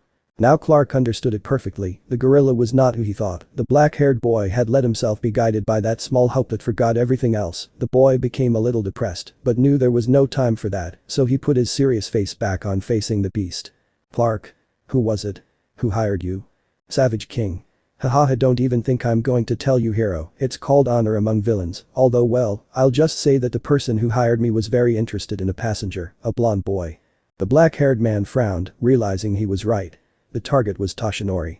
At that moment Nana arrived, she had already fulfilled her mission, but she managed to hear the gorilla's words and knew who it was. Nana. All for one. The black-haired man with his super hearing managed to hear his friend's words, but decided that he would ask later. Now, it was time to act. Clark. Seeing the brunette, good thing you're with us, I need a hand. Nana. Haha, that's surprising. Clark. You help Torino, I'll distract him, I have a plan. Nana. Understood. The black-haired man acted according to his plan and distracted the gorilla until he took advantage of a distraction to go with his friends. Gran Torino. Well, if you have a plan, I think it's time to share it. Clark. I have one. Nana. Okay, then say it. Clark. Okay, Gran Torino, I need you on the gorilla's legs, hit him with all your strength, I want you to knock him down. Gran Torino. Understood. Clark. Nana, you'll go with me, we'll rise and fall with force, a blow with enough force to knock him out, that's how we'll win. Nana. A hit that doesn't make him want another, okay, I like it, let's do it. Clark. Now. The black-haired man began to fly, and using his heat vision he attacked the gorilla, distracting him and then flying in circles around the villain, managing to confuse him long enough to suddenly rise, but with the necessary speed to be followed by the villain's sight, giving Gran Torino the opportunity to carry out the plan, who, giving a strong kick as they had planned, managed to destabilize him and knock him down. At that moment Clark took advantage and saw how his friend used her quirk, and a great force hit him, so that immediately both of them dropped. Nana turned on her one for all once more to try to match the force of the impact with her best friend until both released a powerful blow, managing to raise a huge curtain of dust, but also defeating the gorilla who did not get up. The reporters pointed their cameras in the direction of the heroes who came out of the dust, managing to take multiple photos. The media had arrived very quickly and began to ask questions to the heroes who smiled, asking for patience, although as was customary for everyone, the black-haired man only answered a few and slowly rose, being followed by everyone's eyes. Nana. No, don't even think about running away, haha. Clark. Haha, this is your job now, Nana, bye. The boy waved goodbye and calmly took flight, watched by his friends and reporters. And Sir John Ottman, you're not one of them. The boy flew calmly until his phone rang, showing the notification of a message from Inko which said, Inko. Don't forget our appointment today, Clark. The black-haired boy just smiled and answered the message to continue flying calmly, knowing that it was not necessary for him to tell him, the boy could not forget her. Clark continued in his flight most of the day, helping to solve some crimes and also feeling the air and the sunset impose itself on the high, so without thinking much he rose one last time, leaving the planet, seeing everything around him. The boy closed his eyes, concentrating, listening to all the sounds. The black-haired boy thought calmly, he left his mind blank until he opened his eyes and re-entered the planet at an impressive speed, flying through the streets, causing everyone to look up. The excited children acclaimed his name and he greeted them with a smile and continued on his way. The Kryptonian decided he had patrolled enough and was about to go home when he lowered his head and saw Inko in the distance walking calmly through the streets. The Kryptonian almost ignored her so as not to risk his secret identity, but saw two guys approaching from behind her out of nowhere, stealthily. It wasn't something common, and he knew it wasn't a sign of good friendship. The black-haired man frowned at this and slowly got down, interrupting the assault before the surprised gaze of the girl who looked at the superhero with admiration. Finally, Clark tied up the villains and pressed a button on his suit and then approached the green-haired girl with a smile. "Clark, calm down, miss. Inko. Midoriya, Inko Midoriya. Clark. Miss Midoriya. Well, don't worry, all this won't take long. Call the police. As soon as they come, they'll just take your statement and you can go." The girl managed to get out of shock and breathed a little easier. "Inko. Relieved, oh how nice, thanks." The black-haired man noticed that the girl was slightly nervous, so he asked smiling. "Clark. Am I interrupting something important?" "Inko. And no, it's just that I have an appointment in a few minutes." "Clark.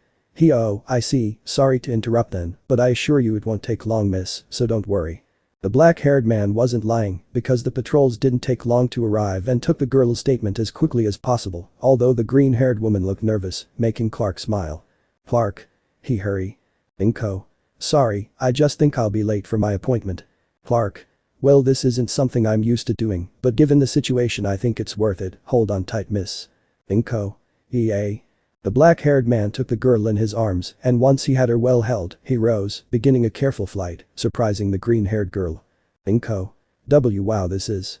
The poor girl had her eyes closed in shock, but Clark tried to calm her down. "Clark. Don't worry, Miss Midoriya, I won't let you go, you can open your eyes without worrying." Inko was scared but also confused, and she didn't know why she would listen to a total stranger. The girl was willing to keep her eyes closed, but there was something in the black-haired boy's voice, in his warmth that made her feel comfortable, a kind feeling that you couldn't distrust. The girl slowly did as requested, finding herself in a wonderful landscape. She had never seen the city like this before, it was simply incredible, to which Clark could only ask one question. "Clark. Well. Inko. This is amazing." "Clark. Thanks, although I was referring to where your home is, Miss Midoriya." Inko immediately blushed suddenly because she knew that what she had said sounded inappropriate, especially considering that on the other hand, Clark was almost like her partner. "Inko. This be well, wow it's that way." The girl pointed in a direction that Clark recognized perfectly, so he headed there without delay. "Inko. Sorry if it sounds inappropriate, but it's an amazing view." "Clark. This is the view I have every day, but despite that I would never tire of it." The black-haired man had made the comment with a double meaning, because although on one hand he was referring to the city and the beautiful landscape that he observed, on the other hand, he was referring to the beautiful green-haired woman who in some way that he did not understand and doubted he would understand, had one day completely captivated him. Although Inko obviously overlooked this, being amazed by the scenery. "Inko. At first I must admit that I didn't believe you were real, even Clark explained to me that maybe I thought you were like Peter Pan." The black-haired man just smiled at the comment. "Clark. Inko. Kent, I mean his name is Clark Kent, he's a reporter." "Clark. I see, and this Clark Kent is your boyfriend or something like that." "Inko. No, I would like to, but I think he only sees me as a friend." "Clark. Well, Peter Pan flew with children in a story, and this feels very real, so I don't think it's your imagination, miss." "Inko. Yes, right now I'm also doubting it." "Clark. And as for the other thing, I know it's none of my business, but I can tell you not to close yourself off, you never know what can happen." The black-haired man said this, making the girl think, and continued flying, taking almost no time at all to reach his destination, landing on the girl's balcony. "Clark. And that's it, we're here." "Inko. Wow, this is going to be a bit hard to overcome." "Clark. Well, I'm sorry to say it, but don't get used to it, the easiest way to match the experience would be by plane, but the price would be the problem. See you soon, miss." The black-haired man rose in the air, moving away from his partner, who now somehow recognized that the man in front of her had something that seemed very familiar to her. "Inko. Wait. Clark. Is something wrong?" "Inko. Yeah, well, I know it's none of my business, but it's just that everyone only knows his heroic identity, no one knows his civilian one, and that's strange. I know he doesn't know me, and I'll understand, but Clark gave me his journalist spirit, so I thought, well, maybe you could at least tell me your name. Who are you?" The black-haired man just smiled, it was not yet time to tell him his identity and even less in that way, so keeping the smile he just answered. "Clark. A friend." The black-haired man was about to take flight, but the woman didn't give up. "Inko. Will I see you again?" The black-haired man, who was already a little far away, stopped and turned around. "Clark. I'll always be around, goodbye, Inko." The black-haired man flew away quickly, leaving the girl with more questions than answers and in a state of astonishment from which she did not emerge, even when she heard knocking on the door of her home. "Clark. Inko. Hello. Is anyone home?" The girl quickly approached and opened the door, letting the black-haired man pass through. Inko. Hello Clark. Clark. Inko. Hi Hibu, sorry for insisting, it's just that I thought there was no one there. Inko.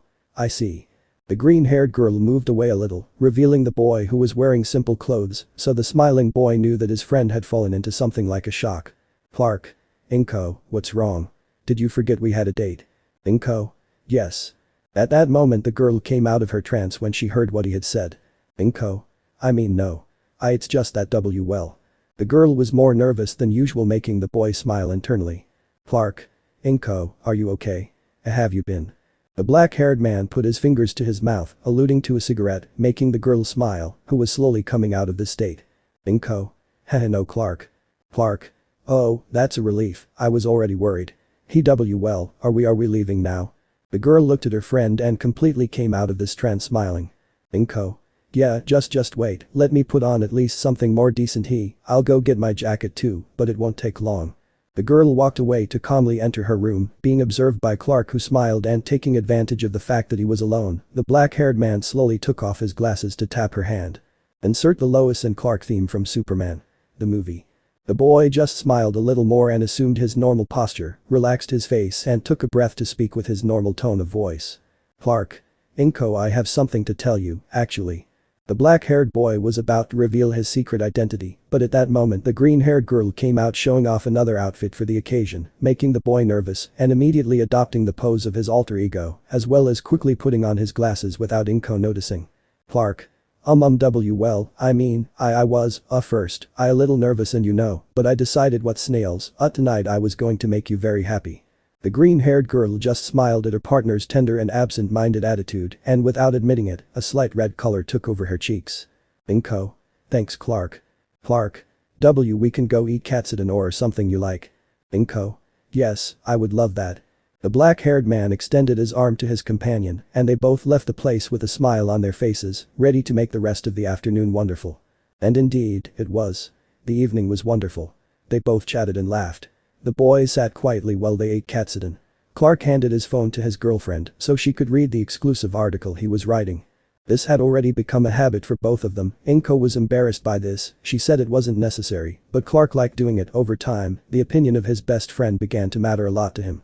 And although Inko denied this, the truth is that she liked to read them, she noticed the passion, dedication and effort that the boy put into them. Inko. Clark, this is great. Clark. You think? Inko. Of course, I don't know how you do it. Clark. Adjusting his glasses. What thing? Inko. Well, all of this, your articles, the way you write them, it's incredible Clark, it's like you were there at the moment it happened, like you were part of the moment, or you were part of that incredible fight. The black-haired man smiled internally as he looked at the girl, but at that moment he pretended to be nervous, while his friend repeated in her mind the words she had said, making her face turn a slight red color with embarrassment. Clark. Part of the fight. Inko. No. Well, I don't know how to explain it Clark, I know it sounds crazy, but it's something I wonder, how do you do it Clark? Clark. Well, it's not something I should reveal, but I guess I should trust you, right? Inko. Oh yeah. Clark. Yes Inko, I'll tell you the truth. The black-haired man signaled the girl to come closer, Inko slowly did so knowing it was something secret, and then Clark spoke again. Inko. Yes. Clark. Well, the truth is that I really am Superman, and I only pretend to be a journalist, so that I can be there when a disaster happens, and no one doubts me, and then I can write these reports, so that you can read them before anyone else. The black-haired man smiled, but the girl just made a face that clearly showed disbelief and annoyance. Inko. Very funny Clark. Clark. You asked haha. They both smiled and continued eating, finally giving clarity and a voice to their feelings. But there was a problem, and that was that Inko remembered the story that her partner had told her previously about the reason for his stay in Japan perfectly. My friends, my girlfriend, I lost them all at once. The girl didn't want to be inopportune, she liked the black-haired boy, but didn't want to force him to do something he didn't want, she understood his feelings because she had also lost her parents, anyway, the girl had a whirlwind of feelings inside her just like the Kryptonian who although he felt the same attraction towards the green-haired girl, simply couldn't forget Lois Lane. The boys were so immersed in that there was an awkward silence during the final part of dinner. In the end they both managed to get out of this trance and looked into each other's eyes, both were close to giving up everything and remaining as simple friends. For a second they thought that this could have been the best, but destiny has other plans, there was a path, and if they wanted to walk it, it would have to be together. The boys left the restaurant calmly. Clark would take his partner to her house, and from there he would go home to finish his report. The boys were walking calmly when suddenly someone came out of an alley. Clark stopped abruptly as he saw how the subject turned his hand into a kind of shotgun and pointed it at the two of them. Clark. What's going on? Thief. To the alley, both of you, quickly. Clark. Oh hey, calm down, I think it's not necessary to. At that moment the gun loaded and pointed at the green-haired girl. Thief. Now they'll have to find her in pieces. Inko. Clark, do what he says. Thief. Smiling, yes Clark, do what I say. Clark. It's okay, don't get mad, come on, Inko. The couple slowly entered the alley until they were stopped by the assailant. Thief. Money, phone, wallet and jewelry, whatever valuables you have, but now. Clark. Why yeah, we'll give it to him. The green-haired girl was dropping her small bag. Well, Clark thought of a way out of that situation without compromising his identity, so he decided to talk to distract his rival. Clark. But don't you think this is a bit extreme? Trying to get money this way isn't a good idea, I mean, there are better and more honorable ways of doing it. Not everything has to be with a gun in hand. The black-haired man even slowly lowered the barrel of the villain's shotgun, who saw him confused. Clark. Why don't you try to work? The green-haired girl, for her part, looked at the boy in disbelief because she didn't know what he was doing, although what she did know was that he would use the time he was buying her. For his part, the thief simply lowered his weapon and took a breath to speak in a calm tone of voice. Thief. You know what? You're right, I'm going to be an upstanding, honest, and hardworking citizen. The black-haired man was surprised, had he really convinced a thief so easily? Clark. I congratulate you so much, that's really good to hear, have you seen Inko? It's this gentleman is going to. The boy turned to see his companion who with signs told him to look back. When he did, the poor black-haired man could only swallow saliva because the thief had pointed directly at his head. Thief. I will, after I take your things. Clark. Oh really? Well Inko, I guess there's no other way and. The girl simply stretched out her arm with the bag, but as soon as the thief was about to take it the girl dropped it. Clark. What are you doing? Inko. My plan. The annoyed thief ducked, but at that moment the bag was surrounded by a green aura and shot towards the villain's face, who was able to dodge it almost by pure luck, but what he couldn't dodge was a kick to his face, courtesy again by the brave green-haired girl who unfortunately didn't count on the thief reflexively firing his gun. Clark covered the girl and then fell to the ground, causing the girl to notice him and not pay attention to the thief who fled empty-handed. Inko. Clark. Clark, please answer, Clark. The black-haired man opened his eyes as he looked at the girl. Clark. What? What happened? Inko. That's what I'm asking you, what happened to you? The black-haired man looked quite disoriented. Clark. Me. Well, I don't know, I think I fainted he. The boy slowly stood up before the gaze of his companion. Inko. Did you faint? Clark. I think so. Inko. You scared me to death, Clark, better come on, let's get out of here before something else happens, and then you can tell me about your great plan to vindicate a villain. He. Clark. Hey, this is true, and you can't complain, your plan wasn't better than mine. The black-haired man adjusted his clothes and without his friend seeing him, he opened his hand showing the shotgun bullet. At the last moment, taking advantage of the distraction, he used his super speed and took the bullet and then pretended to faint. Inko. I think our friend didn't have such good aim. Clark. With the kick you gave him, I think no one would aim well, Inko. Both left the place to head towards the girl's home. The black-haired man saw that she crossed the door frame and he stood under the frame with a smile. Clark. Well, I guess we say goodbye here, right? Inko. How about a see you later? Clark. Well, that sounds pretty good. Inko. What you did a few minutes ago was cute, a bit clumsy I think, but cute in the end, thanks Clark. Clark. Well, that's what friends are for, right? Inko. Yes, friends. Clark. See you later, Inko. Rest. The black-haired man was ready to leave, but he remained static, completely motionless in front of his friend who also did not move. Clark. Inko yo. Inko. Sorry Clark. The green-haired girl was finally about to explode, she couldn't bear to keep quiet any longer. Inko. Boo, but I can't see you as a friend anymore. Clark. Inko yo. Inko. I know that what happened to you hurts you, and I also know that maybe I'm acting too quickly, but I can't bear it anymore. No one should bear everything alone, no matter how strong we are, sometimes the pain can be greater than us, you taught me that, and I want to help you bear it. Let me help you and show you that you shouldn't carry the weight of the world alone, let me carry that weight with you, you and I, both of us together. The girl said this, suddenly surprising Clark, who took the initiative and knowing he had the green light took the girl by the chin and brought her closer to him to kiss her, gently surprising the green-haired girl, who after a couple of seconds returned the kiss, hugging the boy by the neck, who in turn hugged the girl by the waist gently and carefully until after a few minutes both broke the kiss. Clark. Forgive me, Inko. I couldn't take it anymore. And yes, you're right. What happened still hurts. I can't deny it, but you've helped me, you've supported me, and I also think that, well, I can't be without you. The boy smiled, but the green-haired girl pulled him towards her to give him a tender kiss. Inko. You talk a lot, Smallville. Clark. Nice way to shut me up, but do you think I can order another one? Inko. Okay, my answer is yes, double yes. I'll give you another one, and I also want to be with you. The black-haired boy just smiled happily, now with his mind clear. He knew Lois was unique just like Inko was, he didn't have to think anything. The boy kissed his now girlfriend again, showing that there were no more doubts in him. So finally the day ended for the now couple. Clark returned home and surprisingly was able to finish his report in a perfect time to deliver it. Fortunately, to complete it, Takuta had gotten photos, so the report had turned out incredible. Clark's boss couldn't be happier, and that took a great weight off the shoulders of the black-haired boy, who now could feel completely happy for their relationship. The boy decided that he would always protect the green-haired girl from all danger.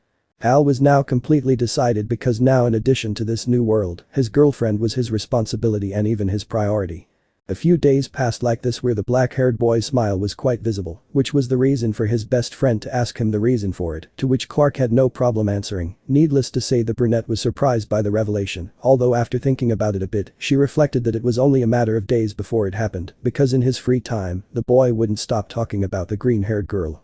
Nana and Gran Torino congratulated the black-haired man, and some time later the black-haired woman, in her role as Prima, congratulated the couple becoming a great friend of Inko, and some time later of Mitsuki, who was incredulous, because first she found out that her best friend finally had a boyfriend, and now she found out that his cousin was the favorite heroine of both. Mitsuki, totally surprised, could only manage to say, "Mitsuki. How small this world is." Everything was incredible for the couple, and even though there were times when Clark had to leave quickly or even occasionally end a date early, the green-haired girl understood that her boyfriend's job was like that, so after talking to him, they came to an agreement that there would be no problems, as long as there was sincerity and respect. And although at first the boy had said yes, it wasn't long before the guilt began to eat away at him, because despite being totally honest about everything related to his new life, there was something that the green-haired girl ignored, and that Nana would soon reproach her best friend for. Nana. And you already know. Both were flying around the city on patrol. Apparently Gran Torino had a date with Recovery Girl and couldn't attend the usual patrol. Inko asked this to Clark, who, knowing what the brunette was referring to, just sighed before telling the truth. Clark. Sigh no. At that moment the annoyed brunette could only give the boy a scolding look and lightly hit him on the shoulder. Nana. Look Clark, I'm not going to sound like your mother or a crazy girlfriend by yelling at you until I'm tired and making you see your mistakes. First, because we're together, second, because I'm neither your mother nor your girlfriend, but I think we both agree that you already know what they are, right? Clark. Sigh yes, I know Nana, you don't have to repeat it. Nana. Look Smallville, I know the dangers you face when telling the truth to Inko, but the bad thing about lies is that the more time passes it is easier for the truth to come to light soon. If you truly love her, and she loves you, believe me, she will understand. I know it is difficult to explain and even more to believe, but she will understand eventually. Can I be honest with you? Clark. Yes, please. Nana. I think it's better that he found out from you than that one of us lets it slip, or worse, that Toshinori tells him. I want to believe that he doesn't have bad intentions and that he wouldn't go to that level, but it's better to be safe than sorry. Clark. I know, but Nana. Look, I won't say anything else, but as your friend I will say things clearly. It is painful, but lies will only push her away, and I don't think you want that. She is a very special girl like you, so make the right decision, Kryptonian. I know you will. The woman knew what she was talking about. She had made a decision with her son a long time ago, and although it hurt her soul, she knew it had been the best. It was for this very reason that she did not want the black-haired man or the green-haired woman to suffer. Nana decided that she would trust her friend's judgment, and respecting his word, she left this sentence to the black-haired man, who thought about it hard for a few days, but the more she thought about it, the more she became convinced that her best friend was right. The truth was the only possible path. Finally, after a couple of days of making this decision, both were having dinner quietly. They had had a quiet day and had met at noon to spend time together. Both were talking and laughing until Clark noticed that there was no one around him, so feeling safe he stopped laughing and looked at his girlfriend, who was smiling with that curve on her face that captivated the black-haired man. Inko. So what's the reason for this dinner, Clark? Clark. Inko, yo, I have something to tell you. Since the boy said those words, Inko's mind went blank. Although Clark was her first boyfriend, she knew from Mitsuki that the sentence "I have something to tell you" meant something bad. Inko did not want her partner to end the relationship. After all, it was something nice that they both had. Even her best friend approved of him over that boy Hisahi that she had met in her last days of high school. Inko? Clark. Clark. Sorry Inko, I didn't mean to lie to you any longer. Inko. Why? Clark. Because a lie got me into this, and I don't want to repeat that cycle. The green-haired girl was making a superhuman effort not to burst into tears, but she knew it wouldn't be perfect because she could already feel a tear coming out of her eye. Inko. I thought you loved me, Clark. Clark. And I do, that's why we're both here. Inko. So why do you want to leave? The black-haired man didn't expect that comment at all, so he looked at his partner. Clark. What are you saying? Inko. Why do you want to leave me, Clark? Clark understood what his words meant to his girlfriend, so before continuing he corrected himself. Clark. I don't want to do it, Inko. I'm sorry if my words sounded bad, but that wasn't my intention. In fact, I'm here to be totally honest with you, because I want to continue our relationship, because I love you, and that's why I want to confess this to you. At that moment a red tone took over the girl's face, who thought that the black-haired man would give a beautiful speech and then ask the biggest question of all, followed by a shiny ring. But there was a problem, which is that although the girl had learned to love the black-haired man, even if it was in a short time, she was still not sure about taking the next step. Inko. Stop. Look Clark, I love you, but don't you think we're going too far? Or are we going too far? Clark. I don't think so, after all I love you Inko, and that's why I'm sure of my decision. Insert A Hero's Return by Christopher Drake and Radon.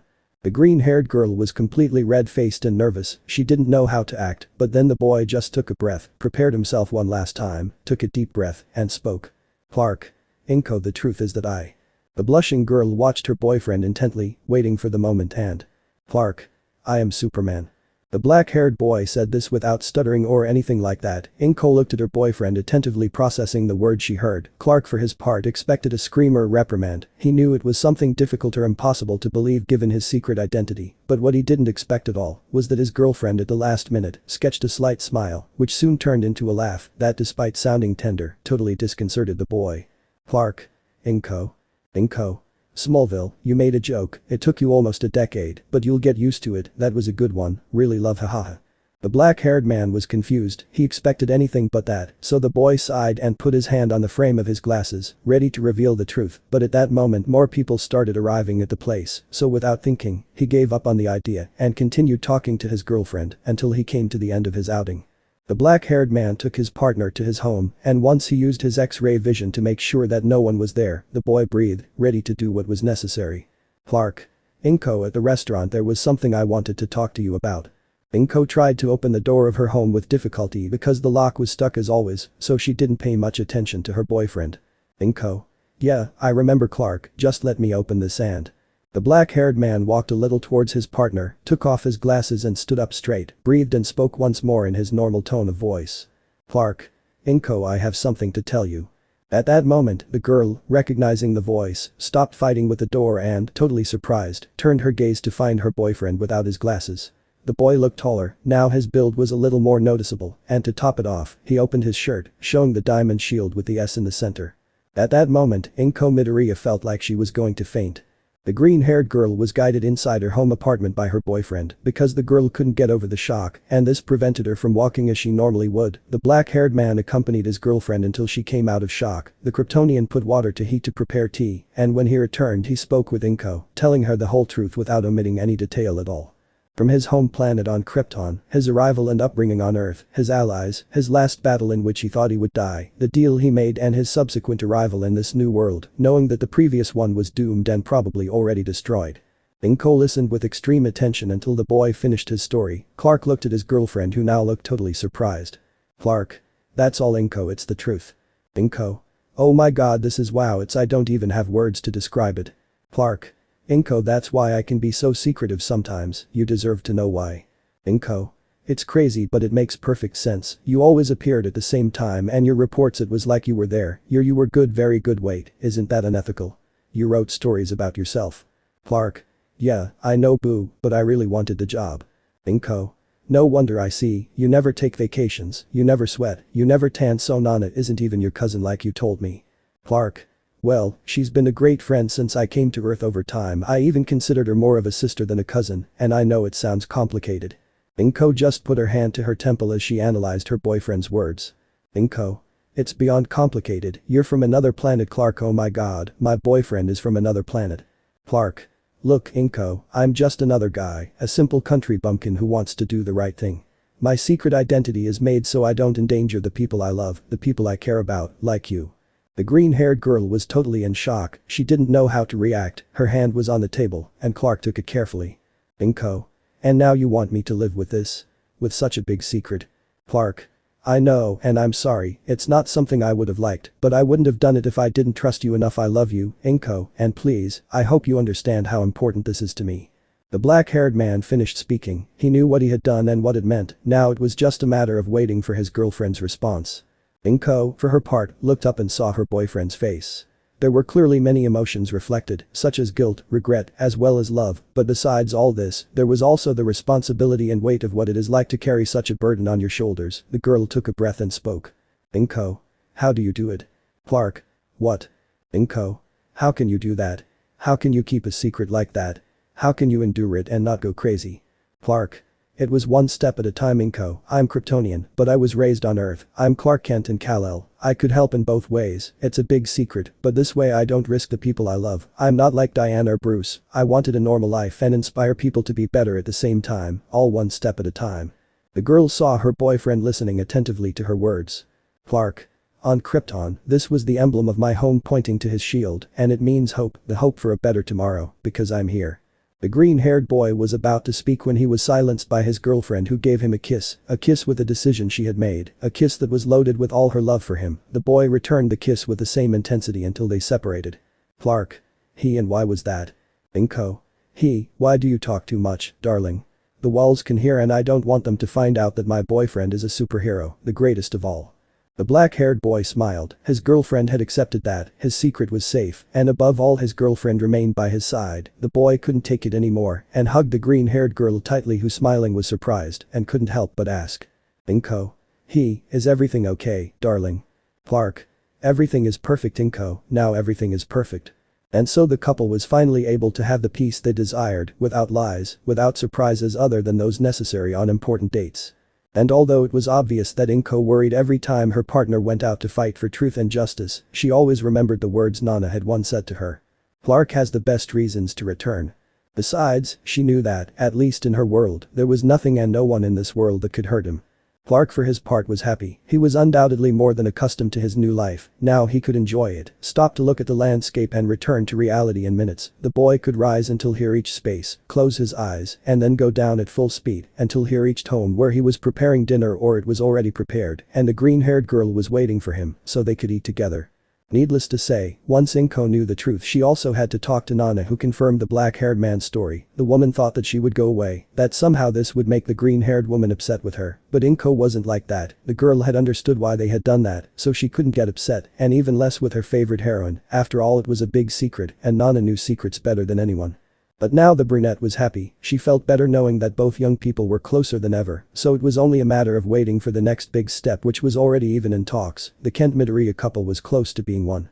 But unfortunately, things aren't always good, and at that moment, in another part of the city, a certain young man, now a hero of fire, was about to break down. Peter Enji Todoroki. The origin.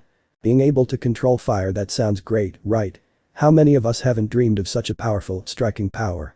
Fire isn't good or bad. It can't simply be pigeonholed. It could even be used as a good allegory of life and growth. Fires nourish the earth, but unfortunately, we are the ones who direct it however we want, and there are people who use it to harm others. Looking at it from a more upfront perspective, we can even draw parallels with ourselves. We are not born good or bad, we are formed over time, although unfortunately some are not so lucky. Enji Todoroki, son of the brilliant and beautiful Yuki and the famous Hayes Todoroki, the boy was born with an incredible and powerful quirk called Hell Flame, courtesy of the mixture of his parents' quirks, something brilliant, but not everything could be that good. Well, his father was someone strict but understanding, his mother was the opposite, the woman was strong-willed, with a temperament as hard as the diamond itself, and cold as ice. Despite her fiery quirk, the woman never showed a feeling of affection towards her son, which hurt the little one who did not understand the reason for this but still continued. The boy was brilliant thanks in part to the excellent education that his parents gave him, as well as due to his own love of learning. But as already said, this did not convince his mother because the Redeed always demanded more than percent from the boy, always pressuring Genji to never lower his grades, even when they were already perfect and could not go up anymore. The same thing happened with the training of his quirk and being difficult to control due to his fire peculiarity. At the beginning it was quite unstable, even hurting the little one, but the woman did not let the boy rest until he managed to master it surprisingly at an early age. Because of this, as Genji began to grow within the Redeed, a slight resentment began to form towards his mother, either out of fear, respect or affection, which he did not try to make noticeable. But fortunately Genji had his father who did this work excellently, supporting and never abandoning his son. The adult helped in the training of the handling of Genji's quirk, achieving great results which Yukio did not easily achieve. And although Hayes was not someone fickle and easy to manipulate, he did not demand much from his son because he understood that he was just a child. He had a lot to learn, but he always motivated him to go for more. Flashback. We can see a little-year-old Genji who was practicing his quirk with his father. The UA exam was the following year, and they couldn't waste time. The practice was about hand-to-hand combat. It was not to the death, but the use of quirks was allowed. Hayes did not attack with all his strength, so that Genji would not feel pressured to use his quirk better and not have damage to his body. But unfortunately for Hayes, it was precisely because of this and his son's inexperience that no matter how many times he got up and returned to the fight, his father always won. Again and again and again the stubborn Redeed always fell to the ground. Hayes was aware that the infernal training as well as Yukio's indifference had taken its toll on the boy's pride, who, damaged by his mother's attitude, sought her approval without caring what happened to him. So once again the boy got up already quite hurt. Hayes saw with pain how his son could barely stay conscious, so regretting accepting the rule of combat, he stopped, lowered his guard, and ran to hug Genji, who, surprised by this, tried to get away. Genji. What do you think you're doing, father, and our fight isn't over yet. Hayes. It's over for me, son, enough is enough, I won't make you kill yourself for this. Genji. Angry, let me go. The Redeed got out of his father's grip, quite annoyed, who looked at him with his eyes wide open. Hayes. Son. Genji. Let's get this over with, father, the UA exam is in a year, and if I want to be ready, I must be stronger than you, I must beat you. Hayes. Genji, we've been fighting non-stop for a long time, you're at your limit, can we rest for a few minutes? The black-haired man stood up, determined not to fight again, no matter if his son attacked him, but that didn't happen. Genji didn't attack, he was crying. Genji. Dad, how will I be stronger if I can't beat you? Hayes. What are you talking about, son? Genji. How will I be stronger, how will I be a great hero if I can't even beat you? How will I make mom love me if she won't even look me in the eyes? The black-haired man opened his eyes in surprise. Hayes. Genji.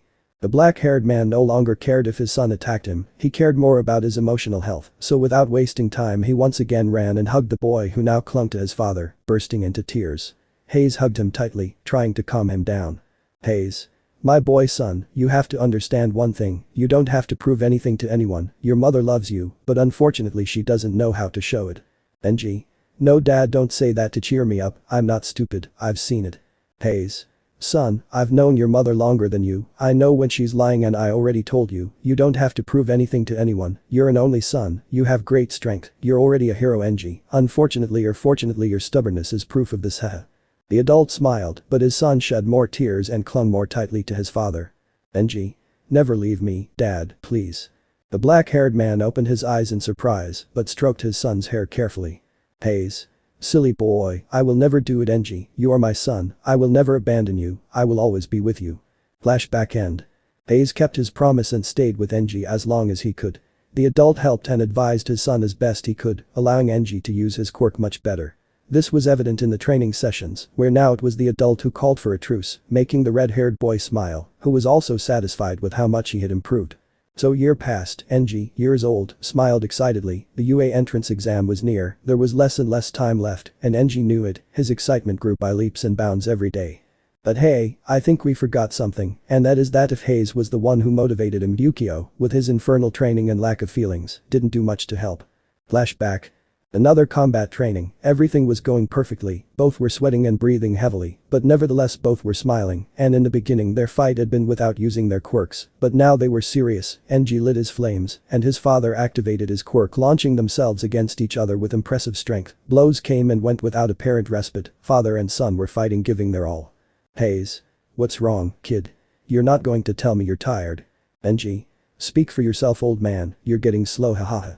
They both smiled as they separated, charged their big attack and once again launched themselves, creating a blinding light that lasted for a few seconds. When it went out, Hayes could be seen lying on the ground and his son Enji standing carrying a fireball. Enji? I win dad. The astonished black-haired man looked up seeing how his son, despite his injuries, was standing with a smile. Hayes. You are amazing Enji. The Redeed smiled proudly as did his father, both breathed heavily and Enji stopped his attack to give his father his hand helping him get up. Hayes. Well, it wasn't bad for an old man. Enji. At least you didn't fall asleep in the middle of the fight. Hayes. Shall we declare a tie?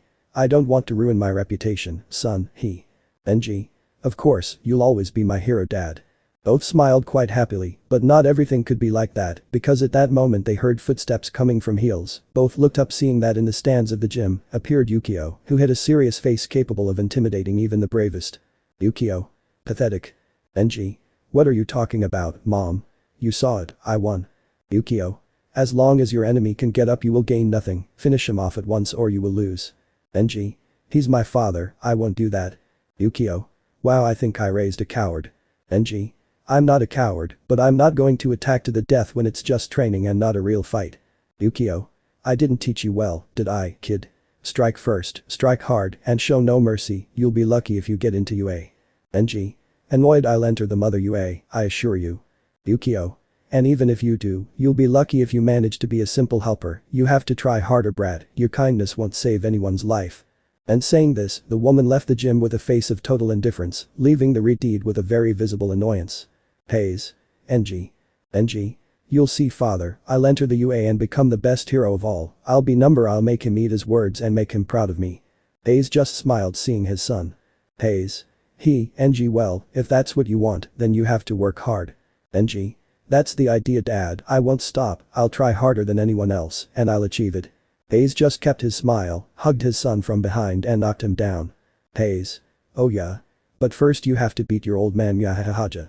The adult got up and ran away, being chased by the Redeed. Enji. Come here old man. Hayes. Hahaha catch me first Brad, if you succeed I'll take you to eat whatever you want. Enji.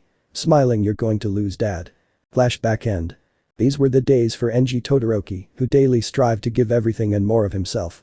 After a few months the UA exam finally arrived and just as he had promised his mother, the Redeed had made it, the boy had received the acceptance letter informing him that in his written test, he had obtained the best grade of all while in the practical he had obtained second place, but this did not discourage him, but rather it motivated him, he knew it, nothing would be easy, and that made his excitement rise even more.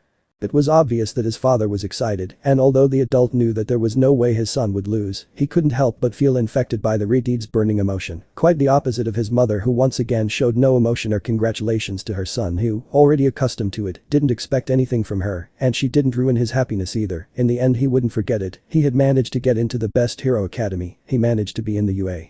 Thus began his life as a student, the boy from the first day knew who had been the boy who had beaten him in the practical test, it was a blonde boy with blue eyes, his name was Toshinori, and apparently his quirk was an impressive strength enhancer. Unlike his mother who wasn't very sociable, Enji quickly became friends with Yagi, who seemed to be someone trustworthy and quite friendly. Both young men formed an incredible team, quite hurt and strong. Enji's impressive strategic ability, mixed with Toshinori's impressive strength, made any exercise end quickly, and nobody could stand much of what these two young men could achieve together.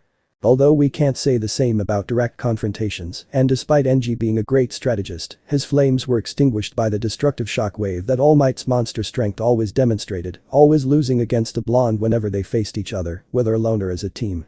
Flashback.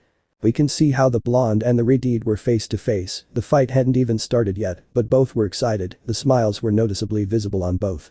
Their companion saw them from another point, sure that they wouldn't be hurt by the clash of both impressive forces, some even made bets about who would be the winner of this fight, although obviously everyone supported the blonde more than the Redeed. Finally the fight began and without expecting anything Yagi launched himself against Enji with impressive speed. Toshinori. It's nothing personal Enji. The Redeed knowing his rival well managed to step aside dodging the blow by very little, but managing to counterattack with a flame that hit Yagi's back who stopped and returned to the fight, quickly releasing strong blows which Enji tried to dodge some without much success. Todoroki knew it, his friend had no combat training, his technique was based on hitting until the enemy fell, contrary to him who did have training. He knew that he was superior to the blonde in that, but Toshinori surpassed him in strength. If he wanted to beat him, he had to overcome his speed and not get hit by him. Genji lit his flames and managed to generate a sphere of fire with enough heat and light to blind and drive away the blonde who was hit by Genji in the face and pushed away with an incredible kick. Genji could use fire all over his body and do much more damage, but he avoided doing this. He knew that a fire blow would leave a mark, and at that moment it was not a fight to the death, but a single practice against who he considered his best friend. Genji. Same here Toshi, but I want to win. Origen threw himself at his rival who prepared a strong blow, and once he saw his friend close, he let out a powerful scream. Toshinori. Smash. The blonde threw the punch which in addition to the impact also released a strong current of air which extinguished Genji's flames, and although it did not hit him directly, it did move him away from the blonde, falling against a building, passing through it. Genji got up quite sore. Genji? Did he really say the word smash? What a bad name for an attack. Origen stood up and with his fire he propelled himself, managing to land in front of his best friend. Genji. Smash. Seriously, Toshi? You're going to make your own effects now, too. Toshinori. It's provisional. Genji. Haha, of course, old man. Origen flared up once more and threw himself at Toshinori who prepared himself again as before, unaware that his friend had a surprise for him. Toshinori.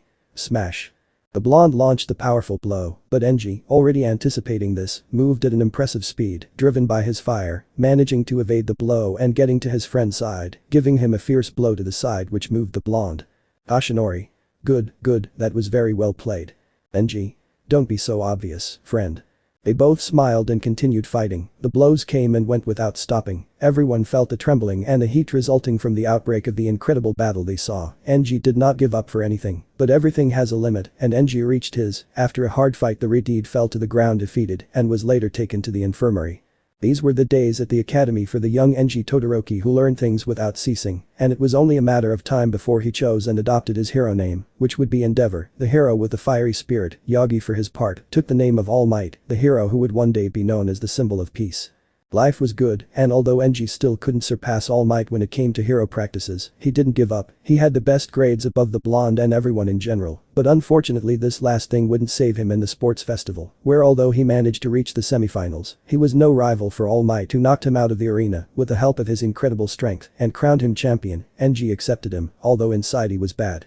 His pride was somewhat hurt. His father tried to encourage him, but it was in vain because Genji knew it. It was his first chance to show his mother that he wasn't weak, and he failed.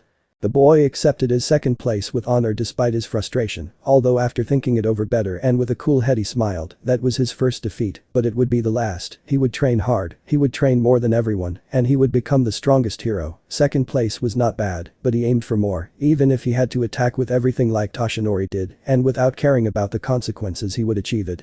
So Genji Todoroki passed a second year with honors, because maybe Yagi Toshinori had the strength recognitions, but as far as class grades were concerned, it was Genji's report card that spoke. The Redeed proved to be the best at this, surpassing his friend who, although he did not accept it, this hurt him as much as Genji the second place, although All Might did not take it as well as his friend had done. Genji's second year passed quickly. The Redeed wasted no time on vacation, so when he returned he was even better at using his quirk, managing to use his flames on specific parts of his body, such as his face, shoulders, forearms and even his legs, managing to gain a more intimidating appearance. His muscular strength had obviously increased, and his grades did not drop below being perfect. In his hero practices, there was also a very marked increase in skill. Now managing to win a fight alone against more than one rival, surprising everyone especially Toshinori who although he was not scared at all, he was surprised because the evolution of his friend was amazing. Toshinori knew that even Genji could grow more, so he decided that he would also demonstrate his power, the power of one for all. It could be said that from this point on their friendship was fractured. Now all their fights, at least for Toshinori, were serious, not friendly practices. Many times they stopped the fights because the waves of force caused by All Might destroyed everything in their path. Genji learned many techniques, but whenever he was convinced to use them against his friend, they stopped the fight. The Redeed wasn't like his mother. He didn't believe in striking first, but striking well. Genji wasn't like that, but it seemed the blonde didn't agree, always beating him up pretty hard. While Toshinori never went %, it wasn't necessary, as one good blow from the blonde was enough to bring down even the strongest. The days passed and it seemed that the history of first was repeating itself. Genji could be the best student and strategist of the entire UA, but when it came to destructive force, Toshinori always surpassed him. And the thing is that Genji also failed in something, and that is that despite his bad relationship with his mother, he had inherited a trait from the Redeed, which was a face that even if it was calm it looked quite intimidating. The fact that his fire could cover it did not help much because it made him have a quite threatening face. Toshinori on the contrary, taking advantage of this, behaved more friendly, always smiling, inspiring courage and confidence in whoever it was. Which is why he was more loved by his companions than the Redeed whom everyone feared. The days quickly turned into months, and sooner than they realized, the sports festival had arrived. The relationship between the blonde and the Redeed was already somewhat strained at this point in their history, and the sports festival was the perfect opportunity to smooth things over. Neither had any trouble reaching the finals, and once again history repeated itself. The final confrontation would be between Almight versus Endeavor. The winner would take the glory, either by being a two-time champion, or by winning against a formidable rival. Both opponents faced each other head-on. While Genji had a serious face analyzing his partner Yagi, he wore a smile that everyone mistakenly thought was the typical friendly smile, when in reality it was one of arrogance. The blonde knew no, rather he was completely sure that he would win the match. Both young men were standing, waiting for the moment, and as soon as the teacher in charge gave the order, the fight began. Nobody knew when they had taken off from the ground, launching themselves against each other with speed. It was as if they were ready to defeat their rival with a single blow. Both boys managed to cover themselves perfectly from the blows with mastery. Endeavor stepped back and created a ball of fire which he threw against the ground, making a huge smoke screen. Almight was surprised but prepared to throw a punch that would disperse the smoke, which although it had the desired effect, left him unprotected, giving Genji the necessary opportunity. Toshinori. No offense Genji, but it would be better if you just gave up. Genji. In your dreams old man, I won't go down without a fight. The black-haired man who with the help of his fire had stayed in the air, landed in front of the blonde and taking his arm immobilizing him, he elbowed Toshinori in the stomach, who surprised could not prevent the next movement of his rival who took the arm and used it as a lever to lift Toshinori, giving him a spin in the air, slamming him against the ground. Everyone was surprised. Had Todoroki really managed to connect effective blows against that invincible blonde? For his part, Toshinori was stunned on the ground. Had Genji really managed to hit him? Genji. Get up Toshi, I know you're not defeated yet, I know you well enough to know that wouldn't finish you off. The blonde raised his face and stood up with his smile on his face. Toshinori. Sorry, I fell asleep haha, I was wondering when you would start attacking seriously. The Redeed looked annoyed at his former friend. The boy was not stupid, he knew when someone was making fun of him. Living with his mother had given him this ability, so he continued looking at the boy. Toshinori. It's time to start. The blonde cracked his knuckles and activated his one for all at percent, raising a curtain of dust, but Genji didn't even flinch. He was used to seeing his old friend's quirk, and he knew he just wanted to show off. On the other hand, the blonde frowned slightly. He wasn't going to attack with all his power, but seeing that his rival didn't seem impressed irritated him a little. The golden rays were present, although they lowered a little in intensity. Genji. Come on, what's up? I thought you were going to say you were going to start, come here.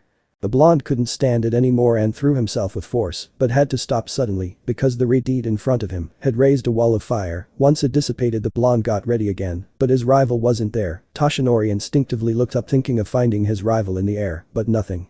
The only thing he received was a blow to the side, courtesy of the Redeed, who used his wall of fire as a distraction to move to the side, and when the blonde looked up, Genji pushed himself with his fire, managing to land the blow. The crowd was stunned. Genji was achieving what no one had achieved, and that was to maintain a fight against Yagi Toshinori.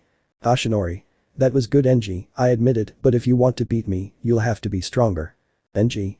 Well, let's see who can do more. Raw power and natural talent or training and perseverance. Both of them stood on guard and once again returned to the charge. Now Toshinori knew it, he could not afford to underestimate Genji, so charging power he attacked with strong and explosive blows, which although Genji was fast ended up affecting him. Soon Toshinori saw it, his partner was becoming slow. The blonde remembered the disadvantage that Genji had of using his quirk, which was overheating. That's why he did not attack with all his power, because he knew that if he failed he would lose. Toshinori just smiled, he knew this, and now he had a way to beat his friend. It would not be very good, but it would definitely work. Toshinori. This fight is quite entertaining Genji, I must admit, you increased your strength quite a bit. Genji. Thanks, coming from you it means a lot Toshi. Toshinori. But it's time to end this, old friend.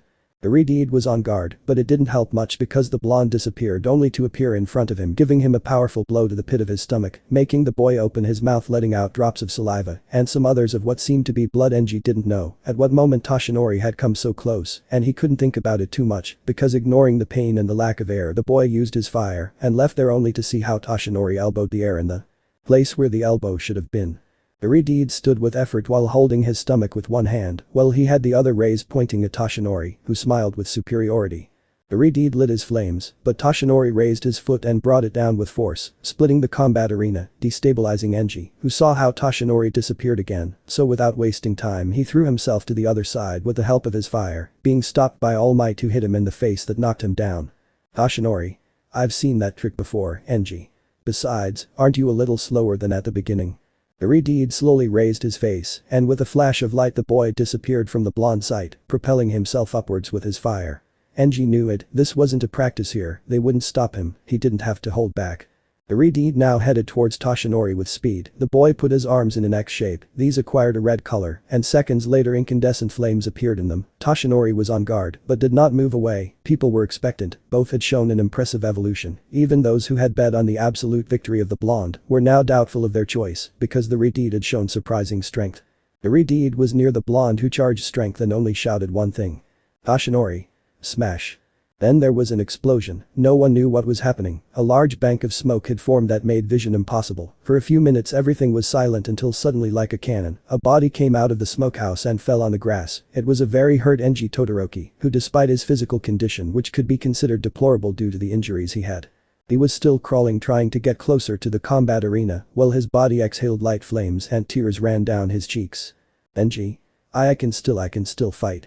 The boy even managed to touch the platform, being seen by Almight who slightly activated his quirk, cracking the ground, causing the edge that Genji was holding onto to detach itself from the rest, causing his hand to fall to the ground, while the referee gave the absolute victory to Toshinori, who smiled triumphantly. He lost once again. That stubborn Origen had fallen defeated. Genji was not stupid, he knew that people, his companion supported the blonde more than him, nobody went to see him in the infirmary, his parents were busy, the boy simply woke up in the solitude of the infirmary. Genji sighed tired, sad, defeated, and above all humiliated. The boy didn't need to see the screen to know that the jubilation was directed at the blonde, because he could hear the screams, all those screams echoing in his mind, all cheering for Yagi Toshinori and only him. The boy clutched the light blanket he was wearing, scrunched up his face, and gritted his teeth, enduring and swallowing all these negative feelings. A hero can't cry. After a while recovery girl entered the room surprised to find him standing putting on his sports uniform. Recovery girl. What the hell, kid? You should still be in bed. Genji. There's no point in lying down, I feel fine now. Recovery girl. But. Genji. Please recovery, don't feel sorry for me, I didn't ask you to. The boy had a serious face, but at the same time was quite intimidating. Recovery did nothing to stop him because she knew it was useless, so she could only watch him leave. Genji walked with a little discomfort, he didn't want to admit it, but one of his legs hurt quite a bit in the knee area, walking was painful and cost him a little. The boy leaned against the wall for a few seconds, and taking a breath he stood up to continue moving forward. On his way he met all his companions, but they didn't even come close. The boy could only see how all of them approached Toshinori congratulating him. The blonde was surrounded by people including the professional heroine Nana Shimura and the other great recognized hero Gran Torino. The blonde triumphantly showed his medal while laughing at everyone. Genji only lowered his head slightly, but immediately raised it and continued walking. So ending the day he arrived home, his parents had not arrived yet. Without thinking twice he went to the gym. He was hungry and tired from the recovery treatment, but that was not going to stop him. Genji began to train hard, he used his quirk without stopping, he knew that his greatest weakness was his overheating, and that would take away his strength in battle. Genji was annoyed. Finally his desperation and annoyance exploded, and he began to train at an impressive, but at the same time dangerous pace, because since he never stopped soon he was on the ground, fatigue and hunger had taken such a toll on him that he fell to the ground. The gym was dirty. There were burn marks and bruises everywhere, the exercise equipment was on the floor scattered from each other. In the center of the gym, in the middle of a black stain was Genji Todoroki on his knees. The boy looked at the ground helplessly. Genji. Damn, why do I have to be so weak? The boy hit the ground making a few cracks in it and generating a small heat wave. Apart from this, and after a few minutes his parents finally arrived. Hayes knew that his son had already arrived, but he also knew his temper, so after making sure he wasn't in his room, he headed to the gym, where he found the mess that Genji had caused. Hayes. Hello son. Genji. Hello father. Hayes. It's a bit clumsy of me to say that we're here, isn't it? The adult received no response, so he slowly approached. Hayes. I saw your fight, it was quite exciting champion. Genji. I'm not in a good mood, dad. Hayes. I know Genji, I know it hurts but. Genji. But what? The Redeed looked up, showing that his face had several tears running down his face, as well as his eyes were swollen from crying. The black-haired man could only look at his son with sadness. He didn't like to see him like that. He felt powerless not to be able to help him. Hayes. Son, but. Enji. Look at me. Hayes. Sigh, I'm doing it, Enji. Enji. I'm just a failure, I can't beat Toshinori, Dad. He's on another level. No matter how hard I try, he'll always win. Sigh, I guess he's right, he'll be the no. Hero, always smiling and everyone loves him. On the other hand, me, I'm just feared. Mom was right, I can't do anything right, and yet I have no choice. I have to be strong, show that nothing affects me, even if I'm broken inside, because that's what being a hero is about, being proof against everything. The black-haired man couldn't stand it anymore. He couldn't hear his son say that, so he put his hand on the Redeed's head, making him see him. Enji watched as his father, although he had a tear running down his face, smiled at him. Enji didn't know how his father could do this. Hayes. You know, maybe I'm old, but I consider that heroes are not only those who wear capes. Everyone can be a hero. We can all make a difference one day at a time. But just as we can all be heroes, it also means that we don't have to keep what we feel to ourselves. It's okay to cry. It's okay to feel bad, son, as long as it doesn't interrupt you from doing what you love. Enji. Dad. Hayes. You are not a failure, son. You are capable of doing many things. You just need to focus and work hard for it. Even if you fail and fall many times, what truly matters is that you get up, learn from your mistakes and move forward. Get up and keep fighting again and again. That's how you win. The Redeed saw how his father gave him a radiant smile, one of those that only he could give, and that could lift your spirits no matter what. Hayes. A true hero does not walk through life feeling like a god. We all need help, even those who seem not to need it. Do not be afraid to show your feelings, son. After all, you are not a robot. It is okay to cry when you need to, but do not let that stop you. Remember, Enji, when you are about to give your all, do not let your guard down. Yes, I know, there is a possibility of losing like everything in this life, but do not let that stop you. Concentrate and set your sights on that opportunity for victory. The astonished Redeed couldn't hold back and tearfully hugged his father, who smilingly returned the hug. Enji. Dad, please never leave me. The black-haired man was a little surprised by this, but smiled and stroked his son's back fatherly. Hayes. Haha, don't be silly, son, this is my house, where else could I go?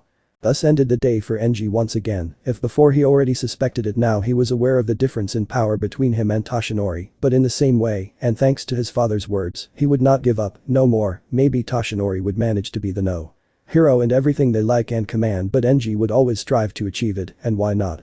Finally get over it. Classes continued their course without any extraneous event that interrupted the enjoyment or planning of these. The practices with agencies, the cultural festival and other events had Toshinori as the main star, but that no longer bothered Enji, who concentrated on doing only his work. The holidays arrived once again, and Enji did not abandon his training, making it even more intense. Hayes, for his part, seeing his son so motivated, could not help it and joined his training, managing to lengthen his battle time without overheating. Enji was motivated, and with good reason. His father had been right about something, and that is that he never gave up. If there was one thing the Redeed was grateful to have inherited from his mother, it was her keen analytical skills. It was thanks to this that the Redeed began to notice a pattern in Toshinori's attacks. The days passed quickly, and with this once again the UA students returned for their last year, all excited by this, including the blonde and the Redeed, who since their last fight had declared their rivalry. Toshinori won everyone's hearts, while Enji had already accepted that he could only trust one person, and this was his father. For the rest, he preferred to work alone. The two followed their natural course, but now there was a big surprise, and it was that Enji Todoroki now showed an impressive improvement. Before, and thanks to Toshinori, his classmates knew they had a chance if they managed to make the Redeed overheat, so it was a battle of resistance. Now that idea was obsolete. Enji could maintain a hand-to-hand combat without the use of his quirk, and managed to cause several damages to his rival. His new techniques like the Hell Spider were deadly, capable of cutting enemies in seconds, but without a doubt they all had one, and it was the Prominence Burn, that fiery and powerful technique that demonstrated why the name of Enji Todoroki's quirk it was Hellflame. The technique was so powerful that even the incredible Almight feared it. It was thanks to this and his incredible notes that people accepted him. Almight was destined to be no. But without a doubt Endeavor would be no. A bit of a silly thought, as people had resigned themselves to that. No one would surpass Almight. They had given up, they were content with that. But if there was one thing that characterized Enji Todoroki, it was his perseverance. He was aware of something, and that was that one day Toshinori and his incredible strength would not be enough. There had to be someone else who could finish the job he started, and that would be the one. He didn't give up. The Redeed tried harder and harder. He knew that the blonde had the ability to win people over and thus gain support, but he preferred another technique which consisted of never giving up, never resting, continuing to train, and above all doing his job. He didn't need to win anyone over if he was going to show that he was capable of becoming the no Hero, he would do it with his own effort, he would become that unbreakable symbol of strength and courage. His father supported him and encouraged him. The black-haired man was proud of his son, and although he didn't say it, he was sure that one day Genji would achieve his goal. Todoroki could bet his entire fortune that the day would come when his son would be named the No Hero, because as he once told Genji himself, persevere and you will succeed. Genji, who had engraved his father's words, continued forward. No matter what, he would not stop. And so it finally came, all or nothing, the final festival, and with it the ultimate test of strength. Genji was ready, he knew it. Once again the bets were in favor of Toshinori like every year, but he would show what he was made of. Once again both competitors had no problem reaching the final. Their fights were exciting, but in the end both always won until they could reach the final. Both were standing, each at one end of the platform. Genji had a serious face, totally focused on his fight and the strategy he had spent time planning, completely opposite to Toshinori, who wore his usual arrogant smile, knowing that he was the winner of the match, he would achieve the 3-time championship, he would make Nana feel proud of him, and he would earn everyone's respect. After all, he was the best wielder of One for All, the one who managed to control it without any problem. It was obvious that his destiny was greatness. Toshinori, I love you, you know that, but we both know how this fight will end. It will be the same as in previous years, Genji. It would be best if you gave up. Genji. Maybe Toshi will lose or maybe he will win, we don't know what will happen until we see it, so get ready, this time I will go all out. Toshinori was slightly surprised because Genji showed an emotion that the blonde had not seen before, but still did not let his guard down. He turned on his One for All, making the golden rays appear, surprising everyone, because both were going to go for it once and for all. Toshinori. Forgive me Genji, but I will be number. The teacher in charge of the fight raised his hand, starting the show for everyone who saw how Genji used his quirk, making the fire surround his arms, his back and his feet up to the calf. The blonde was not surprised and launched himself towards his former friend, who did the same, propelling himself with the fire. Both got dangerously close to the other, and before people could react a great expansive force made everyone's hats fly. The stadium shook, and ultimately everyone felt the result of the clash of forces of both competitors, which had been an even blow to the cheek. Both boys had been thrown because of the wave being very close to the edge of the arena. The Redid got up with the same face as before, although now you could see that the blood ran down his cheek. Toshinori did the same for his part, with the difference that he had blood in his nose. Toshinori. Wow, that was quite a blow, you almost surprised me Genji. Genji. Thanks, now I hope to do more than that. Redid lit his flames and approached his best friend, who did the same, lowering his strength, making a mistake by doing that, because the Redid managed to take him by the arm, and without giving him time to do anything, he pushed himself up with everything and the blonde, managing to give him a spin in the air and release him, but before Toshi could do anything the Redid made him fall to the ground, making a flare of fire in his abdomen that made him fall suddenly to the ground. Genji did not tempt his heart and let himself fall, but before landing Toshi got up, dodging the attack, but was blinded by the fire that Genji generated when he fell. When he regained his sight he was hit in the face by the fire boy, who was now on guard, while everyone saw how Yagi Toshinori, whom they believed to be invincible, was crouching with a bleeding nose. The blonde was stupefied, he could not believe it, he was losing, because he had not given many hits to Genji, who was serious. The blonde could not stand it anymore and launched himself towards his former friend, starting a fight with their fists. Both were focused on that fight. Blood was coming and going. Everyone was stupefied at what they saw. On the other hand, Toshinori-sensei, a beautiful black-haired woman, saw this with interest. Nana Shimura knew how strong the fire hero was, but this particular fight was quite interesting to watch because both were focused 100% on knocking down their rival. In addition, the woman was intrigued because it was the first time she saw Toshinori in that state, as well as the fire hero using his quirk without overheating. Nana. What are you planning to do, Genji Todoroki? Back in the fight, Genji was about to fall definitively. Almight was using more force, gradually increasing it with each punch. The Redid, who had already received some blows to the face, had already slightly lost the strength in his blows and was even starting to see blurry, which caused Toshinori to outline an arrogant smile. He knew he was a few blows away from winning. Toshinori. It should have been another way, Genji. I would say I'm sorry, but I would be lying.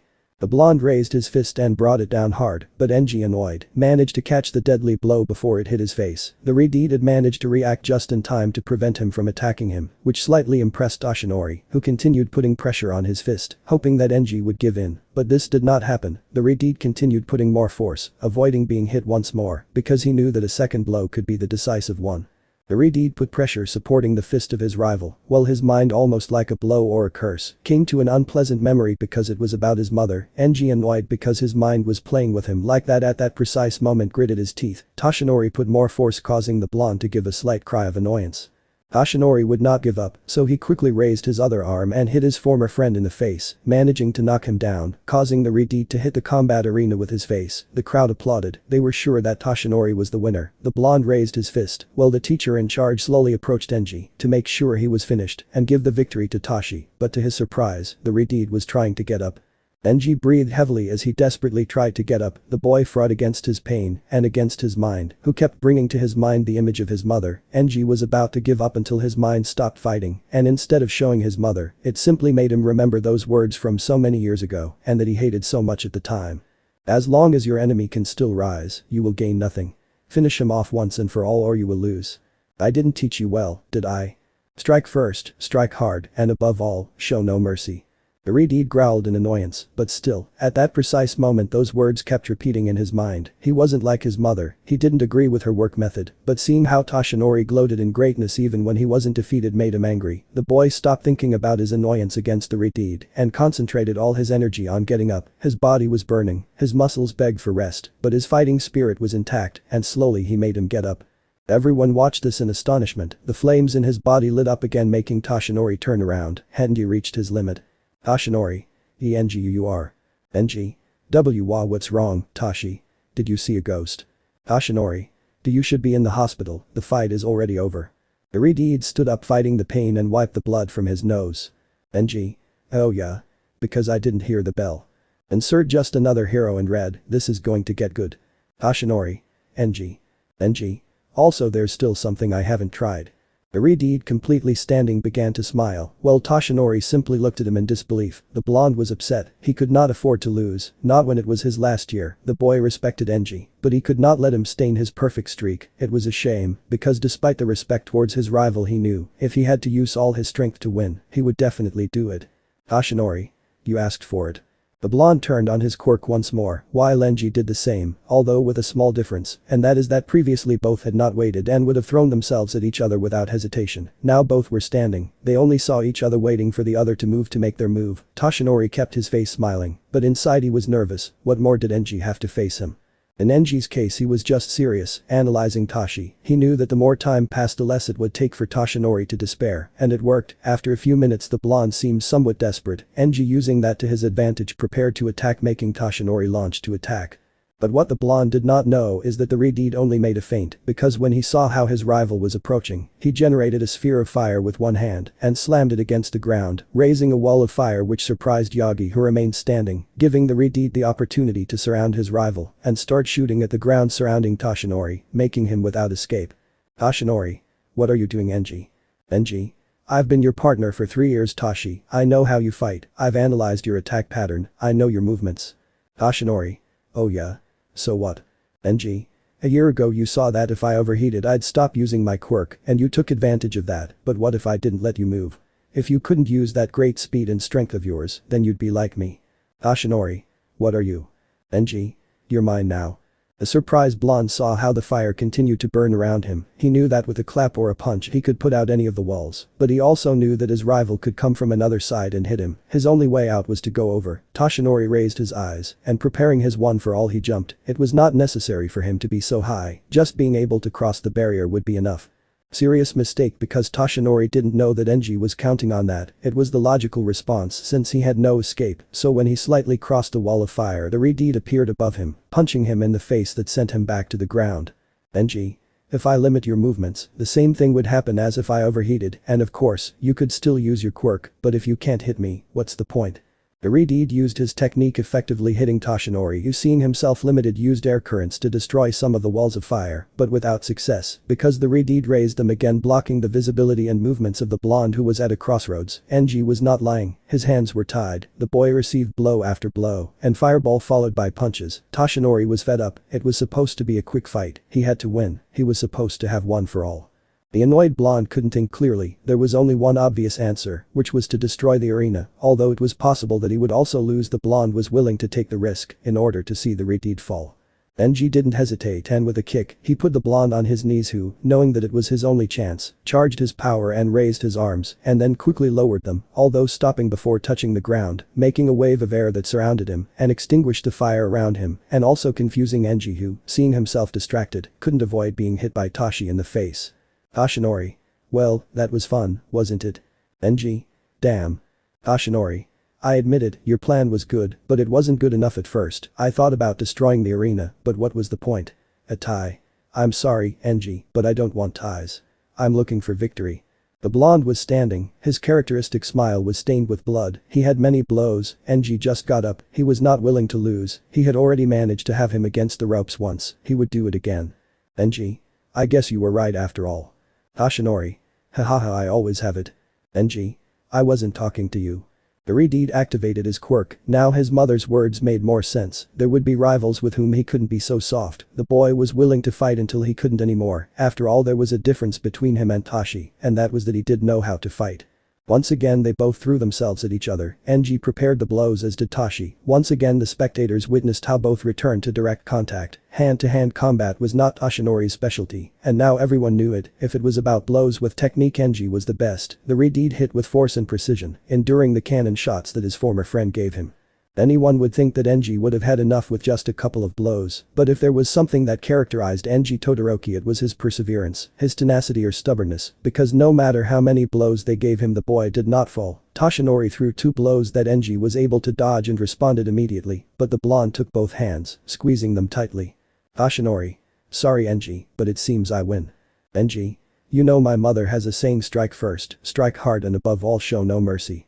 The Redeed activated his flames in his fists, suddenly doing great damage to the blonde who with a scream, released the Redeed who took advantage and headbutted Toshinori in the nose so hard that it made him bleed, and then took his head and smashed it into his knee, giving him a hard blow. Genji was showing that his training was worth it, the boy did not stop, and the more hits he gave the closer he felt to victory. People saw this impressed, Nana was amazed, but also smiled.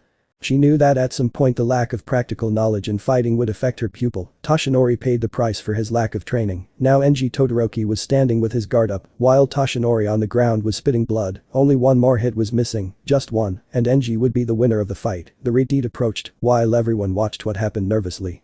Toshinori. This wasn't supposed to be like this. Genji. That's where you and I can agree.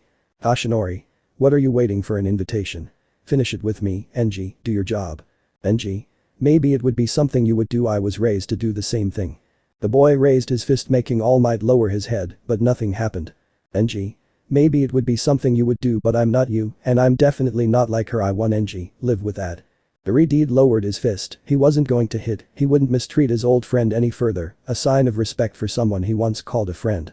The Redeed turned his back on him, he wasn't going to celebrate because he knew his victory had cost him a lot, he still had a lot to learn, but he quickly stopped, he wouldn't turn his back on him. The boy turned around and looked at his rival to reach out his hand, he would help him up.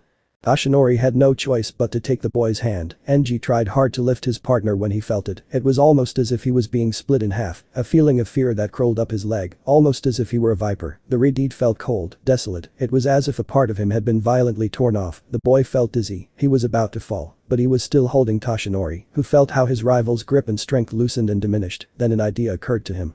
He was not defeated yet, and even less so if Genji was not going to fight. The next thing people saw was not a fight, but a massacre. Toshinori began to hit Genji savagely. The Redeed was as if in a trance, with his eyes looking nowhere. He could not even return the blows, much less stop him. Toshinori hit him in the face, in the side, he kneed him in the chin. The beating was such that Genji was already sweating blood. The people who at first applauded celebrating the blonde slowly stopped doing so, worrying about the Redeed now, because they knew that this was not a fair fight. The beating was such that even the blonde's teacher, the powerful heroine Nana Shimura, felt slightly disappointed in her pupil and genuinely worried about Genji. The teachers in charge were about to stop the fight, it had been enough even for them. Toshinori for his part had had enough, he was aware that he had won, so he took flight and charged his one for all to shout with all his might. Almight. Smash. The blonde's punch embedded itself in the boy's stomach and sent him flying out of the fighting arena, causing him to hit the wall of the stands and end up on the ground. Genji didn't wake up, apparently he had fainted but was still alive. They couldn't do anything. The teacher in charge went up to the arena and shouted it to the crowd, Yagi Toshinori was the definitive winner. But what no one knew yet was that Genji hadn't just lost the fight, a part of him had also died that day. After the fight everyone found out, the festival presenters had to cut the news regarding the event to announce that Todoroki had passed away. Apparently the powerful businessman was working when his agency suffered an attack by the powerful organization known as the Superpower Liberation Army, which, trying to make itself heard through violence. took the agency into its power, but did not count on the fact that the president of the agency was working and in a spectacle of courage and power, managed to withdraw the aggressors, as well as call the heroes and police, who finished the job capturing the group of terrorists and their leader called Yotsubashi Chikara, or as he was also known, Destro. Everything seemed to be going as planned, but in a fit of fury and revenge, Chikara used his quirk in an attempt to escape. Failing miserably, although taking a victim, which was poor Hayes, who could do nothing, dying almost instantly and falling as a hero for those who were there. On the other hand, Genji was in the infirmary. The beating had been such that even recovery girl said he could have fallen into a coma due to the damage suffered. The woman wanted to scold the blonde, but he had left once he received his medal. The boy was happy. Nobody could take the smile off his face. His friend celebrated, and although Nana reproached him for what he did, this did not dampen his spirits. The black-haired girl sighed tiredly and entered the recovery room where the boy was. "Nana, how's it going?" "Recovery. I have to heal him for periods of time. He is quite injured, at least he will live, and I assume he will wake up soon." "Nana. I'm glad. I'm a little surprised to see him like this. He was about to win, why would he stop at the last moment?" The woman saw the boy lying down while recovery just sighed. "Recovery. Nana, have you heard the news?" "Nana. No, but I don't understand the point." "Recovery. It's just a theory. After the appearance of Ko's quirks there are more doubts than answers to many things, but well, I ask you the question because someone died today." "Nana. Anyone? I still don't understand. What does a death have to do with his defeat?" "Recovery. Because he was the father of the boy Nana, Hayes Todoroki fell in battle." The woman opened her eyes in surprise. She couldn't believe what the nurse was saying. "Nana. Recovery, you're saying?" "Recovery girl. Like I told you before, Nana, it's just a theory, but he was her father. Don't you think that the girl somehow?" "Nana. I had a feeling that I was going to die." "Recovery. Exactly." The brunette paled. It wasn't a theory, and she was sure the UA nurse knew about it. Something like that had happened when her husband was killed. She was on a mission when something paralyzed her, an intense fear that simultaneously alerted her. Unfortunately, it had already been too late. Nana gulped as she stroked the boy's forehead and bowed her head. "Nana. Nobody should have to go through that, kid, things shouldn't have been like this." Saying this, the woman left the medical room. For its part, recovery continued treating Genji until he finally woke up. The director of the academy gave him his medal and congratulated him for his fight, but the Redeed did not listen to him. He was distracted, so when he could finally be discharged, he ran home without stopping despite the exhaustion. He stumbled several times, but got up quickly and continued running. Finally, the boy managed to reach his home where he did not see his father's truck. Worried, he took out his keys quickly and entered the house, where he was greeted by absolute cold and a feeling of loneliness that he could not describe. The boy had some bandages and some band-aids on his face, but did not feel the pain. The boy, not knowing yet what was happening, he poured himself a glass of water and sat on the couch in the living room to turn on the television. Serious mistake. Insert the resting symbol of peace theme and read on. All the channels were the same, each one gave the same sad news, the report of his father's death. Some called him reckless, some a hero, no one agreed. The scenes of what happened were shown on some channels, thanks to the security cameras, where everyone could see how the man did not give up despite the disadvantage. Even with a smile on his face, the black-haired man faced the villains. After playing the video, the cameras focused on what happened moments after Destro's last attack. Shortly before Hayes died, his wife Yukio came running to the scene. Unfortunately, the shot was cut off there to return to the studio where they focused on other things. Genji couldn't believe it. The boy was devastated. His whole body was shaking as he gritted his teeth. The Redeed squeezed the remote control so hard that he unintentionally activated his quirk, melting the device, but he didn't even notice it. There was no pain in his hand. The few wounds he had no longer hurt. His body no longer asked for a rest, and even if it did, Genji would ignore it because the boy was not in the mood to rest. The Redeed now understood. That's why he remained motionless. That's why he couldn't move. Genji couldn't stand it anymore and began to cry hard. His tears evaporated before he could touch the ground, but he ignored this. Genji didn't stop crying. No one could comfort him. There in the big mansion that was his house, he was alone. The boy cried until he fell asleep in the big armchair. He didn't even know when this had happened because he could only wake up when he heard someone entering his house. Genji quickly woke up and stood up to look towards the entrance door. The Redeed was waiting to see his father come in, that everything that had happened before had been just a nightmare that his mind had played for him to defeat. The false sense of relief washed over her as she slowly watched the door open. But all hope, all dream and longing for this was shattered when he saw only his mother pass by. The boy, increasingly discouraged, saw how Yukio was the one who entered his home and closed the door behind her. The elegant and attractive woman walked without cutting him off. Genji was already used to this side of his mother, but what surprised him was seeing how she stood without looking at him. She stopped. "Yukio? So you're here?"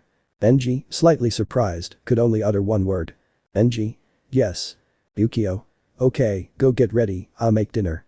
Iridid could only nod slightly. There was something strange about his mother. Enji was used to that vision of his mother so imposing and intimidating. But there was something strange about her. It was as if her flame was more extinguished than usual. Her always serious and stoic countenance now looked slightly downcast. It was the first time Enji saw his mother like that, the first time he saw her sad.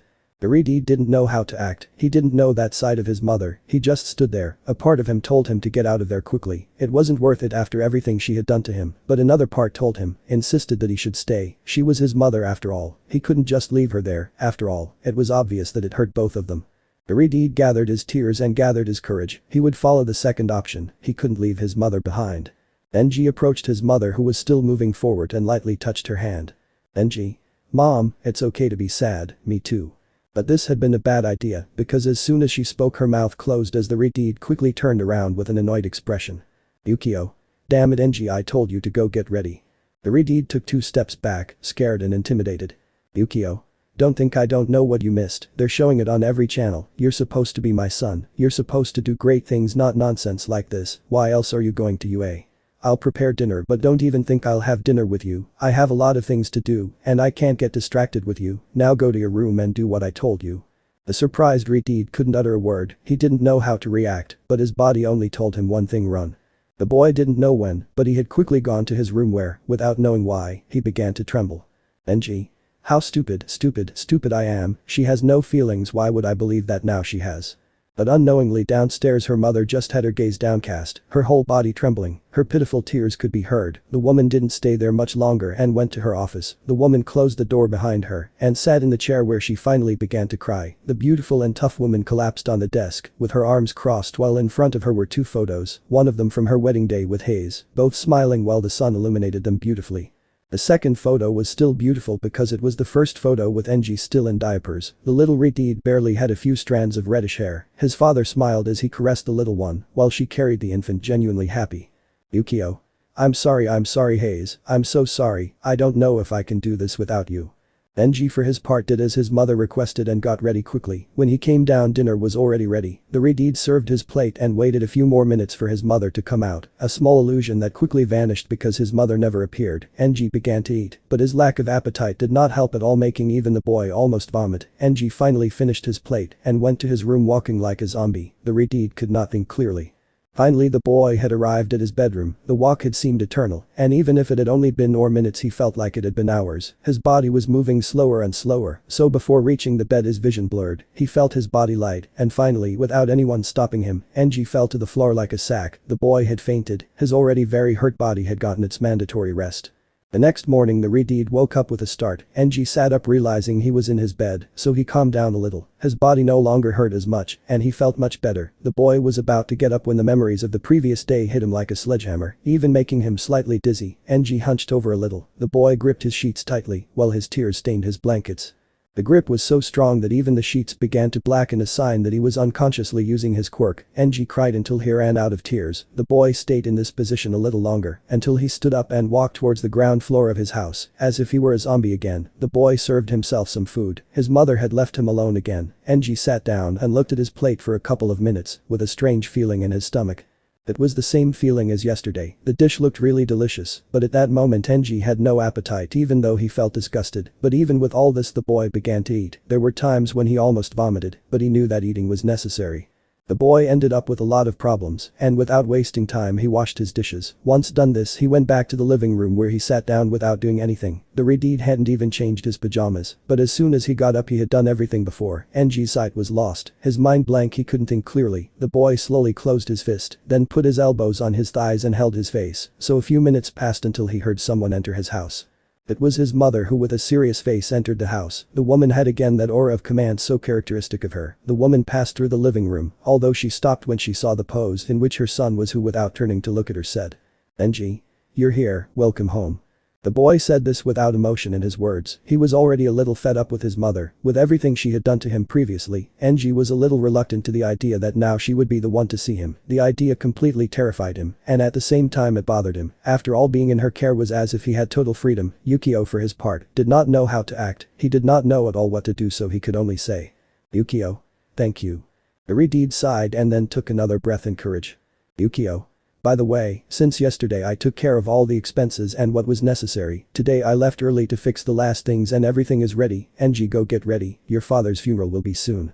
Origen only raised his eyes slightly, somehow he was bothered by the way his mother spoke, it seemed as if what his father said didn't bother him at all. In Enji's ear, his mother's words sounded as if it were just another transaction, which although it bothered him, he preferred not to say anything about it. Enji. Okay, mother. Yukio. Do it quickly, Enji, we don't have time to waste. Enji. Okay.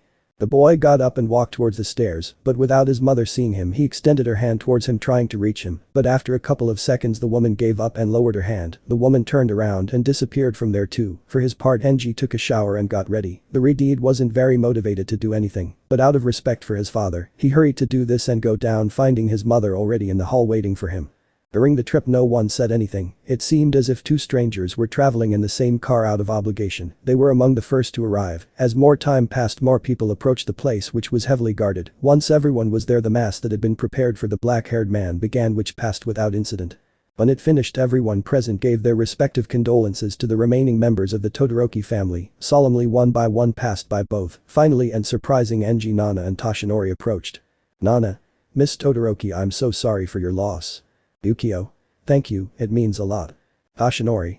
Whatever you need, we are here to help you. Yukio. Thanks, it's worth a lot coming from the 3-time UA champion. Iridi just narrowed his eyes in annoyance because he knew where the comment was directed, but he did nothing. For his part, Toshinori saw Enji, but he simply turned around and left from there. On the other hand, Nana approached the Redeed. Nana. I know what it feels like to lose a loved one, Todoroki, you are strong, I'm not saying you'll get over it, I know that's impossible taking into account who it's about, but try to accept it, live with it, and make every day worth living for your father. Enji. Thank you. The black-haired girl said goodbye to both of them and left the place. For their part, Enji and Yukio after a few minutes were the only ones in the place. In the sky the storm clouds were present, dawning on all those who hurried their pace or took out their umbrellas ahead of the future storm. Back at the cemetery, Enji and Yukio were the only ones there, and although they were both close to each other, the atmosphere made it seem that this was nothing more than a facade, since they were both far from each other. Yukio. Okay, well, I'm afraid we have to go, I'll drop you off at home, I still have to go to your father's agency, there are many matters to resolve. The Redeed fixed this, but her son quickly responded. Enji. I don't need you to carry me. Yukio. What did you say? Enji. I don't need you to take me, I want to be here a little longer, I'll go home alone. The woman looked intrigued at her son, who was looking at the place where the eldest Todoroki had been buried. Yukio. Enji. Enji. I'll be fine, don't worry about me. The woman just lowered her head sadly and turned away. Yukio. Okay, take your time, I'll be home late, get ready. Enji. Get ready to eat, I know. Yukio. Okay. The woman left, leaving the boy alone, who continued to look at the place. The boy clenched his fists, and a little fire came out of them. The boy clenched his teeth, annoyed, his eyes filled with tears. One of these rolled down his cheek, slowly going down, until it found the edge of his chin and fell to the ground in the same way that a drop of water fell from a cloud, and as if it were a joke in bad taste or a sign of empathy from some divine force at the same time, that the tear fell to the ground mixing with the earth. A drop of rain fell on Enji's head, who began to shed more and more tears, starting a painful cry, accompanied by a rain which accompanied the boy in his crying and camouflaged his tears. Iridid only swallowed a little of his sadness to be able to say a few words. Enji. Because you did it, Dad. Iridid began to remember those 2 occasions in which they both trained. His memory first recalled last year's as it was the closest. Dad, please never leave me. Iridid remembered his father's voice clearly, his laugh. Don't be silly, son. This is my house. Where else could I go? The boy shed even more tears as his memory went back further in time to those first training sessions as father and son. Never leave me, Dad, please. I'll never do it, Enji, you're my son, I'll never abandon you, I'll always be with you. Iridid clenched his fists, the fire began to come out, taking shape, evaporating the raindrops that approached the boy. Enji. You promised, Dad, you promised you wouldn't leave me. The boy looked at his father's photo before saying one last sentence. Enji. If you took care of me so much, then why did you leave me? The boy stayed there for a while longer until, having no other option, he left the place, but not before praying a little and lighting a candle and some incense before leaving the place. There it was that day. After that everything went wrong because now Yukio had the free path to be able to do whatever he wanted. The woman demanded twice as much from Enji, who became more and more upset with his mother because her demands, training and other things, were twice as intense as when his father was alive. Enji was exhausted, and that, whether he wanted it or not, was reflected in his academic grades, which although they were still outstanding. They did notice a slight drop in them which obviously bothered Yukio, who reprimanded Enji, who no longer let himself start screams in the house. Mother and son arguments were an everyday thing. At the academy things remained the same, with the slight difference that now Yagi walked through the halls with an air of superiority quite obvious. But nobody seemed to care because people loved him. He was the 3-time champion of the UA, the boy who made the name. Respect and prestige of the UA rise even higher, the only one to be recognized even among the professional heroes, as the closest to being number one. Yagi's ego was so great that he did not hide from belittling Enji, who no longer mattered to him, because he knew there was nothing he could do. So a few days passed until a surprise came for everyone, and it is that an object had arrived interrupting a fight in which Nana Shimura, Gran Torino and Yagi Toshinori himself were. For days nothing happened related to this, and soon everyone forgot about it. Then a stranger came to move to the UA, nobody said anything, and the stranger seemed friendly so nobody objected, but the real surprise came later, and it is that soon people had a new hero, a hero who was not like any other. The origins of this hero were rumored without reaching anything concrete, but what nobody discussed was that without a doubt he was someone incredible. His name said it well, a Superman. Genji spent his last days at the academy trying to make sure that what was happening at home wouldn't affect him, and with incredible effort he succeeded. After a few months his graduation day arrived. The boy proudly wore his uniform knowing that he had achieved it. Maybe he wasn't a champion as he had always wanted, but at least he had made a historic mark in terms of grades. The only relatively bad thing besides the obvious support and favoritism that Toshinori had was that his mother had missed the award ceremony. Enji searched for her everywhere but soon gave up. He knew the eldest and knew it was useless. Yukio wouldn't come. After this days passed where the Ridi debated his future plans while doing his work as a hero. The boy had already put a clear distance with his mother, so he decided to continue on his own. Enji was skilled, and when he found out that Toshi had left the city, he thought it would be something more equitable, and although in large part it was like that now he also had to compete against Superman. The black-haired boy surpassed him in several aspects. Not only because of his wide range of skills, but also because he already had a fan base long before Enji graduated. At least it seemed that the Superman was not vain like the blonde, which made the Reddit a little happy.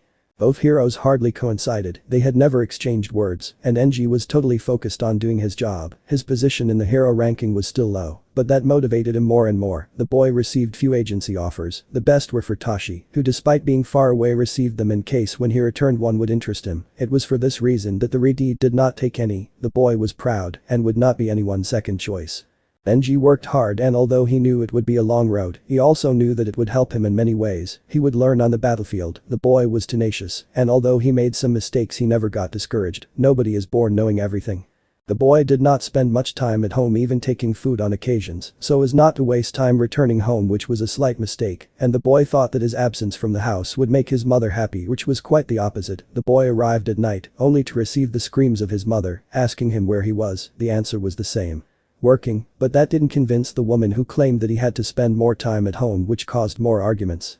So some time passed until Enji, fed up, decided to continue alone. The boy made a few calls as well as check some things. His plans had to be secret. Fortunately for him he had no friends, so the indiscretion didn't worry him. The Reddit had a goal in mind, and he couldn't wait to fulfill it. So some time passed until one day the boy left. Yukio was working and didn't notice this, but even so in the distance, sitting in her office, the woman felt strange. It was a strange feeling, something she had never felt. It wasn't something that required medical attention, or at least that's what the woman felt. It was something similar to an enormous loneliness, as if suddenly something had been ripped from her. The beautiful Reddit stopped all her activities at work. Sat up straight and began to meditate. She soon realized that she had lied to herself. She had felt something like that before, only once in her life, and it was the day Hayes died. The woman quickly thought of her son and with impressive speed turned on the television and watched all the news channels, searched the internet and also gave an order. She wanted all the information corresponding to her son and his activities as a hero to be brought to her. The woman began to tremble. Her hair became a little hotter, and in her desperation when she saw that all her employees were standing up, she gave a loud scream. "Yukio. I gave them a damn order." The woman burst into her office, ignoring that her subordinates had not stood still out of laziness but out of surprise.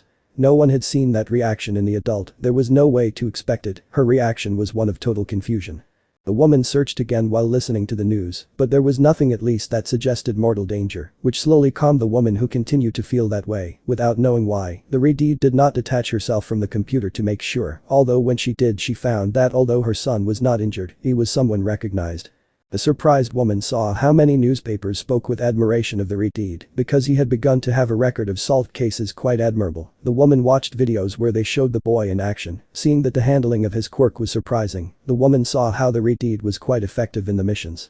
Some media outlets even predicted great things for the young man based on his performance, which made the woman smile. She could tell she was proud of her son, but unaware of the other side of the coin, a coin that was in her home. The woman continued to feel strange, but decided to ignore it. At some point it would surely pass. The Redeed even thought that this feeling was about finally seeing him and feeling proud, because Genji had fulfilled what he had always said, to stand out. The woman finished her workday, and while she was taken home in the limousine her mind wandered elsewhere, trying to find the right words to congratulate her son. The adult even thought about buying her son a gift as if he were a child, but soon realized that this was ridiculous, and not because of the fact of buying him something, but because she didn't know what he liked. Yukio racked his brains thinking of an appropriate gift for the Redeed, but no matter how much he thought nothing came to mind. The woman was close to giving up, but soon thought that it didn't have to be that way. Her son was late for work, even now later than her. The woman could go into his room and see something, anything that gave her an option on what to give him, and then sent to buy it, or better yet, buy it herself. The Redeed smiled satisfied. It was okay if she spoiled her son for once, so thinking this the woman enjoyed her trip. Arriving after a short time to her home, the woman entered, but as she took the first step inside again that feeling of loneliness took hold of her. The house felt totally cold somehow. Yukio turned on the light seeing that everything was clean. The beautiful woman just smiled before thinking to herself. Yukio. Thinking even though he has to go out and save everyone, he does the chores here. Yes, he definitely deserves an award. The woman walked towards her office where she locked herself in for a few minutes. There were some papers that required her immediate attention, but it was more her desire to pamper her son that she had even finished faster than usual. Yukio felt happy, and once he made sure that everything was in order he got up, although when doing this, he saw one of the pictures he had on his desk, a photo from many years ago. It was when Genji was a baby. The woman smiled, remembering those yesterdays. Flashback. You can see the Redeed with her husband running from one side to the other. The black-haired man had not only one, but several bottles, while Yukio headed towards a certain part of the house. In the background an incessant crying was the reason for the race of both parents. The black-haired man quickly went up the stairs, heading towards a room where after turning on the light, he saw that in his crib, the youngest Redeeded newborn was still crying. The man put the bottles on a blue desk and his arms went towards the baby, lifting him with incredible softness. The black-haired man approached the table and took one of the bottles and looked towards the door with a little desperation while rocking the baby. Haze. SHH rocking the infant. Calm down, son, mommy, it won't be long, everything will be okay. Hayes couldn't finish saying this when he heard them quickly going up the stairs. The black-haired man smiled and after a couple of seconds, he saw how it was the woman who entered the room with many things in her hands. Yukio. Are you okay, Hayes? Hayes. Yeah, I think I just missed you. Look, it's calmed down now. The woman soon realized that the baby had stopped crying. As she approached she saw how the little one saw his mother slowly calming his crying. The Redeed felt her heart break as she saw how the last tears were flowing from the baby's small eyes. The woman left everything she had on the table, just as Hayes had done, and approached her husband, who carefully passed the little one to her. The woman took him in her arms and began to rock him gently. Yukio. SHH, don't cry son, I'm here, I'll never leave you again, I promise. The Redeed breathed calmly, and after hearing these words he snuggled up to his mother's chest feeling her warmth. The woman smiled maternally while her husband smiled. Hayes. And you said you wouldn't be a good mother. Yukio. I was never taught how to be a mother, darling. Hayes. Nobody is taught, my love, we learn as we go, but look at you, you are an expert. Yukio. Shut up, by the way when I was coming up here I dropped some things, could you get them Hayes please? Hayes. Hehe, you have no remedy, I won't be long little one. The black-haired man gently stroked his son's head and then kissed his wife on the cheek, making her smile. The woman saw her son and kissed his forehead. Yukio. You see, you don't have to cry, I'll always be here son, I'll always protect you my little Genji. So we move on to another scene. Not much had passed since Genji had turned 2. The parents were happy, their son was growing wonderfully. What surprised them was that the child was already babbling a few times. It wasn't long before he said his first words, and both parents knew it.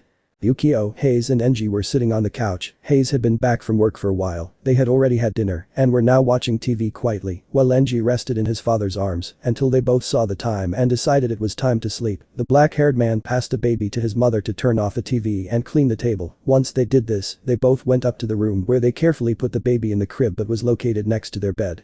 Once this was done they both put on their pajamas, although the peace that was felt in the room was interrupted by the crying of little Genji, who had woken up from his sleep suddenly. Yukio didn't think twice, and together with her husband they went with their son. Yukio acted quickly carrying the baby rocking him in his arms. Hayes. Did he leave the bathroom? Yukio. It doesn't smell. Hayes. Are you hungry? Yukio.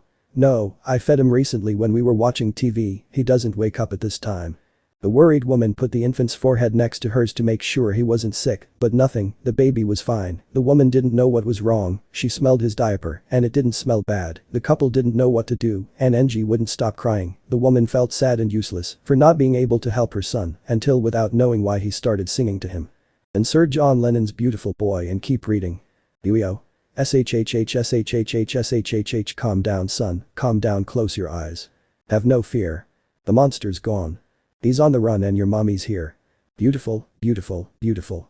Beautiful boy. Beautiful, beautiful, beautiful. Beautiful boy. The surprised black-haired man quickly recognized the song, although he didn't know that the Redeed would dare to sing it, although upon hearing the change in the lyrics he smiled. Hayes. Hey, I'm here too. The woman just smiled but continued singing to her little one who was slowly beginning to calm down. Yukio. Before you go to sleep. Say a little prayer. Every day in every way. It's getting better and better. The woman took a breath, she didn't know why she started singing, but what she did know was that her little one was calmer, and there was nothing more important than the safety of her little one. Yukio. Beautiful, beautiful, beautiful. Beautiful boy. Beautiful, beautiful, beautiful. Beautiful boy. Inspired and moved by his partner's act, Hayes decided that he would not leave her alone. After all, Genji was also his son. The black-haired man hugged his wife from behind and joined him in her song before the eyes of his little one who watched them both attentively. Yukio Hayes. Out on the ocean sailing away. I can hardly wait to see you come of age. But I guess we'll both just have to be patient. Cause it's a long way to go. A hard road to hoe. Yes, it's a long way to go. But in the meantime. Both adults looked at each other with a smile that was shared by their little one who was already beginning to feel tired. His little eyes were beginning to close, touching the parents who continued singing, lulling the little one. Yukio Hayes. Before you cross the street. Take my hand. Life is what happens to you.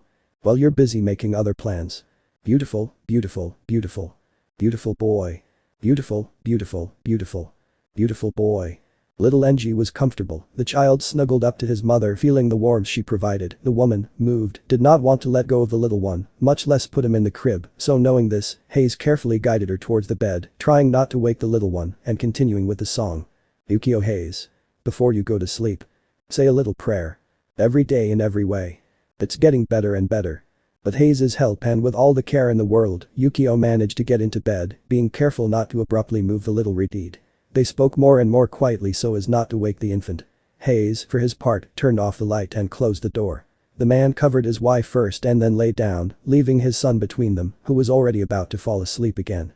The woman looked at her husband and together they finished the song, looking at the little Redeed, moved, unaware that the image of the three of them, even in the darkness, was already a touching picture for anyone. Yukio Hayes. Beautiful, beautiful, beautiful. Beautiful boy. Darling, darling, darling. Darling boy. The Redeed yawned at the same time that both stopped singing. Yukio kissed the Redeed's forehead with all the love in the world. Hayes. Whispering, you did notice that you changed the lyric several times, right? Yukio. It was only twice exaggerated. The black-haired man smiled as he looked at his wife. Hayes. I love you Yukio. Yukio. And I like you, you have no idea. The black-haired man moved very carefully, managing to kiss his wife, making them both get a little closer, and thanks to this, they could hear little Genji say something before falling asleep. Genji. Mom. Then the Redeed yawned one last time before falling completely asleep again. Hayes saw how his wife slowly lowered her head, and after this some tears ran down her face falling on the mattress, worrying the black-haired man. Hayes. Yukio, are you okay? Yukio. Crying did you hear it Hayes? Genji spoke my son said his first word he spoke for the first time. The Redeed looked up letting her husband see the smile as tears fell from her face making Hayes smile. Hayes. Haha, I heard it and why are you surprised? He's your son, he's as smart as you, my love. The Redeed lay down and took his wife's hand, who smilingly gave her son a light kiss on the forehead, being careful not to wake him up. Yukio. Good night Genji, I'll see you in the morning. The woman said this and lay down, then fell asleep next to her family. Flashback end. The woman looked at the photo and without knowing why she took it out of the frame and put it in her jacket, then she went to change her clothes for something more comfortable, although having the photo with her again, she didn't want to lose it. The woman prepared something to eat for herself, and after eating she went up the stairs, she didn't know why, but she was nervous, her stomach was turning, it was as if something inside her was telling her not to go up even her body felt heavier. The woman for her part stopped, breathed deeply before moving forward. Yukio. Yes, I know, I haven't been the perfect mother, I've made mistakes, and I know that entering his room is forbidden, but I have to do it. The woman continued moving forward, her body still felt heavy, but she was willing to continue. The woman arrived at her son's room, realizing that he no longer had the pendant with his name on it, which surprised her, but she didn't give it much importance. The woman took the doorknob but thought.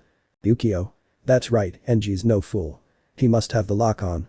Now, how do I get in? Damn, maybe if I call one of his friends. Uraraka then began to remember, she had to remember a friend that her son had mentioned. To her mind only came all the insults, the screams that she had given to her son, that increased the feeling of loss in the woman who turned her head. The beautiful woman took the doorknob and turned it, realizing that the knob did not resist. It meant that it was not locked. Yukio, intrigued, slowly turned the door. In her mind, her sense of mother set off all possible alarms. The woman should not do this. The Uraraka entered her son's room, seeing through the window that it was raining outside. The room was dark, it seemed clean. The woman took a step inside, ignoring all the alarms that had in her head, and turned on the light illuminating the room. He soon realized that this was a very bad idea. Fushon Miwaki's moonlight and bring the tissues. The room was completely empty, there was no sign of life, it was as if everything had suddenly vanished. The woman looked at the floor, there was the furniture that Hayes and she had bought for her desk, the chair and obviously the bed, but that was all. The woman felt her chest tighten, as well as the thread of tears come out, as she saw that her son was no longer there. The woman looked at the walls. The shadow of missing posters and paintings was the only thing that could be seen on the bare walls. The woman running approached the small table, kicking and accidentally knocking over the chair, making a noise when it hit the floor that spliced next to a lightning bolt that illuminated the entire room. The power went out in the house, but using the light that her burning quirk gave her, the woman checked the drawers, realizing that they were empty. Yukio ran to the closet and opened the doors, seeing that there was no shirt or pants there. The woman checked the drawers, but found nothing. Yukio turned to look at the bed, realizing that it was perfectly fine lying on the old sheets that had been given to her. The woman focused her vision better, realizing that there was something on it. The woman stood up and quickly took what was there, realizing that it was a folded sheet of paper. The woman unfolded it, realizing that it was a letter. Mother, yes, I know this seems like a cowardly escape, and yes, maybe it is. I also know that you will probably be furious with me, but before you burn the letter and send an entire army after me, let me explain. This is something I was thinking about for a long time. I couldn't find the courage to do it, much less to tell you. After all, I didn't know how to do it. I thank you for everything you have done for me. As you see, I didn't take anything that didn't belong to me. I managed to find a place to stay. You can rest easy about that. It's something modest, but it will help me start over. Mom, I want to apologize. I know I haven't been the best son and I'm sorry for that. I know I wasn't what you wanted and that you're ashamed of me. Sorry if I didn't live up to expectations or if I wasn't what you thought. I forged my own path and always tried to live up to your expectations, but now I see that I'll never achieve it. I'm not angry with you. I couldn't if I leave it so as not to bother you anymore. My presence in the house is a cause for fights and I don't want that. You deserve to be happy just as you surely were before I was born. Sorry for ruining your life, Mom, and for always disappointing you. I'll try to be better from now on. Take care of yourself. Uraraka had her eyes open. She didn't know what was happening. Without knowing it, the tears ran down her eyes and fell on the sheet of paper, staining it slowly. The woman pressed the letter, reading the last part. I love you, Mom. Genji. At that moment the woman fell to her knees and began to cry inconsolably. Her reddish hair, always burning hot from the use of her quirk, had now gone out. The light that was above her had gone out, plunging the room and the woman into darkness. Outside, the rain and lightning fell incessantly. People ran home without stopping, ignoring the greatest pain a mother could feel. The pain of losing her only son. Uraraka took out the photo she had. The woman caressed the face of her deceased husband and that of her son. Now she knew she had finally achieved it. Because of her arrogance, her selfishness, she had lost everything. The woman was sitting on the floor while hugging her knees. Suddenly her mind, in a bad move, illuminated the room. The furniture was changed for smaller ones. The floor was filled with toys. The floor had a carpet which was walked on by Genji, who crawled pushing a ball. Suddenly, and carrying him by surprise, a younger Yukio appeared. The woman picked up her son and kissed his belly, making some trumpet calls, causing the tender infant to laugh. Yukio illusion. Let's see who's the cutest boy in the world. He, obviously you're right, my little Genji. Ooh-oh, he. The woman lifted the little boy in the air and then lowered him again, making him smile. The image changed to another, showing how the little boy with problems stood up and in an act of tenderness and impression began to walk. He did it with problems, but he did it. Again the old Yukio entered the room, surprised to see this. The expression on her face was of total surprise. The woman opened her mouth without being able to articulate a word, but then she screamed. Yukio illusion. Hayes, run, our little Genji is already walking. The illusion of the deceased patriarch of the Todoroki family came running just as his wife told him, surprising himself. The man raised his arms to the sky in a sign of victory and pride. Yukio did not have to say anything. The adult took out his phone and began to take pictures of the little Reed who, being distracted by seeing his parents, lost his balance, but before he could fall, Hayes threw himself managing to hold the Reed in the air, and although the adult managed to lift his son, that did not prevent Yukio, also driven to save her son, through herself colliding with a man, knocking him down, but managing to keep the little one safe. Both adults on the ground looked at each other and then smiled and started laughing seeing their son. Hayes. Yes. That's my son, my strong boy, he's already walking. The Reed saw this while more tears came out. Suddenly a flash of lightning illuminated the room again, disappearing the illusion and bringing the woman back to reality. Yukio Todoroki saw the photo and crying inconsolably again, he pressed it against his chest. Yukio. I'm sorry Hayes, I'm sorry, I'm so sorry, I messed up, I took our son away, I took Genji away, I let you down. The woman continued to cry inconsolably, staining the wooden floor with her tears and dropping the photo to the floor, showing the image of the smiling family for the last time. For his part, the Reed had already arrived at his new house, he had left early, he had to work.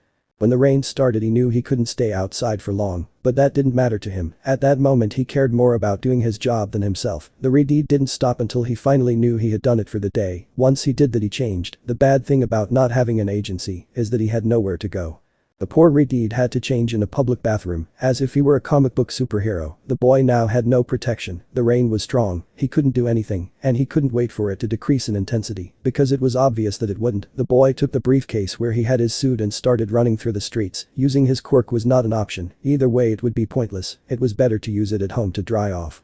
The boy ran quickly trying to get home even though it was quite far away. Genji ran without stopping until a reckless driver in an act that denoted little vehicular culture invaded a lane intended for cyclists, hoping to overtake some cars, but this was very narrow, and in that move he managed to hit Genji in the arm, pushing him into a puddle of water. The boy spit out the water that had managed to get into his mouth. His arm hurt quite a bit, his jacket was soaked and could no longer cover it. His hair covered his eyes, but still weakly he looked up to see that in front of him was a building which had a screen on top which passed international news. The Reed got on his knees in pain, and then the announcement lit up bothering Genji a little who looked better at the screen to realize that it was a fairly young journalist who was giving news with obvious emotion. The news was nothing more than to announce another great achievement of Almight in the United States. The Reed sighed. Lately everything had been writing about him, fires, rescues, etc. etc. Now it was about him having managed to save many people from a fire, apparently at a university. The blonde smiled as always showing off a spectacular suit courtesy of a young promising scientist in America. The reporter gave a sigh of love before speaking with even more emotion, highlighting the achievements that the blonde had achieved. Genji lowered his head and shook it negatively. He had nothing to gain by staying there. The boy was about to get up when he heard. Reporter. There are even reports that seem to claim that young Almight is being considered for the award of number hero, as well as the great and world-renowned title of symbol of peace. There's no doubt that a man like him deserves it, someone who has saved us daily using his super strength and loving us all with his super heart without exception. On behalf of this channel, we just want to tell Almight that we congratulate him. That award can have no other owner but you, and we look forward to your next return to Japan. The Reed gritted his teeth. Almighty wasn't even in Japan, and yet he was close to being number one. Genji hadn't stopped working since he started, and he was barely in the top 20. The Reed gritted his teeth annoyed, frustrated, soon tears sprang to his eyes as he was kicked by a stranger. What are you doing, idiot? Get out of the way. If you want to be in the way, do it somewhere else, you stupid bum. The Reed hit the ground hard but knew it would be no use. The boy stood up and tried to grab his suitcase, realizing it was no longer there. The boy quickly stood up and started looking for it, realizing it was in the trash. Genji didn't even know when they had put it there, but he quickly grabbed it and ran again, now limping on one knee from the fall and with pain in his arm. The boy finally got home and using his quirk, he dried himself, although he knew he should take a shower and wash his clothes. The Reed wanted to use the washing machines downstairs, so he went to get his money to pay for the service, but when he opened his suitcase, he saw that his wallet was gone. Apparently someone had stolen it while he was on the ground. The boy clenched his fists and again began to cry in despair. Several days passed like this. The Reed was definitely having a bad time, but he still didn't give up. Gathering his money he managed to get several essential things for his house. The boy didn't hear from his mother again. Apparently the woman had kept on not looking for him, or maybe she wasn't even interested that he had left. The Reed didn't get his hopes up and continued with his work. One day something good would happen, Genji was sure of that. So several days passed, Genji was already used to his new lifestyle. With the passage of time his actions became noticeable. He had finally risen a little in the ranking, which meant that he was paid better. They had even offered him the option of founding his own agency, which would be an advantage. The boy accepted, but the procedures were too cumbersome, and even more so being relatively a novice. There were times when the Redeed lost hope, even seriously thinking about quitting. But fortunately he quickly recovered. He couldn't let everything affect him. Luck began to smile on him when by pure luck, he saw how in the newspaper there were reports on the front pages narrating his actions. The Redeed was surprised as well as intrigued. Nobody did this. The boy read the note surprised by what he read because it was quite well written. The rookie hero looked for the author, finding the name at the bottom of the page. Clark Kent. The Redeed had never heard that name before, but mentally thanked him. At least someone noticed his effort. So a few days passed where the popularity of the fire hero was increasing, his place in the ranking was rising, slowly but surely. The boy was calm, he never rested, but he knew that his effort was finally bearing fruit. So Genji felt calmer, and on one of the many occasions the Redeed went out to buy food. It was about to get dark, the boy had returned from work, and once he changed his clothes, he went to the mini supermarket that was nearby. He would have saved time by entering with his hero costume, but he would not abuse the power to get free food. The boy entered and began to do the pantry when he heard a lightning. Todoroki cursed under his breath and then grumbled a little. He did not have a jacket, and he had not brought an umbrella either. Soon the roof began to rattle courtesy of the many drops of water that fell. The Redeed went to pay and looked out, seeing that no matter what happened, the water would not give in again. The boy just sighed and turned around, seeing that the store manager had put a double bag on him. Genji was about to ask, but the manager, an older man, answered. Don't let it break, they don't make bags like they used to. If it falls everything you bought would be damaged. The Redeed saw the bag and smiled at the manager. Genji. Thank you.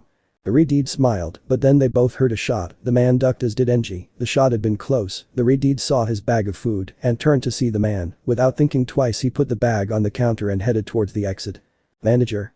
Wait, where are you going? They could kill you. Genji.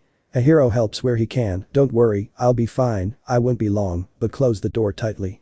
The Redeed left the store and the manager did as requested. The boy heard a shot again, now closer, so he quickly ducked, but immediately after he heard a woman scream. The Redeed, guided by the scream, found his target. It was three guys who had a girl cornered. The Redeed didn't think twice and headed towards them. Genji. Hey you idiots, you better leave, you're bothering the lady. One of the subjects, who seemed to be the leader, looked up, took a branch that was immediately covered in steel, and forcefully stuck it into the sweatshirt of the girl who screamed. The subject had hooked it to the wall. Don't move, Hitch. The Redeed didn't like the comment and walked towards the guy. He didn't have his hero suit, but that didn't matter, at least not at that moment. He still had his license. Genji. Didn't your mother teach you to respect women? Or maybe you're an orphan, that's why you want to take it out on everyone. Insolent, who the hell do you think you are? Genji. It doesn't matter who believes me. Are we going to kill him, Hio? Yes, that's a good idea, Hio-san, we have to kill him. Hio. Under other circumstances I would silence them, but they are right, let's kill this idiot. Genji. You asked for it. The three subjects approached the Redeed, who walked with force. After a while the fight was over. Now the three subjects were sitting on the floor, knocked out and tied with packing tape. Genji had marked the authorities and approached the female. Genji. Are you okay? Do you need help? The Redeed didn't want to touch the branch, thinking he had hurt the girl, but the woman weakly responded. I'm not hurt. Genji. What are you saying? I can't touch myself, I'm fine, can you take it off please? The Redeed accepted and took the branch, which he pulled off with a jerk. The rain continued to pour down, and Genji was getting wet. The Redeed was getting soaked once again. The girl saw this, and reacting quickly, she bent down feeling the ground until she stood up with an object which she quickly opened, showing that it was an umbrella, and put it over Genji's head, preventing him from getting wet, surprising the boy. Genji. What are you? By avoiding getting more wet, you could get sick. Genji. This is weird, thanks. First time someone thanks you. Genji. Something like that. The girl took out her phone but sighed in annoyance. Genji. What's up? Those idiots, they managed to hurt my phone, they tried to kick me, I resisted, I thought I was safe, but my phone didn't. The girl took out her phone, letting Genji see that the screen was broken. Genji. How bad? My parents are going to kill me, and this rain is horrible, it never ends. It's okay that my quirk is cold, but that doesn't mean I have to like it. Genji. Come. Where to? Genji. To the mini supermarket, I left my food there, you won't be alone. True, thanks stranger. Genji. Haha, that's true, sorry, my name is Genji. Genji. Genji what? The boy took a deep breath. He knew he was sick, but he still didn't like to boast about his last name and his family problems, so he could only say. Genji. For now just Genji he. The girl was surprised but smiled, believing that she had her reasons, so heading towards the light of the lamp she spoke again. Well, for now just Genji, I am Ray. Genji. Haha, nice to meet you Ray, but you forgot one thing. Ray. What? Genji. I don't know what's next, I mean Ray what? The boy saw how the girl in front of him smiled, now he saw her features better, she was a pretty thin girl, not very tall, with snow white hair and beautiful grey eyes, the white-haired girl bent down slightly, while she put a finger to her mouth amused. Ray. Let's leave it just at Ray, you would say, he. The Redeed smiled and walked forward with the girl, but stopped. Genji. Wait. Ray. What's wrong? Weren't you going to get your food? Genji. What will we do with them? Pointing at the evildoers.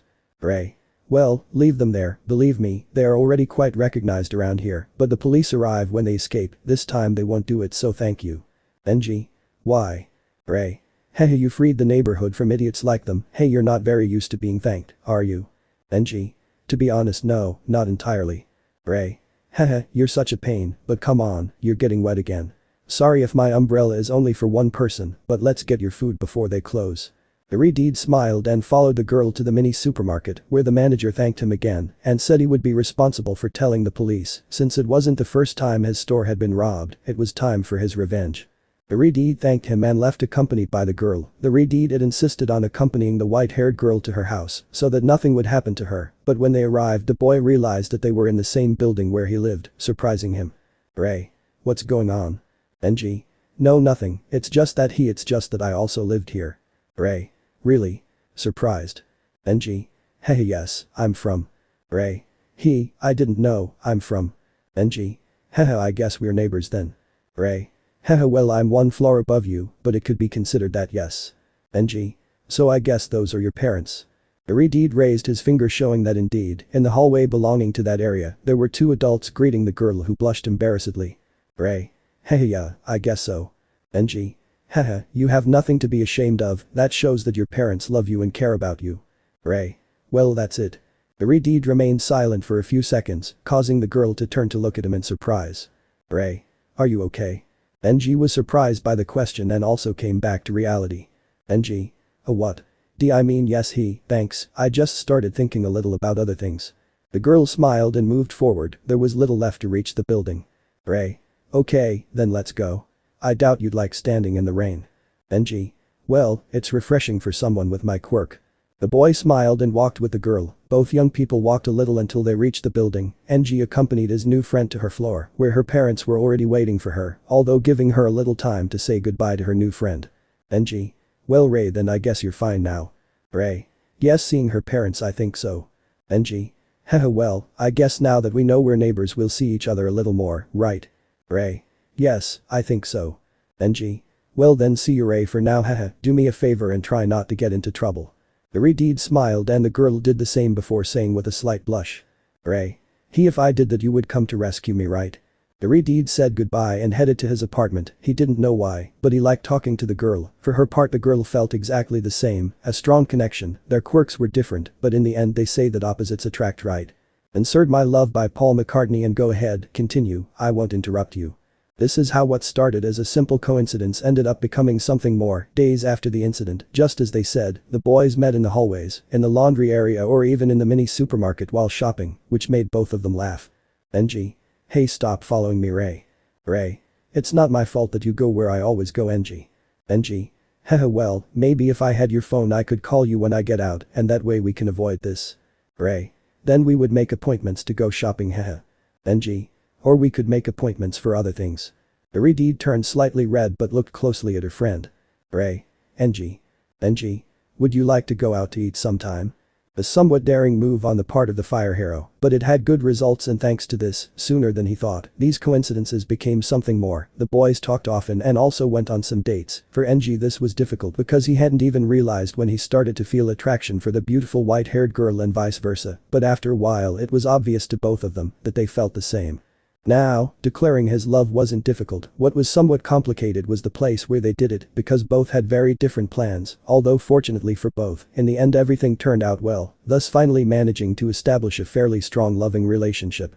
Their bond was so strong that even after meditating on it for a couple of days, Genji revealed the truth to Ray about his heroic work because he didn't want to lie to the girl. Rei, for her part, was surprised, and although at first she was worried about the dangers that this entailed or took a long time to accept it, in the end it was understandable. Rei understood that she shouldn't worry because she knew that the Redeed was a hero by nature. The couple was happy, and even though dating was something totally new for both of them, this was not a major problem because it was their inexperience that brought them closer together.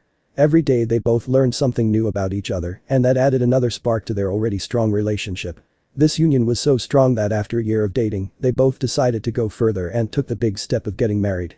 On the part of Rei's family, everyone was delighted with the idea because they fully trusted the boy who, since they formally met him, gave them an air that inspired confidence and security, so obviously accepting this union was not difficult at all.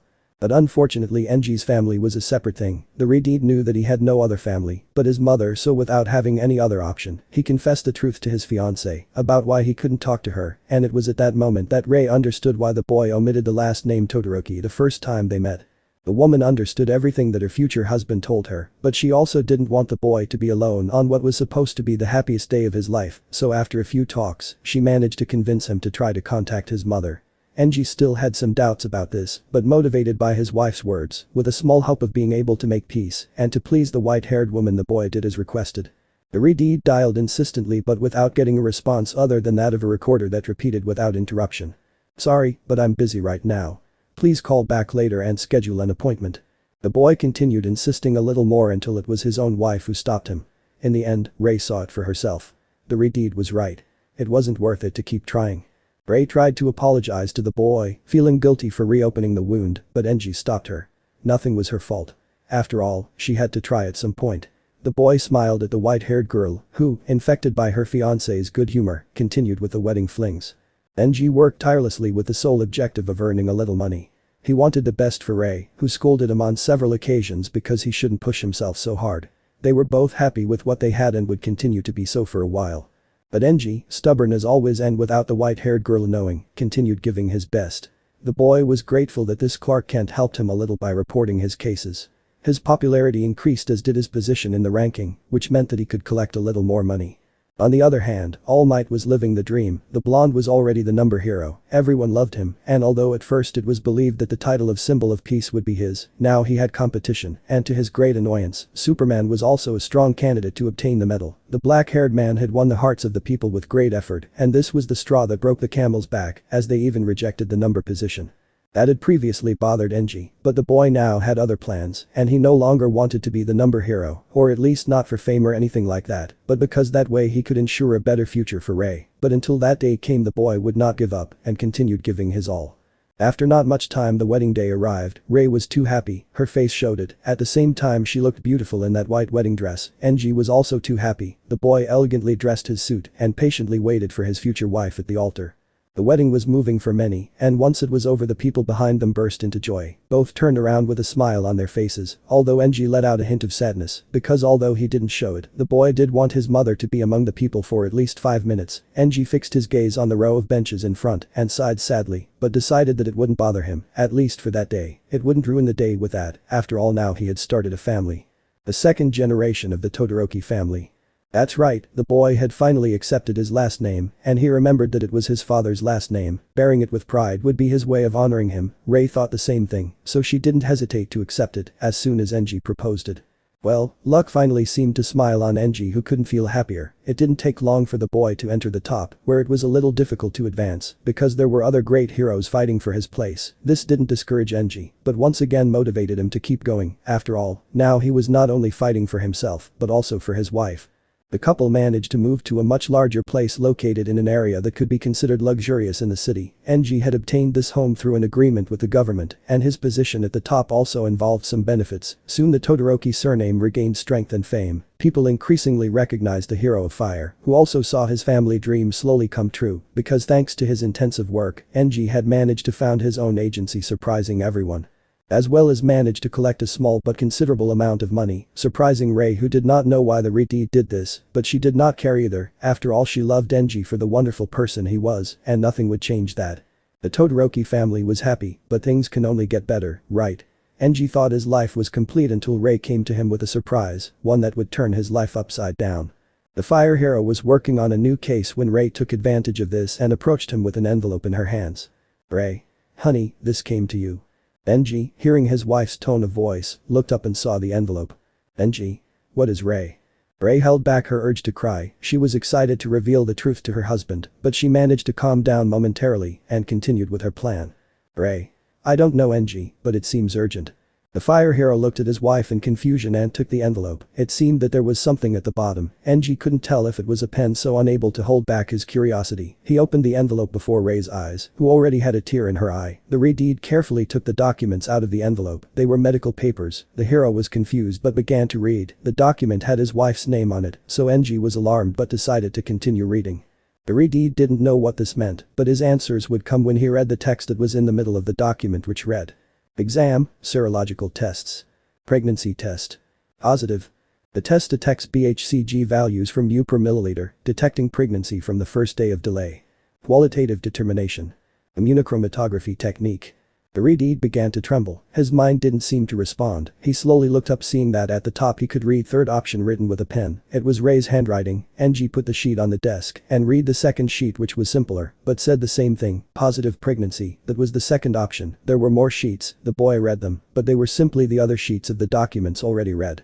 The Redeed didn't know which one was the first, but then he remembered the object in the envelope, so carefully Genji put the documents on the desk and turned the envelope over, dropping a small positive pregnancy test, which came with a post-it that had the number 1 and a note which again had Rei's handwriting, and without wasting time the boy read. Yeah, I didn't believe it either. At first, I thought the test was probably lying. You know, there's always a chance, a small margin of error. But when I went to the doctor, well, you saw 2 other options. The Redeed was still in shock. Slowly the boy looked up, meeting his wife's tearful gaze. Genji. Rei, is this true?